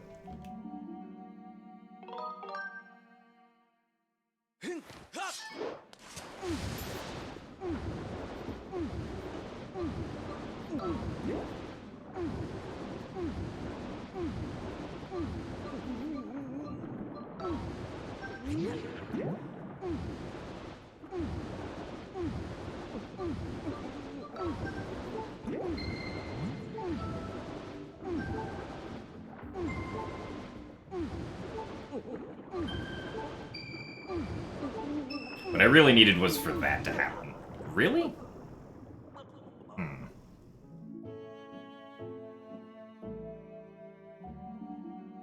This is also very unfortunate.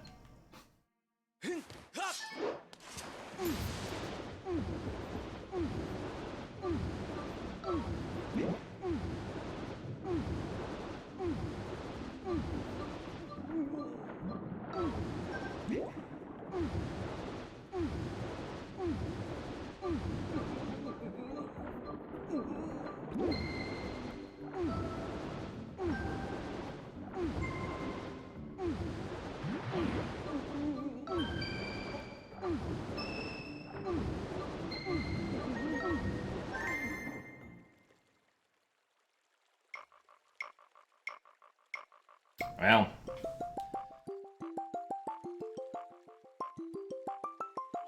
Unfortunate that the run that was 1 minute and 50 seconds ahead at Levias ended up having this happen to it.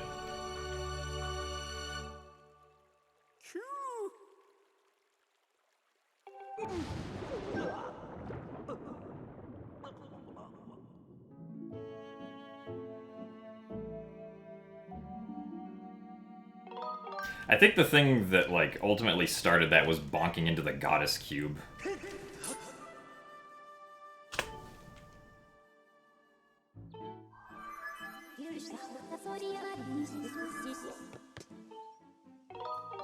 Because bonking into the goddess cube, I was almost depleted on air when I bonked into it and had to take, like, 4 hearts of damage just to get over to the red tadtones. Or an extra 2 hearts of damage to get over to the red tadtones. And then... when I had to do an extra spin to get the last red tadtone into duo of red tadtones, I ended up taking an extra heart of damage there getting over to the purple ones. That was trying to be fast. And then we just kind of got unlucky with how our air was cycling with the pink tadtones at the end. So there were a lot of things that went wrong there for that to happen.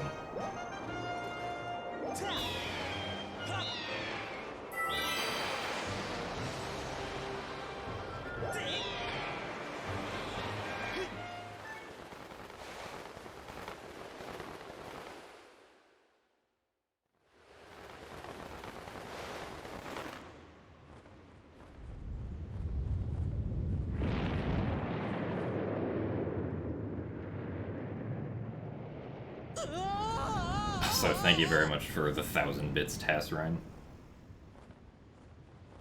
With a consolation prize. I mean, the run wasn't perfect up until that point, but obviously if I had kept that time save and then saved most of the time that I couldn't skykeep, I probably would have been fairly happy with the run.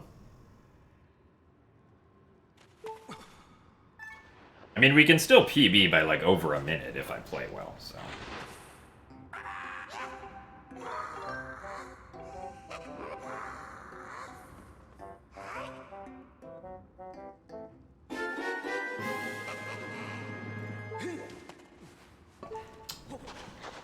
Link really likes to pick up that pot.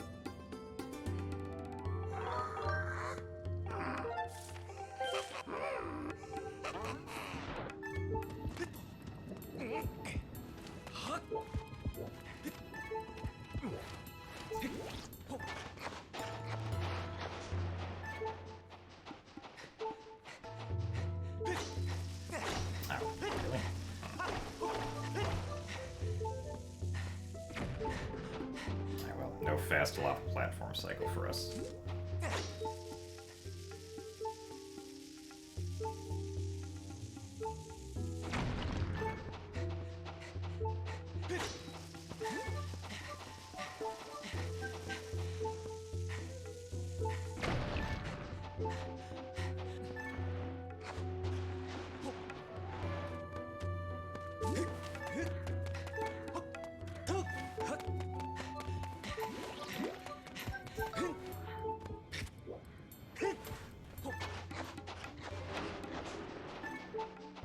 Alright, Maho, we'll see you later. Thank you very much for the good luck.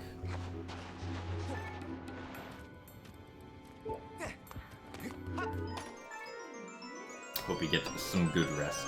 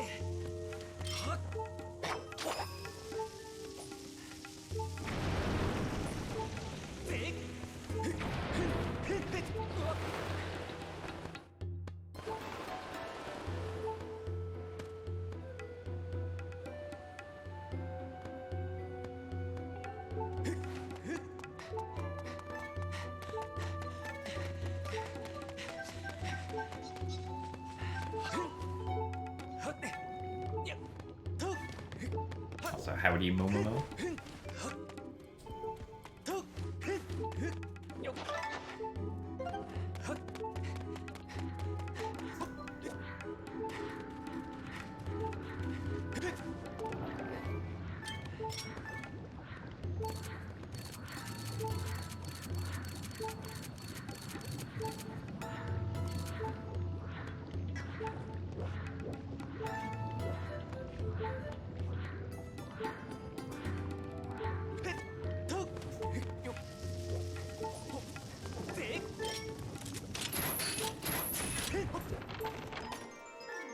Thank you for the good luck.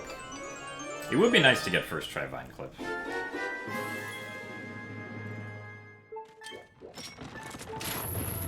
But we have to get to Skykeep first.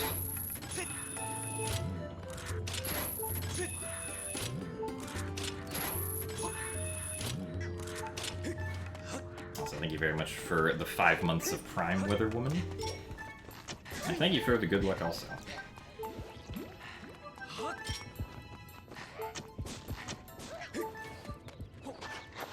Only got 1 more month until the green badge.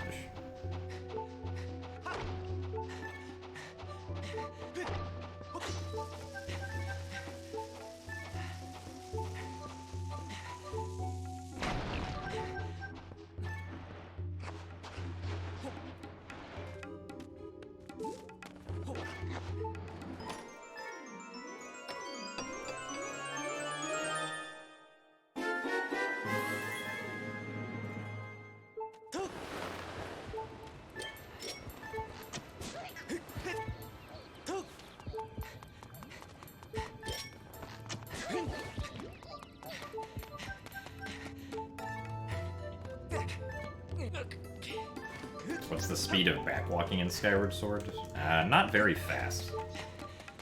I think like 15 or something. And sprinting is like 37.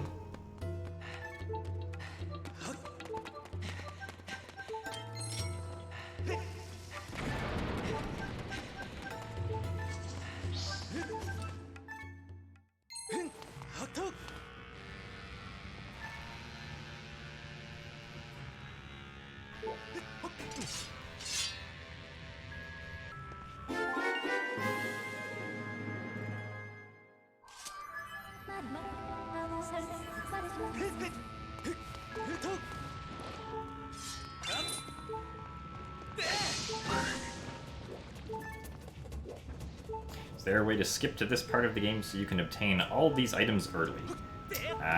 Not in this version. The only way you would be able to do that is if you could get to Volcano Summit early and then also enter the Fire Dragon's lair early. Then you'd be able to, like, go back and get the Bokoblin base items. And, like, get the Fire Dragon Song of the Hero portion early, also.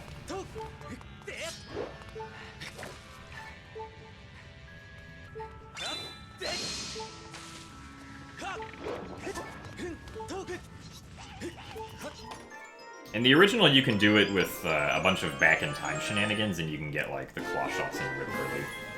Those are really the only 2 items you can get, or those and the Gust Bellows are the only items you can get early, because you need to get at least Bombs and Slingshot before being able to get to early Bokoblin base. And you can't get the bow or the beetle, because when you get the contents of that chest that I just opened, the game only gives you back what you already had beforehand. It doesn't, like, give you the bow and, like, the beetle automatically. The reason for that is because that chest will also contain the bug net if you happen to previously have it, and so if you haven't previously had the bug net, then it doesn't want to give you back an item you don't have.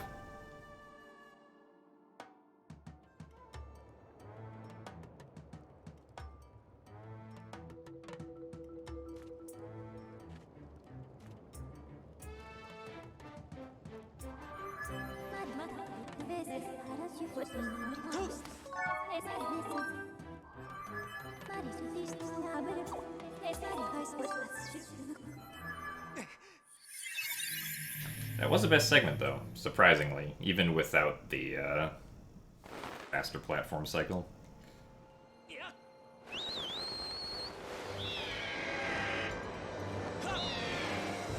Where am I going? I'm supposed to go to the Thunderhead.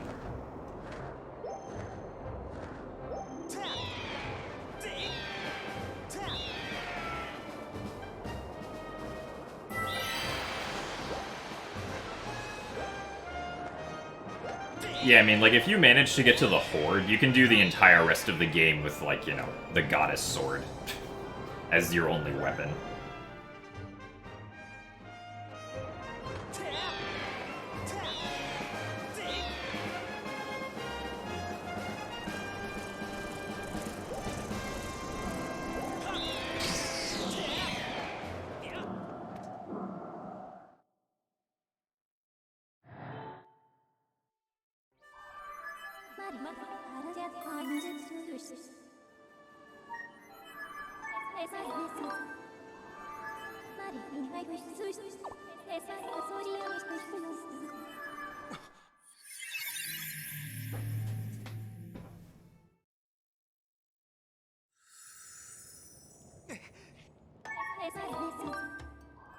Probably wasn't faster to use the amiibo here because I rolled earlier on accident. So I will be losing time on Stone of Trials as I'm going up against a best segment.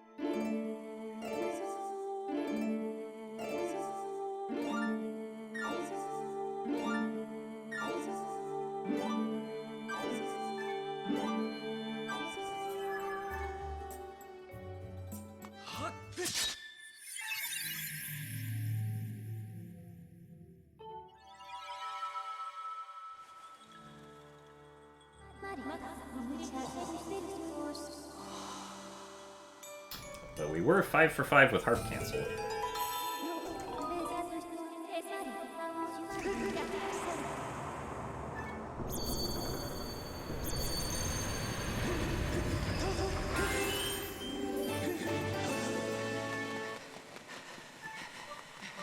Ah, yes, this run got circles. Okay.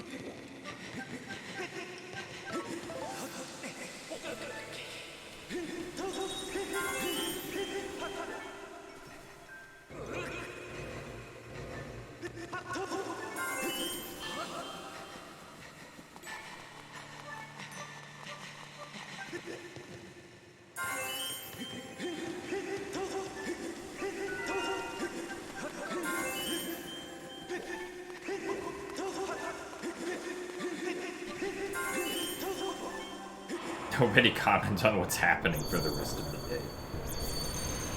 It's like playing the silent game.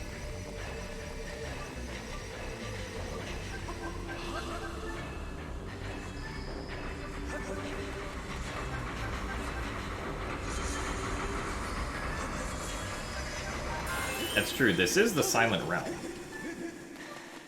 Also, thank you for the good luck, Joash.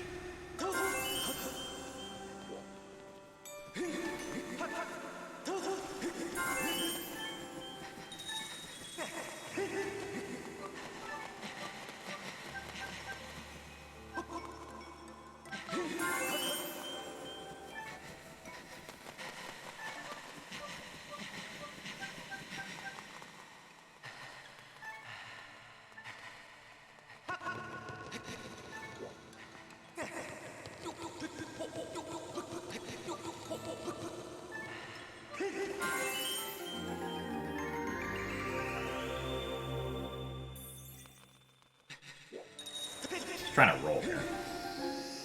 And yeah, we lost like 3 to 4 seconds because of me temporarily forgetting where I was supposed to go.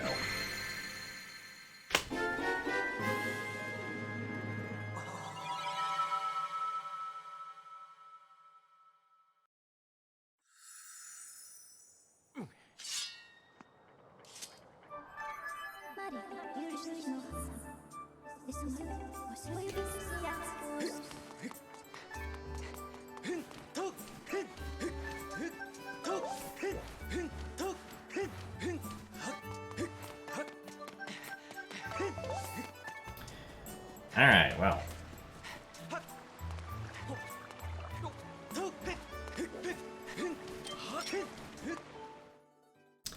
Let's see if maybe we can save some time in Skykeep.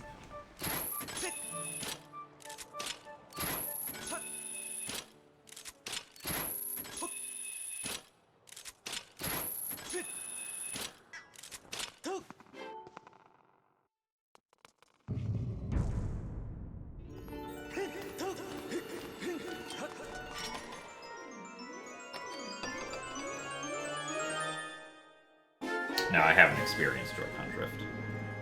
My original 2017 Joy-Cons do, like, have connection issues, though, sometimes. Which is why I don't use them for speedrunning.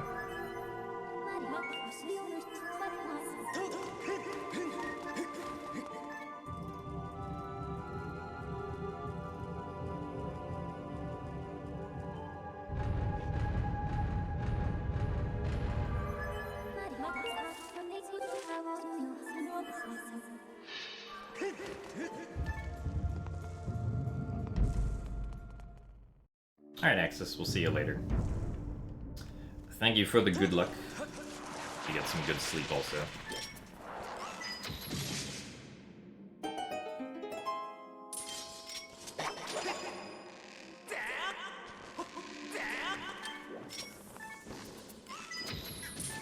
Oh, what the heck. Okay. I was a little bit worried that I was gonna get caught on the little lip right there. That was a really high jump.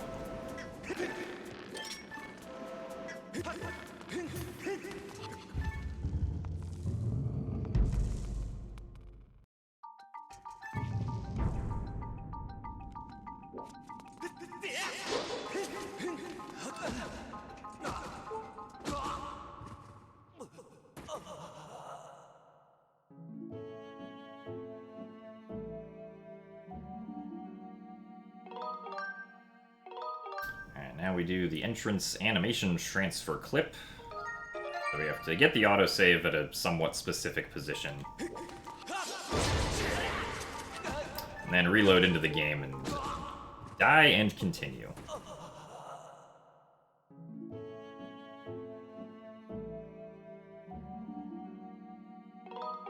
And then Link will jump through the wall, skipping a section of this room.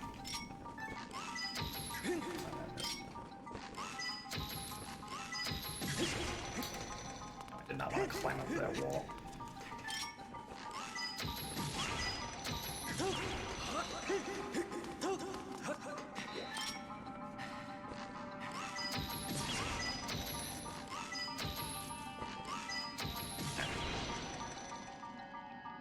You missed shots, but that's kind of par for the course in this room.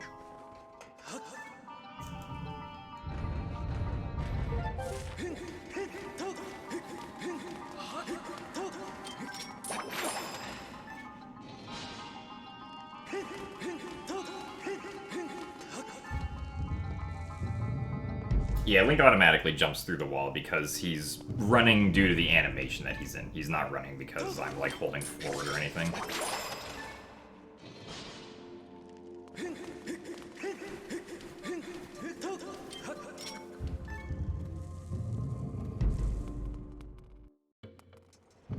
You're able to shoot through the barbed fences there just due to an oversight in how the game's physics works.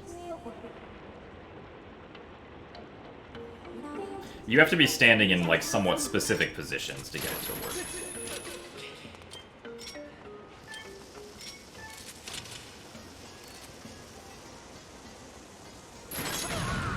Very good. First try Vine Clip to skip this entire room.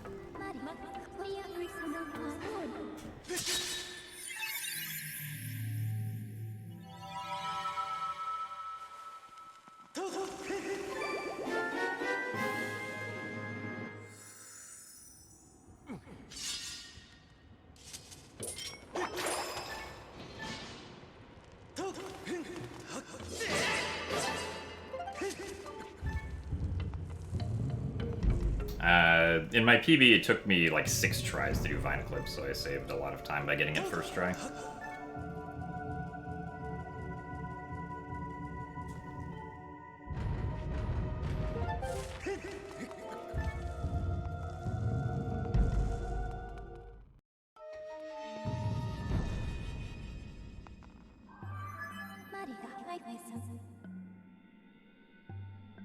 There is technically a way you can skip the entire horde, but it's extremely slow.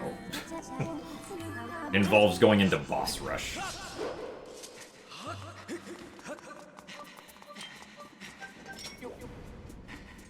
So it's not something that this run will ever do.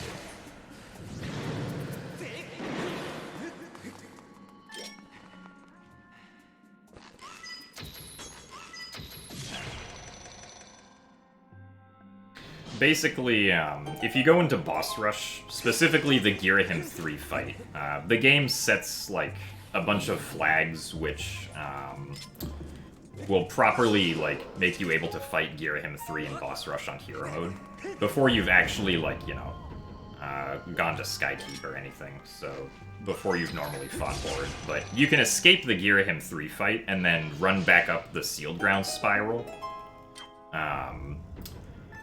To like the top and open up the door to the or to Hylia's temple, excuse me. And then you just like open up the door again and go down and fight Girahim 3 without ever having to fight the Horde, because one of the flags that the game sets for you to do the Girahim 3 fight in boss rush is having completed the Horde.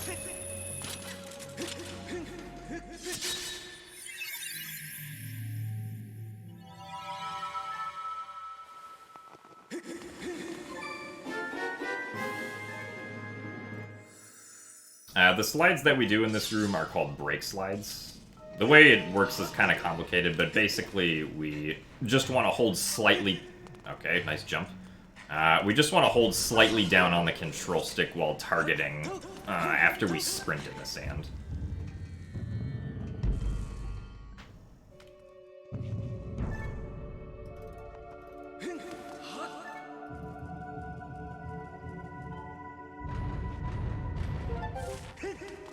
There are some scenarios where this game, or well, where Link will seem to like misinterpret being on ground and you'll get like a really high jump or a double jump. It usually happens on like the edges of lava platforms or on the edges of lily pads in water. I've never seen it happen there though.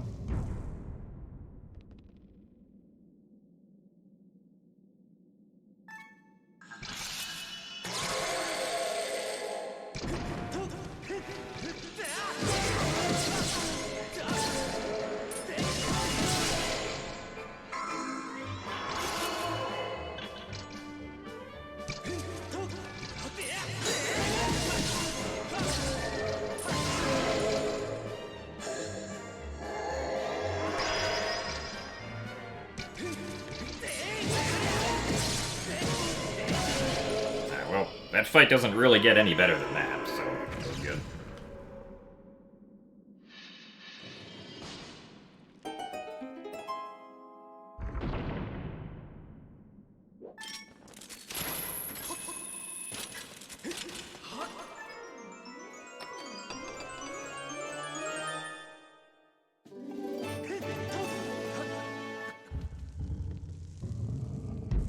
What happened during tadtones is I died right before collecting the final tadtone. Twice.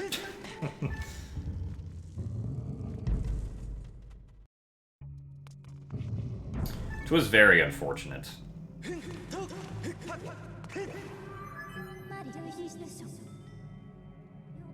Also, thank you for the good luck sticky note.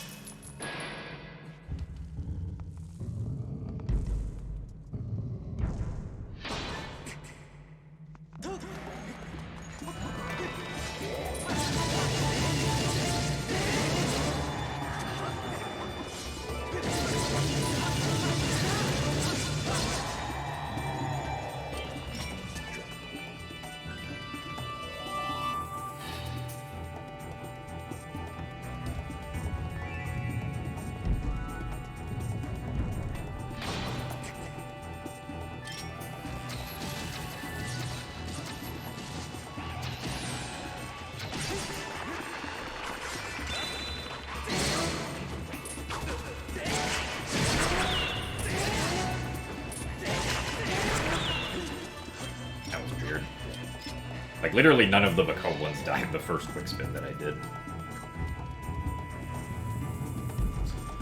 Let's see if we can top it off with a nice Stowmaster fight.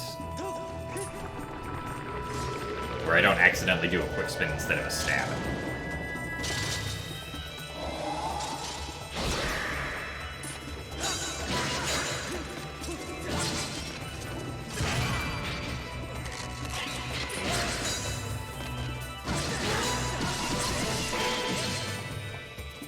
Not a very good first phase.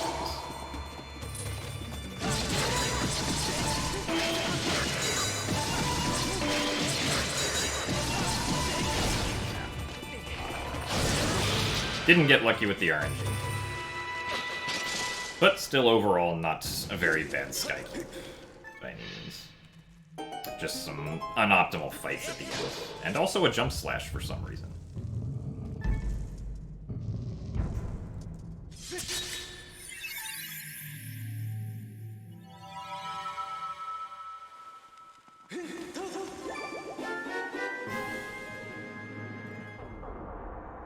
I split after skipping the cutscene after this.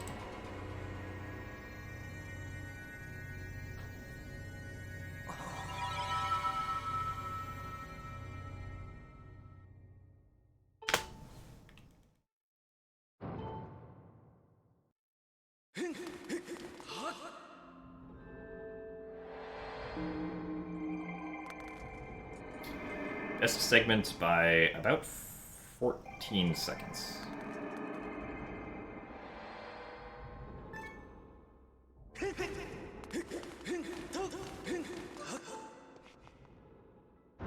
Also, thank you for the 10 bits plum sweater.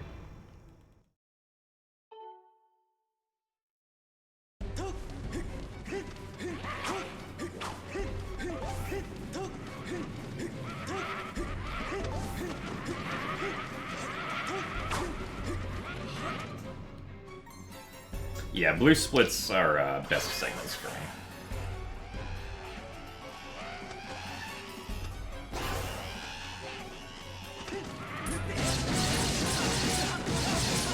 That was really good. Oh no.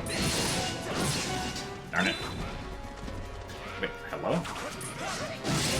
Okay, never mind. That was really bad. I thought I got all the blue Bokoblins really quickly there, but one of them went, like, very far back.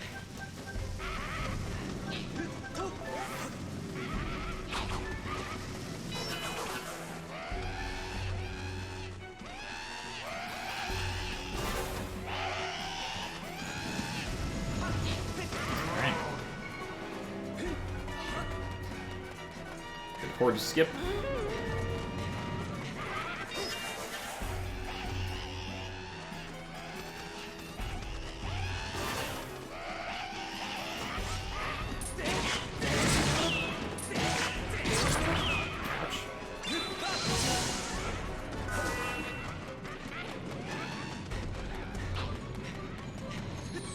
Oh, okay. Gonna get hit here. That's okay, though.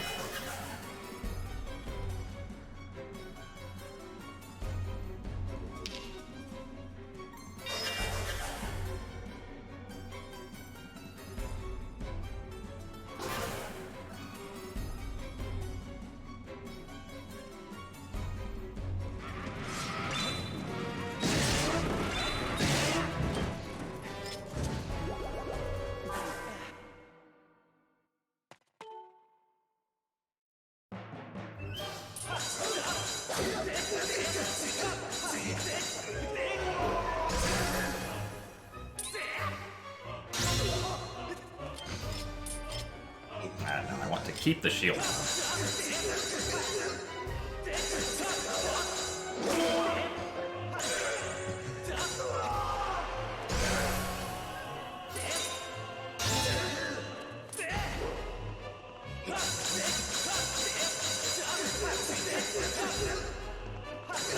That was too many hits.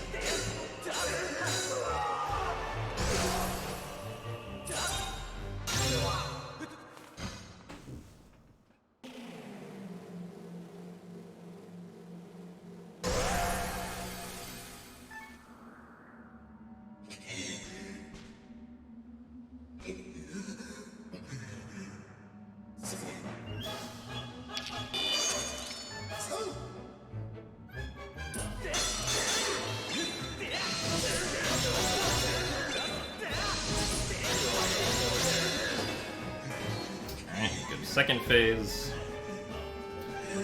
Now for the Wretched Brat third phase.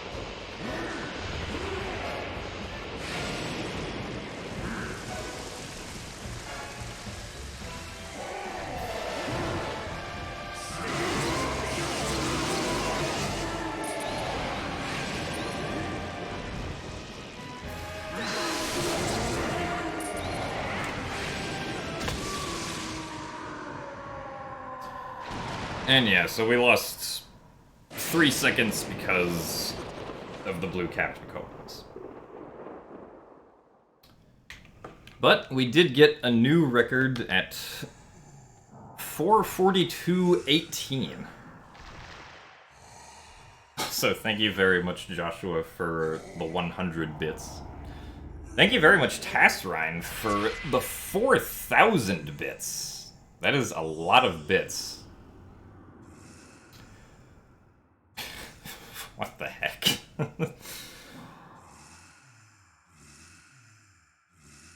Thank you very much, Mr. Dan S. Light, for the 78 Tier 1 subs to the community.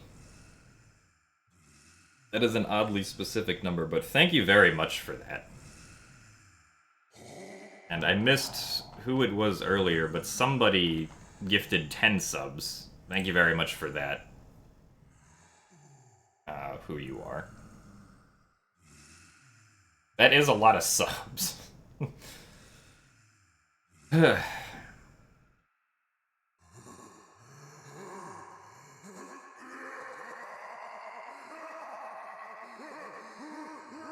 I know that we just got a new world record, but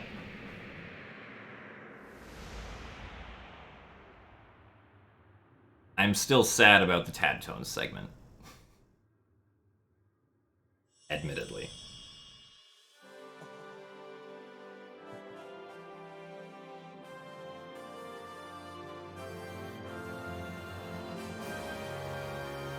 Also, thank you very much for the Prime subscription, Aerodecan.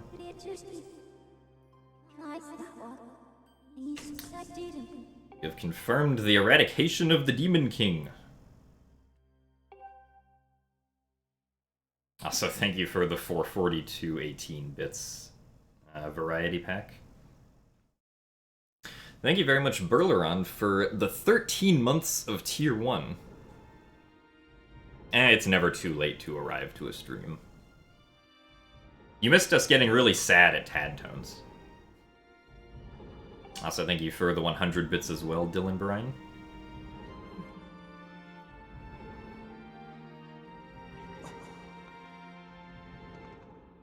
But yeah, so this run happened. The beginning was like fine. I was 10 seconds behind at Slingshot, but I'm going up against like really good Sailcloth and Slingshot segments, so it wasn't too surprising for that. I didn't get Extending Blow, so I only saved 5 seconds on Beetle. Skyview, the Girahim fight wasn't very good, which is why we lost time there, but Elden, Enter Earth Temple, and Earth Temple were all very good segments. We exited Earth Temple 16 seconds ahead. We lost a little bit of time through like Lanayru, Hook Beetle, and Gust Bellows, but then we were able to bring it back at Mining Facility. So this is also the best Harp time that I've ever gotten. And then Imprisoned one was good.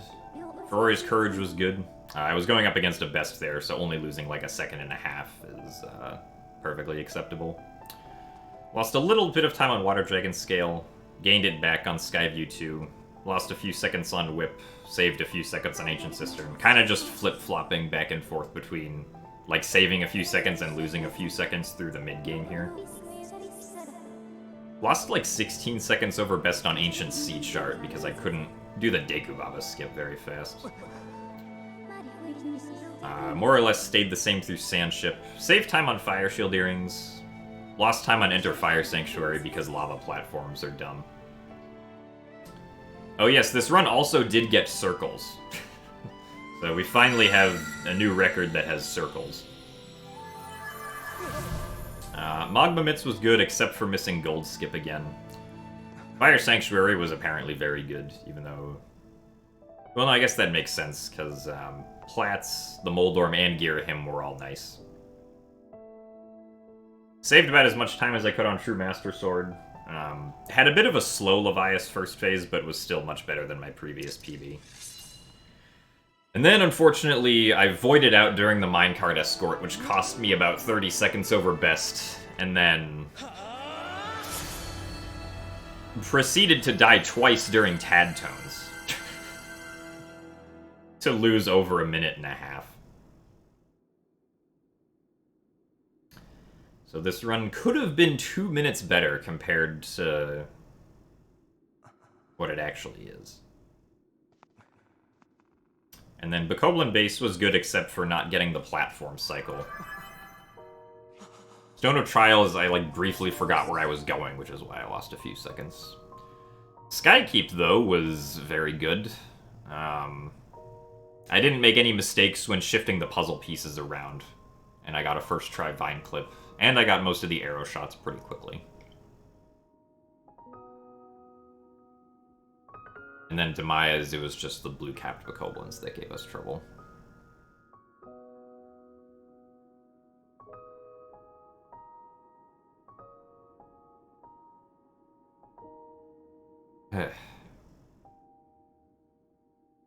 No, I don't think I would want to go for sub 440. Well, mostly because I don't like putting specific time goals on myself.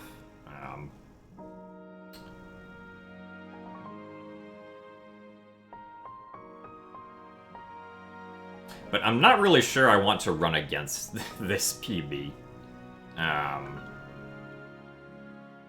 Even though obviously this run is beatable.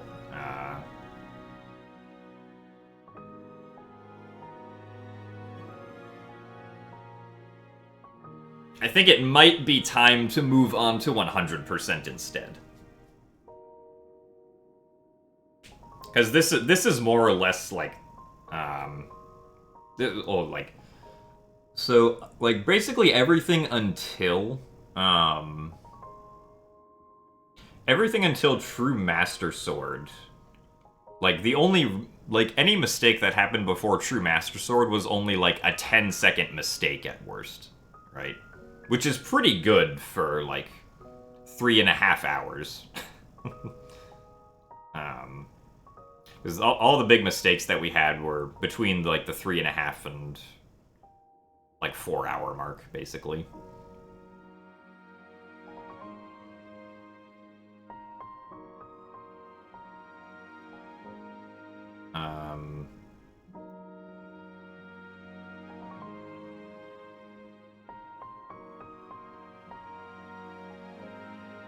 So, yeah. I mean, I did submit any percent for the ZSR Marathon that's happening in October, so if that gets accepted, then, like, I'll still do a few any percent runs before that. In about a month.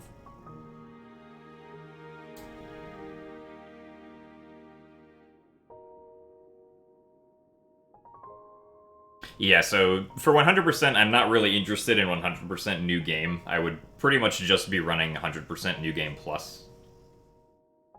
Which has a lot of the same stuff that any percent has.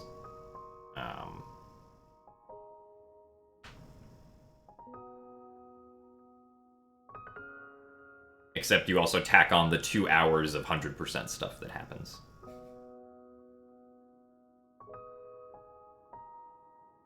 But yeah, despite the mistakes that happened during the Song of the Hero quest, I think this will probably be where I leave any percent. I mean, okay, what I'll probably do is I'll probably still do any percent attempts tomorrow, because I'm not going to learn all of 100% by tomorrow.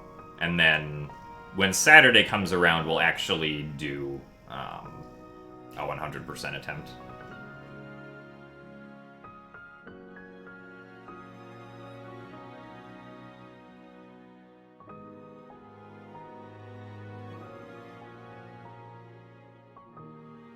So I think that is the plan. So we'll do any percent attempts tomorrow still, and if we beat this time, that's great, but if we don't, then we still move on to 100%. So with that, I would like to thank you all for watching today. And I hope that you guys have a good rest of your Wednesday. I will be back tomorrow with more any percent attempts. And with that, I will see you guys later. So, thank you for watching, and goodbye. Enjoy the music while I go away.